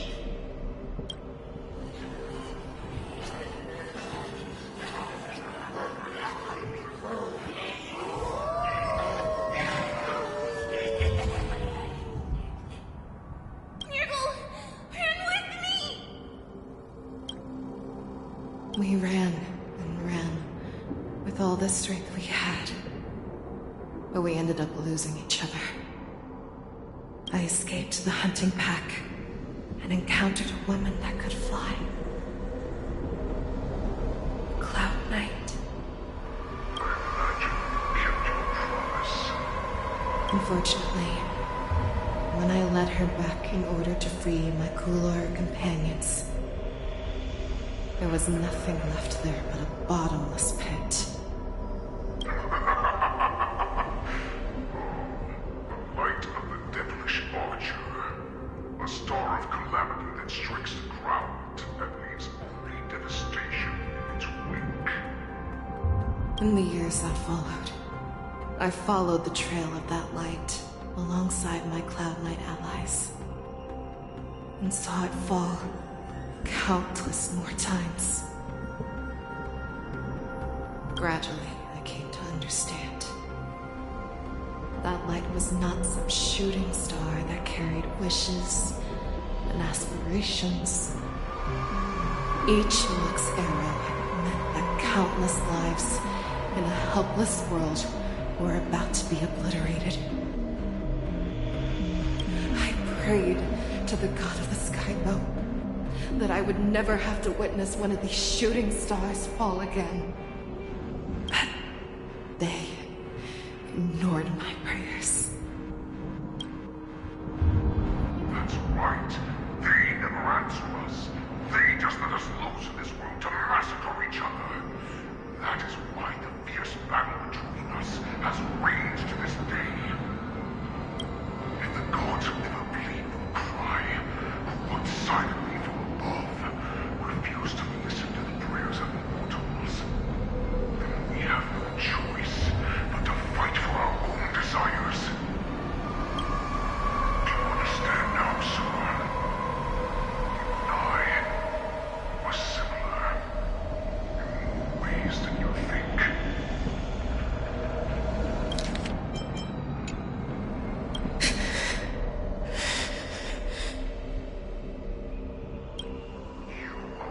that was born for and will die for. Perhaps. So, what is it that you yearn for, Hule? Why is it that you fight? I fight so that I can turn the stars above into a greater wilderness for Borson to rule. What about you, Saran? I fight so that one day I will never have to witness another shooting star falling to the ground. So that just one more person can live and return to the Yaoqing alongside me. You would resist becoming the person you were supposed to be. Lower yourself from a free wolf to a domesticated fox just for the sake of one person. And then have it your way. Use your fear and doubt as my nourishment. I will seize you and devour you. I will replace you and become a Shao. We are so similar. Both monsters that were born for war and will die for war. You were right when you said that, Hule. So, I shall pray to the heavens. Even if they do not respond to me, I pray that the arrows of the hunt will pierce the heart of every monster.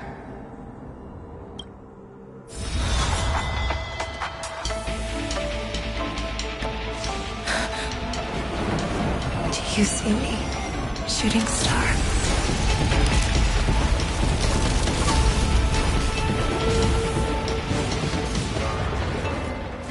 The knights are sworn to protect the Xianzhou. I will uphold this vow until my very last day.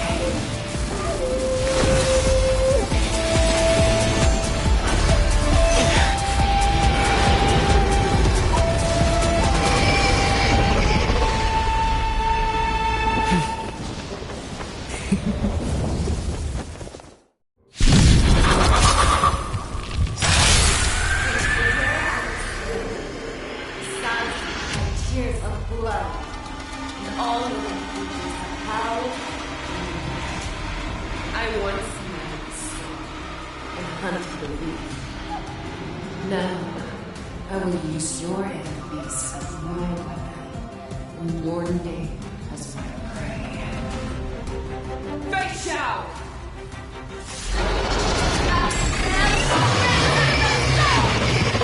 Disguises and show how cowardly and powerless you truly are, Hule!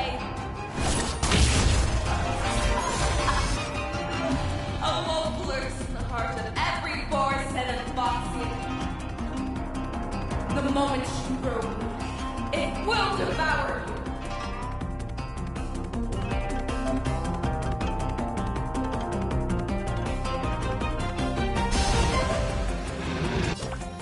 Nice job! Time to show you what I can wreak as your dragon, White Tiger, less hard! Watch this! That won't do. Watch your head. Never Yeah! That won't All together!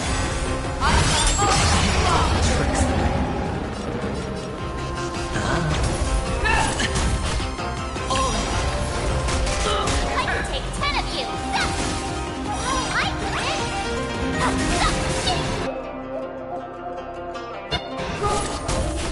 And you're left with a soul. But and you shall live forever!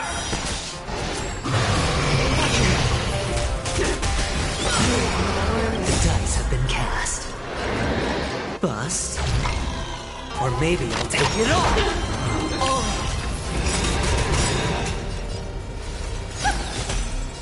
Spend freely. Great! Stars Echo!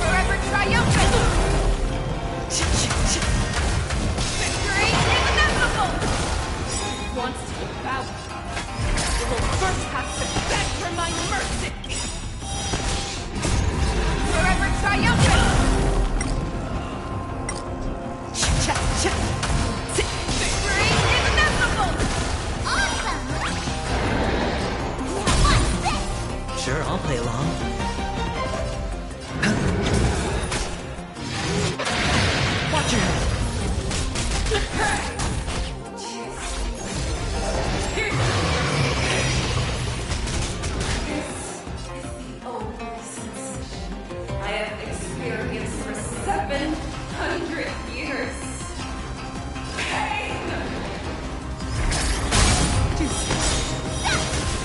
That won't do. Oh, I did it! Watch this! Hedge your bets. The dice have been cast. Bust. Or maybe I'll take it all. I swear to be the arrowhead. Forever triumphant! Victory inevitable! Watch your head. I'll show you what I can really do. Azure Dragon, White Tiger, less cards. Watch this! Thanks, laws have grown dull.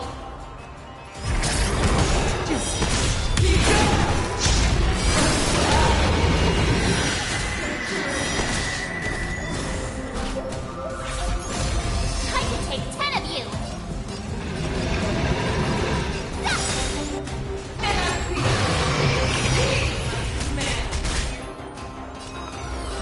All together.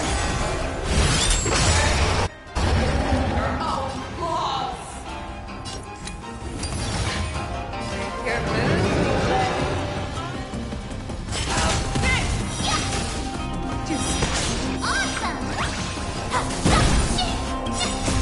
Stars echo.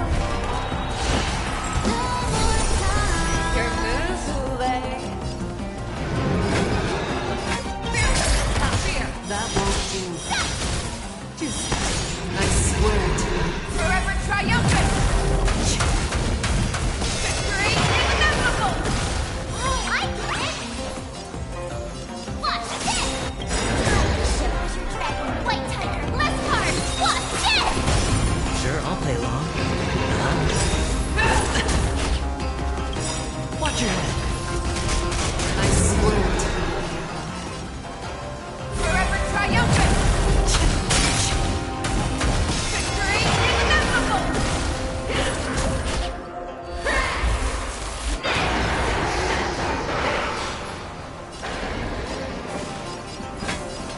Never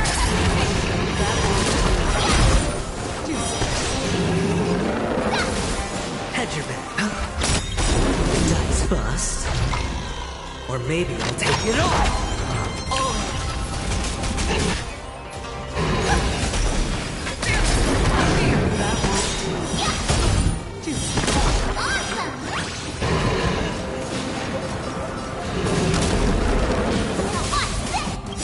I swear to you. Forever triumphant! Victory inevitable!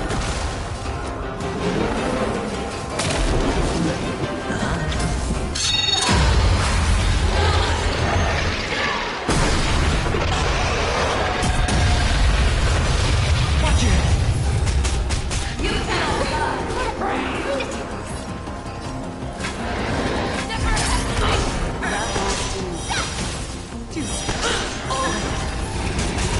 Oh, I get it!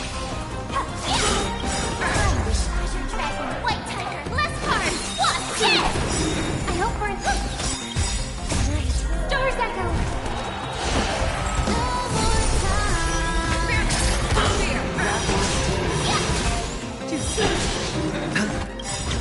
I swear to you. Forever triumphant! Victory inevitable! I can take 10 steps. Awesome!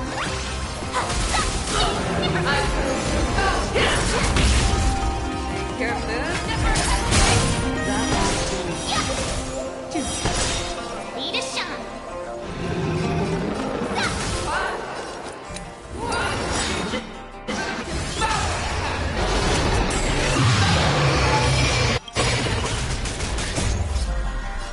Bust. Or maybe I'll take it all. I swear to be the arrowhead. Forever triumphant! Victory inevitable! Harmony and unity. That won't do. Azure Dragon, White Tiger, less cards. Watch this! Oh, I get it! You're the one.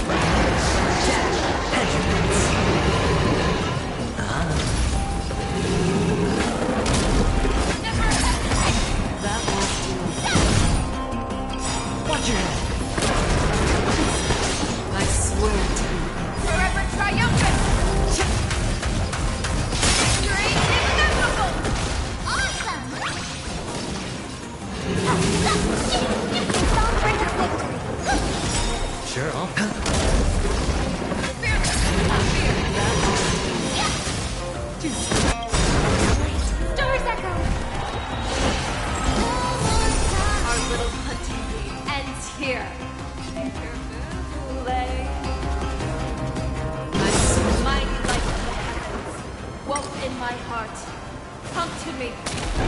We shall conquer as one.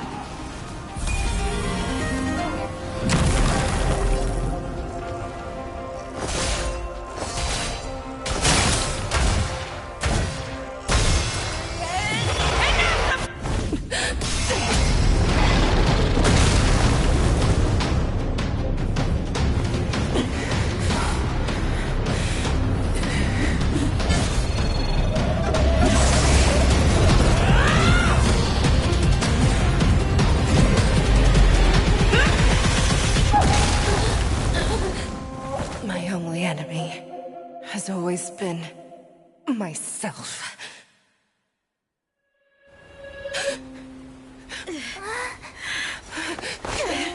General. General, you're awake.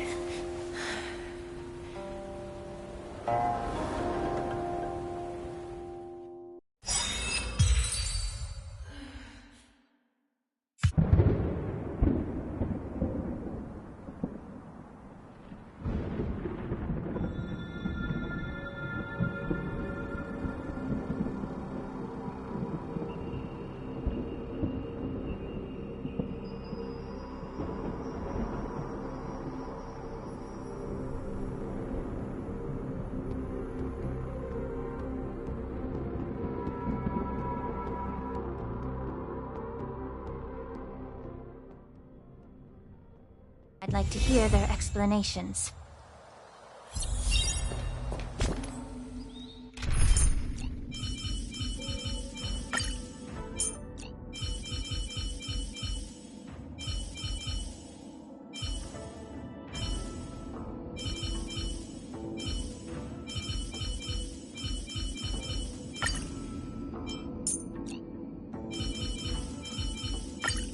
It's you again.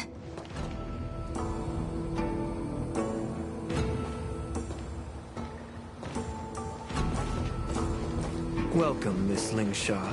I am Preceptor Tauron.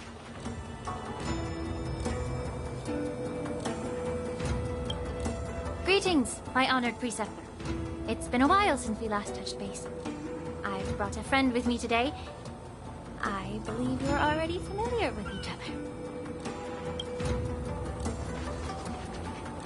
Tauron? Elder Tauron? I remember when I was exiled, you were on the verge of passing on.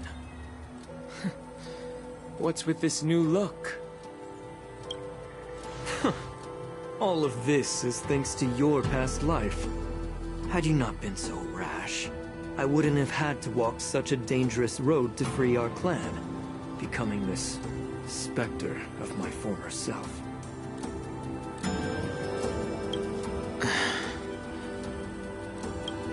Dan Heng, you've returned twice, but it seems that meeting us fossils wasn't on your agenda. Regrettable indeed. Now here you are to meet me anyway. Life does love its ironies, doesn't it? I didn't come here with Miss Lingsha today to reminisce. Indeed. When the Cauldron Master extends an invitation, it's only proper for the Preceptors to attend. As the newly appointed Cauldron Master, there's been much to take care of within the Alchemy Commission. It's only now that I've had the chance to speak with you. Please forgive the delay, Elder. I sent over some evidence regarding the prison break in the Shackling Prison. I trust you've already looked it over. Yes. You sent us the remains of Mara-struck soldiers, a map of the Shackling Prison, and a semblance reversion essence pill. These are the remains of assassins who used Cloud Hymn magic to conceal their tracks. They aided in the Borison's escape, allowing them unimpeded passage through the Shackling Prison. That marked-up map is a map of prisoners' escape routes. Vidyadhara craftsmen once made blueprints for the prison's construction, so I imagine, Mr. Tauron, you have a similar map in your possession. This pill is semblance reversion essence. Indeed. I helped plot the prison break in the Shackling Prison. So, the disciples of Sanctus Medicus joining forces with the Lord Ravager to stir up trouble in the Alchemy Commission, the introduction of the Stellaron, and the Ambrosial Arbor's resurrection all have something to do with the Vidyadhara. That's right.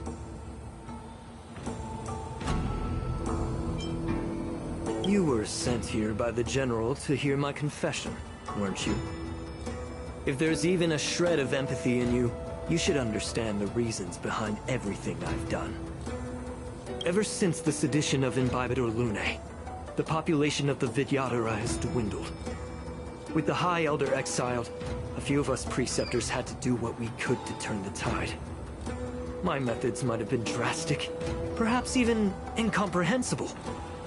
But it was all for one cause. The survival of the Vidyadhara. Yet, the Xianzhou natives zealously forbid any plague marks, and did nothing while the Vidyadhara suffered. Dan Heng, Lingsha, as Vidyadhara, you should understand the desperation behind my actions. All I've tried to do is to ensure our survival. I'm well aware of the challenges the Vidyadhara face. Fighting for survival isn't a sin.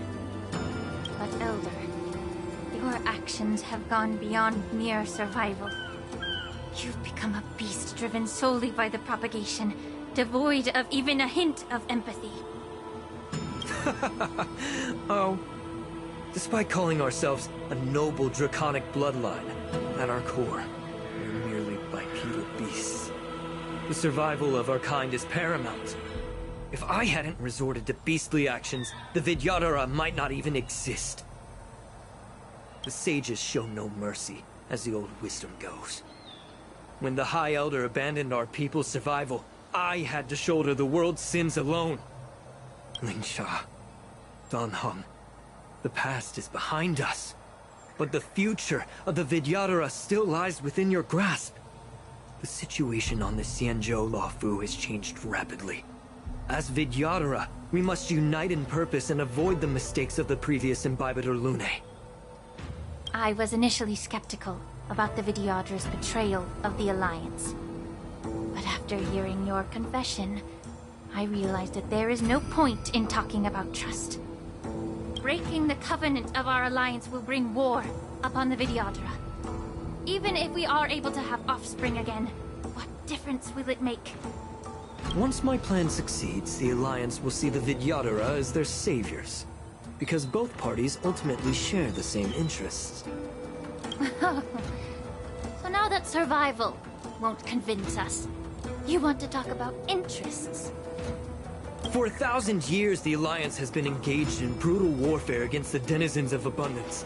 Yet victory has remained beyond reach. Have you ever wondered why? Should the Alliance emerge victorious, they will inevitably become the next denizens of abundance. However, if they suffer defeat, the Alliance will face extinction. Thus, the Alliance has deceitfully upheld this precarious balance. However, I have a way to escape from this dilemma. The Alliance's path to salvation lies within the secret of dragon transmutation.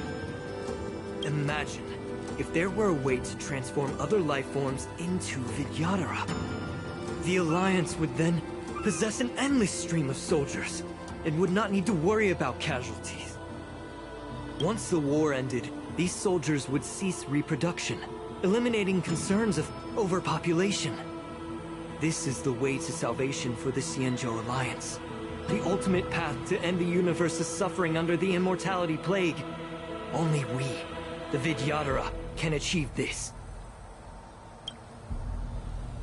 So, you relied on this rhetoric to manipulate the ignorant members of the Vidyadhara into serving you. I am deeply disappointed in you, Elder. Your thoughts and intentions are completely devoid of empathy. Cloud Knights! Hold it!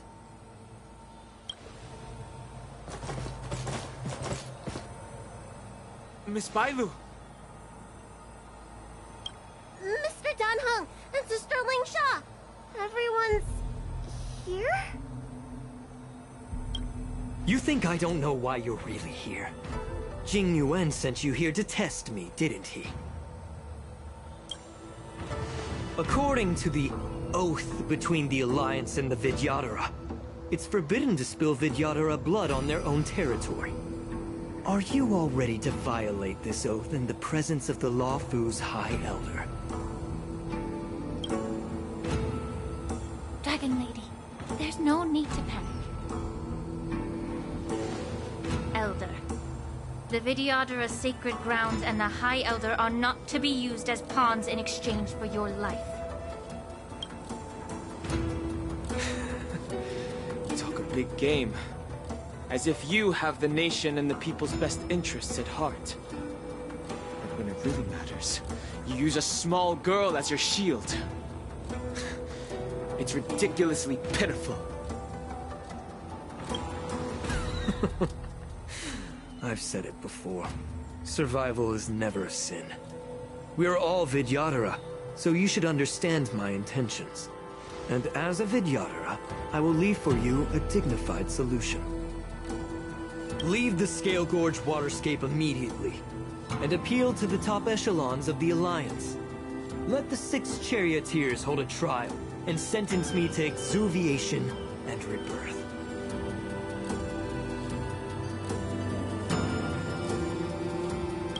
I see right through your plans, Mr. Tauron. Vidyadhara Rebirth erases past crimes, but I'm well aware of the Preceptor's dirty tricks during Rebirth. You might not be you, but you will still be you. I won't forgive myself for past sins under the pretext of knowing nothing, nor will I allow you to evade accountability. Dan Heng, I've always disliked your inability to see the bigger picture. Rebirth hasn't changed you one bit. Miss Bailu, as High Elder of the Luofu Vidyadhara, please share your thoughts at this moment. I don't want to stay here. I'm tired of being pushed around. I'm not some puppet to be controlled. Please, take me away with you. I understand. As the oath dictates, members of the Alliance are forbidden from harming Vidyadhara here. But I've long since severed ties with the Alliance. Right now, I'm simply a nameless, free to come and go as I please. The oath of the Xianzhou means nothing to the spear in my hand.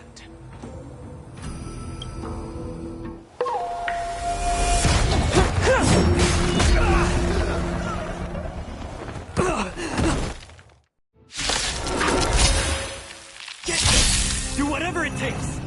Make sure they don't all units on alert. The truth. Everything in this world is bleeding.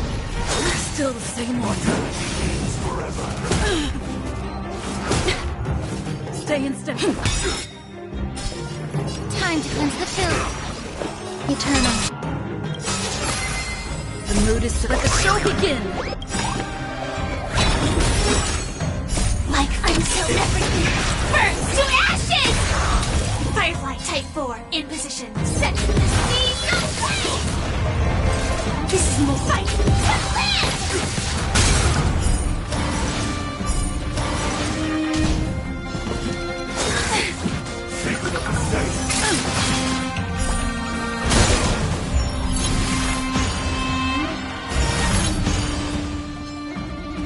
Take your position. Allow me to purge the root of the problem. Be of pure body and mind.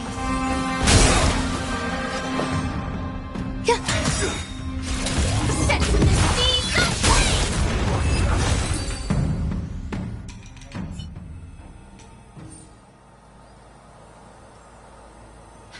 Dragon Lady, are you all right? I'm fine. Thank you for rescuing me.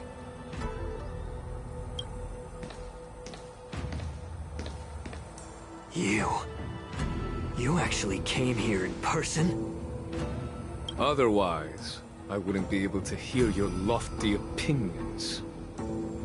The public trial you seek with the 6 charioteers is inevitable. In addition, I'll write to the Sage Queller of the Feng Hu with her hatred for evil. I'm sure she will make a just decision. If it's her, she will earn the respect and assent of all the Vidyadhara on the Luofu. In terms of martial prowess, you indeed have the upper hand. But if you're under the impression that this advantage can be used to settle the score with us Preceptors, that's quite an overestimation. Given the Vidyadhara's foundation within the Alliance, do you really think you can do anything to us? As I mentioned, I'll take all the blame and become the scapegoat. With the secrets I possess, the interrogation alone will take an eternity. And in the end, through various exchanges of interest, I am certain to survive. You understand this better than anyone, as it's the very art of trade-offs you love to wield. Lastly, a word of caution to you. I heard that Hoolay has escaped from prison and is headed directly for the Sky Splitter. The bloodshed at the war dance is bound to be gruesome.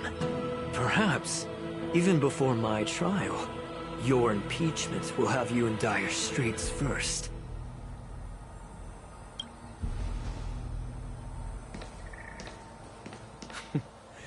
Regrettably, Mr. Taoran, the Sky Splitter only hosted Cloud Knights today. No audience. And just moments ago, Hoolay was executed by the Cloud Knights.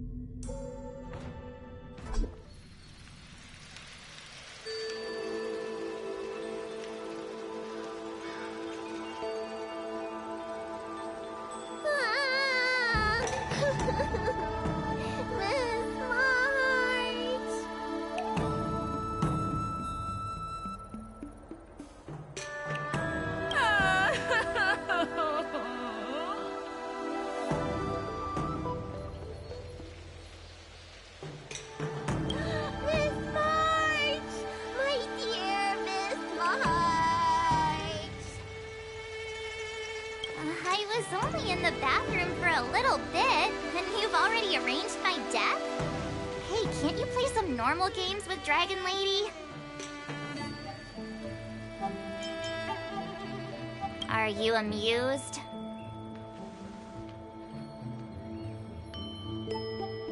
All right, enough playing. It's time to visit my masters.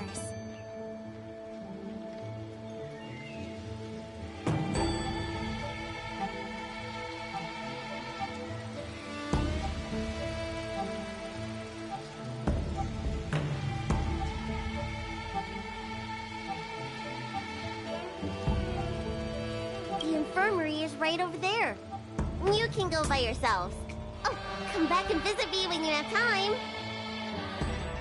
Next time, let's not play overly realistic make-believe with this doofus, okay? Well, there's not much I could do. General Fei Shao didn't really give me any chance to shine during this wolf hunt operation. If I had been in the ring, I could have knocked down 10 Hoolays with just one strike.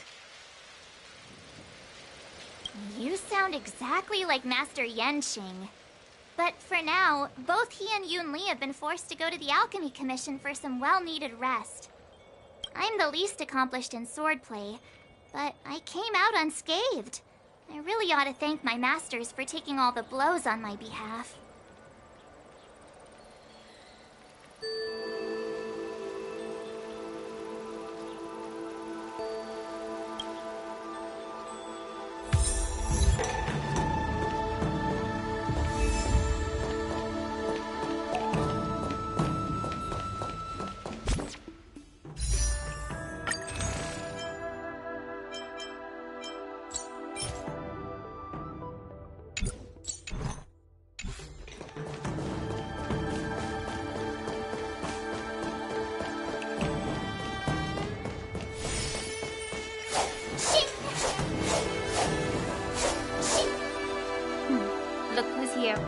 beloved Trailblazer and the charming March 7th. You came to the Alchemy Commission today. Oh, I get it. You are here with March to visit her masters, aren't you? Exactly. How are my masters doing at the moment? Unfortunately, only one master is here. I'm doing fine.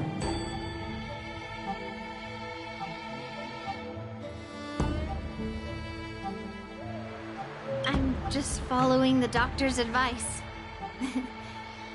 Miss Bailu said I could take a stroll, so here I am. Your Master Yenching wasn't as lucky.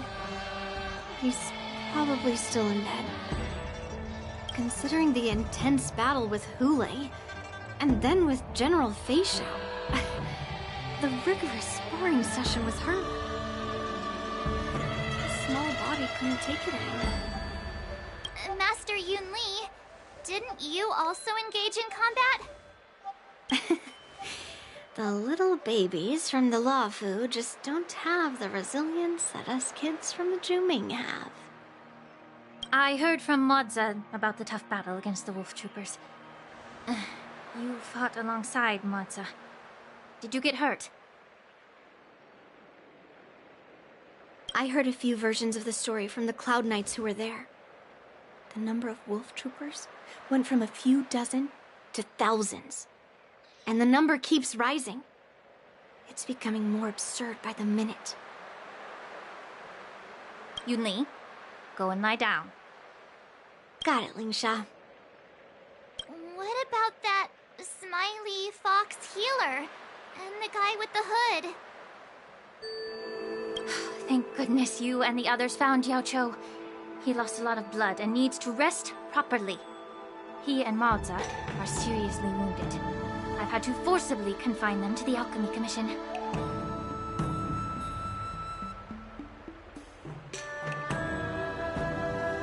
All three from the Yaoqing are critically injured.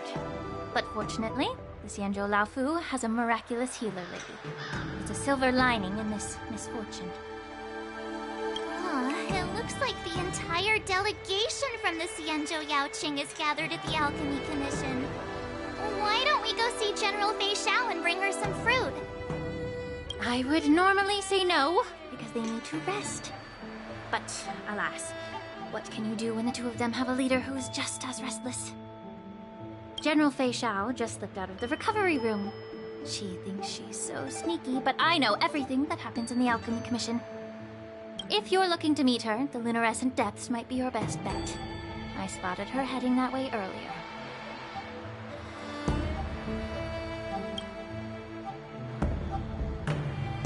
The sound of those footsteps. They must belong to General Fei Xiao. Out and about, despite the doctor's orders.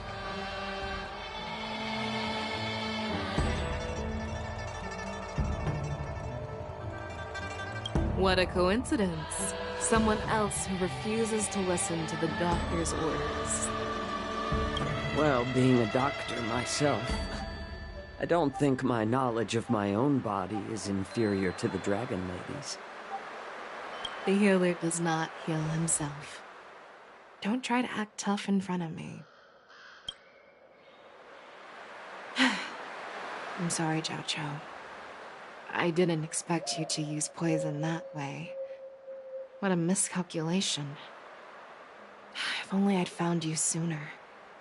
If only I hadn't sent you to the shackling prison. The way you're speaking, is this really the Fei Xiao I know? Or could it be a Borisin assassin, imitating your voice to take my life?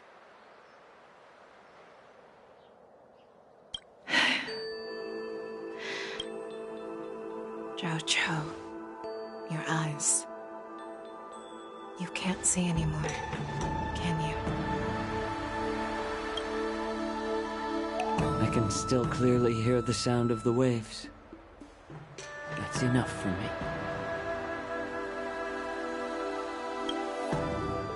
Don't blame yourself. You know what I'm more concerned about? Has your body had any changes since you swallowed the Crimson Moon?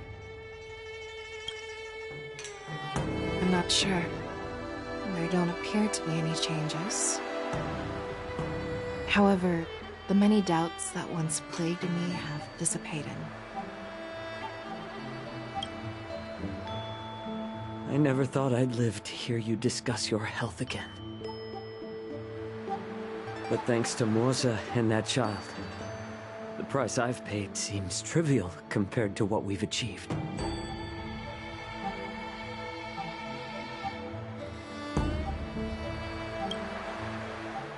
I hold no grievances, Fei Xiao. I am content.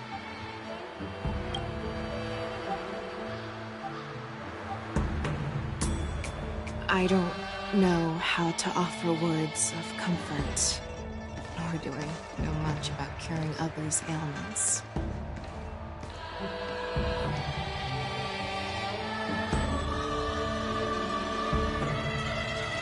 I am just a warrior, so my pledge to you is simple.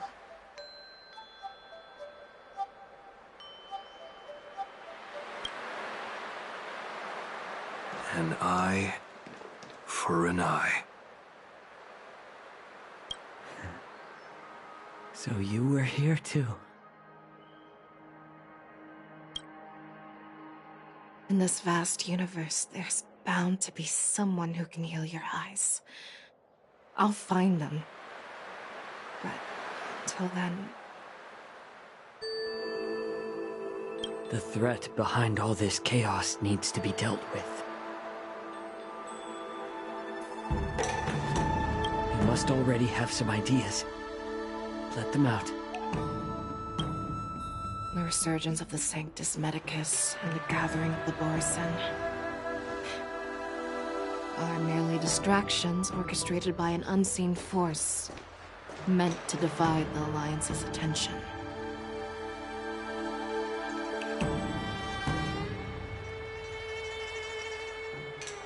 Unfortunately, they picked the wrong fight this time. Once we return to the Yaoqing, I'll personally lead the Verdant Knights into battle. I vowed to take down a Lord Ravager and teach the Ruined Legion the true meaning of hunt.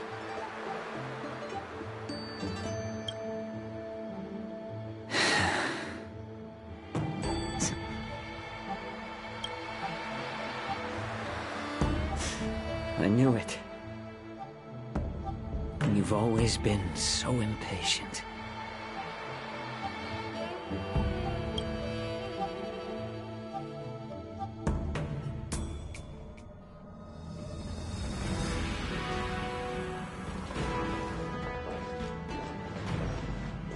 I apologize for my tardiness once again.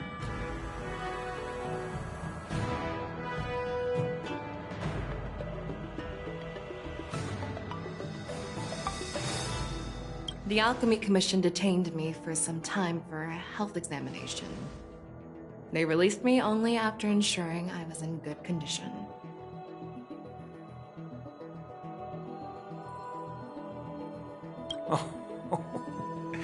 General, seeing you safe and sound puts our minds at ease. Hulei's escape caused significant upheaval and forced the war dance to be put on hold. A truly unforeseen disaster. Fortunately, the younger generation showed their valor. They bravely tackled the crisis, putting an end to the disaster and providing a glimmer of hope in a dire situation. Before Master Diviner Fu Xuan's departure for the Yutre, I consulted with her about the war dance. She left a note stating, "The hexagram oscillates between thunder and heaven, a sign of great power, assuring us that we would successfully navigate any challenges."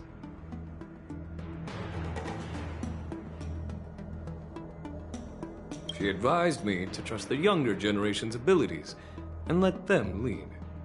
Her predictions, it appears, have come true. It's just... the Xianzhou Luofu's long-standing duty of keeping Hulei imprisoned ended with his death on the Sky Splitter. This event is likely to bring much criticism from the Alliance's upper ranks.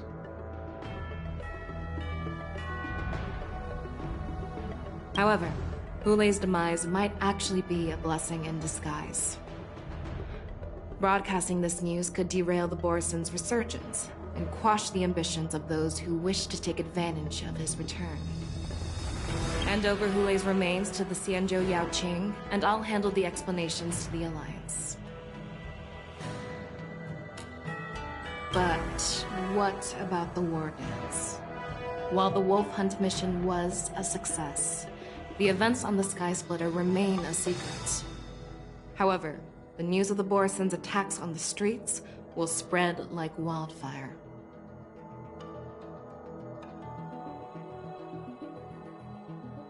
The war dance was interrupted, so it must be reconvened. As for the people who witnessed the attacks, beyond placating them, we also need to show them the Xianzhou Cloud Knight's fearless dedication.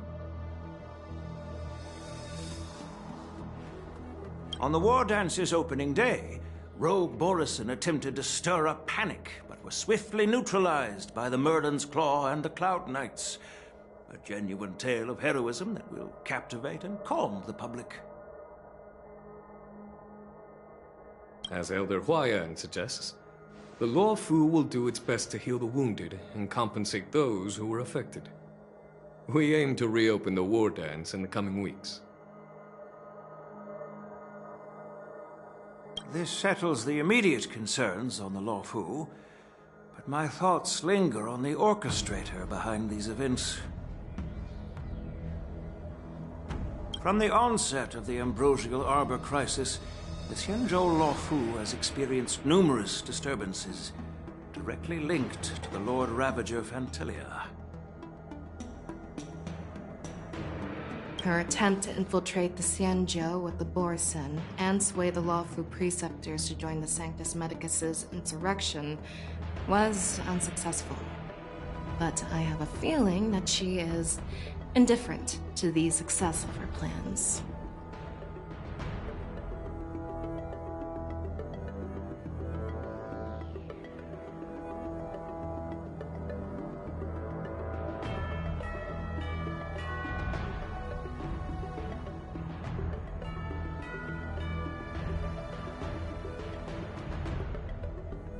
Rather than outright victory, Phantilia's motives seem to lie in breeding discord and chaos among allies. Should the Alliance fail to mend these rifts, it risks disintegrating into a pile of sand. The goal of the Xianzhou Alliance has not changed for thousands of years. Perhaps we should point the weapon in our hand toward this new adversary. I plan to bring this matter before the Marshal following the war dance. With Elder Huaiyan's insight, one wonders how the Marshal will react.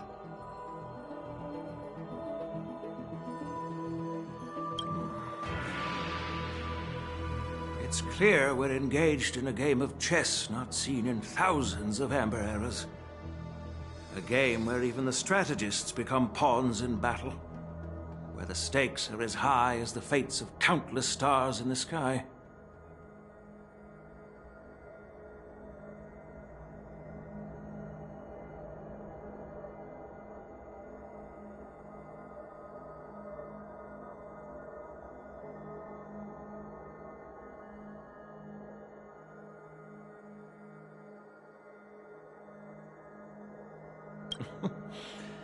Predicting the Marshal's decision is beyond me, yet she's well aware of our concerns.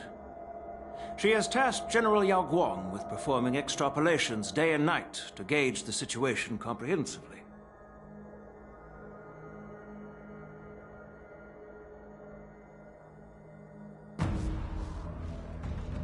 We gathered today not just to tackle the Law Fu's predicaments, but also to address a matter requiring our collective presence.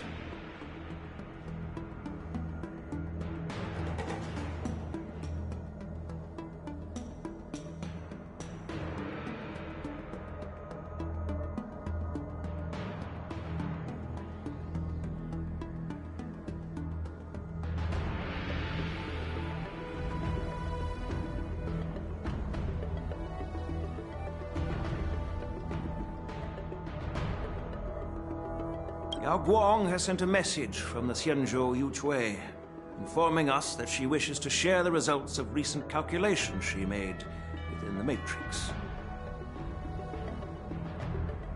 Jing Yuan, I'd like to borrow the seat of Divine Foresight's chessboard for this purpose.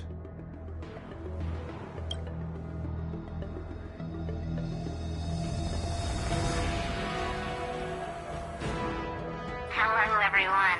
It's been a long time. Over 3 decades have passed since we last convened.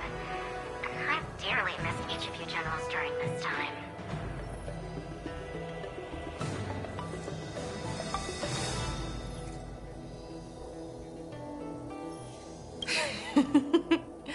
Was the Seer strategist thinking of us, or thinking of the fates we're destined for?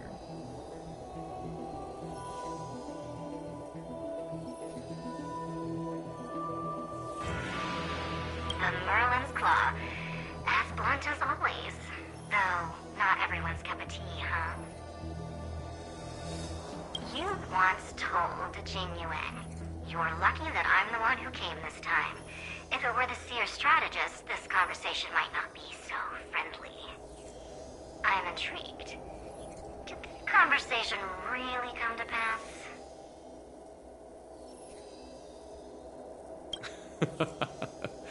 I've never heard anyone mention that the Decalite reflection barrier could eavesdrop on even the quietest whispers. It appears that the Marshal sent not just 2 generals to the Luofu, but an uninvited 3rd guest as well.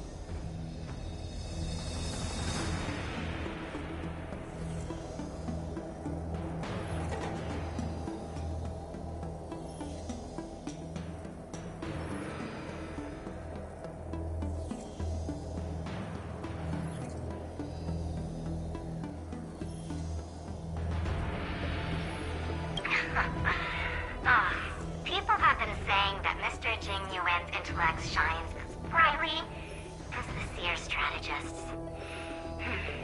With the Luofu caught in such strife, the Yuchui couldn't just stand by and watch.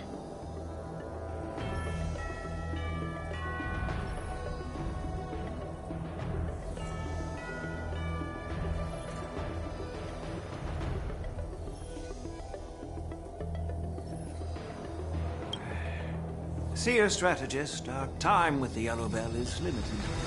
Let's get straight to the point.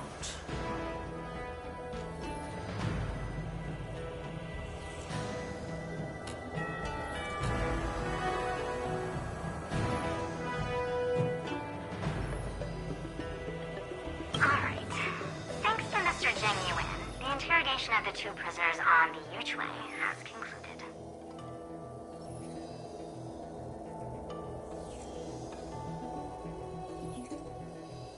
Mr. Jing Yuan's speculations were correct. Of the crimes they confessed to, planting a Stellaron on the Luofu was a complete fabrication meant to mislead.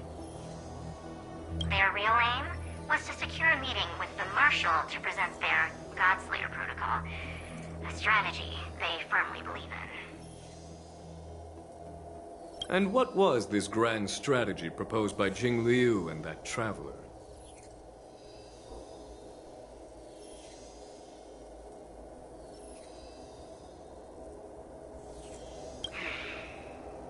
The narrative they painted was vast and difficult to put into words. It all revolves around the coffin of the blonde traveler.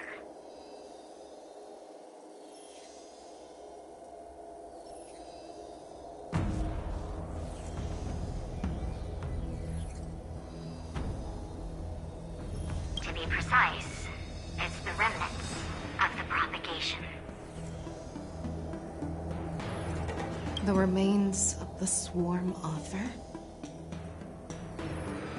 More accurately, it's a fragment of the Divine Body. In the future they depicted, this fragment serves as the final nail, sealing the fate of the Plague's author and securing its doom.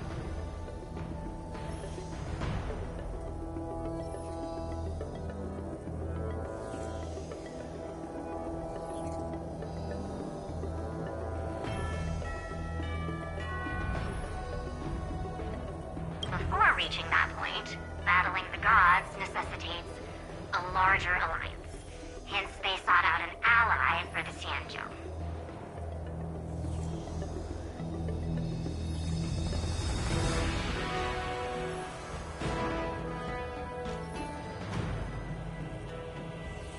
I assume you've all heard of the famed Genius Society member number 81, Ron Mei, haven't you?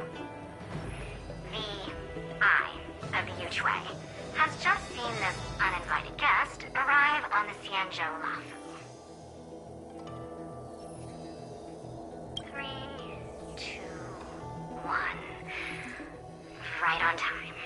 Now, as for the best way to receive our distinguished guest, I'll leave that in your capable hands. Do you remember your name? My name is Ting Yun. I serve as an ambassador of the Whistling Flames Merchant Guild on the Xianzhou Lafu.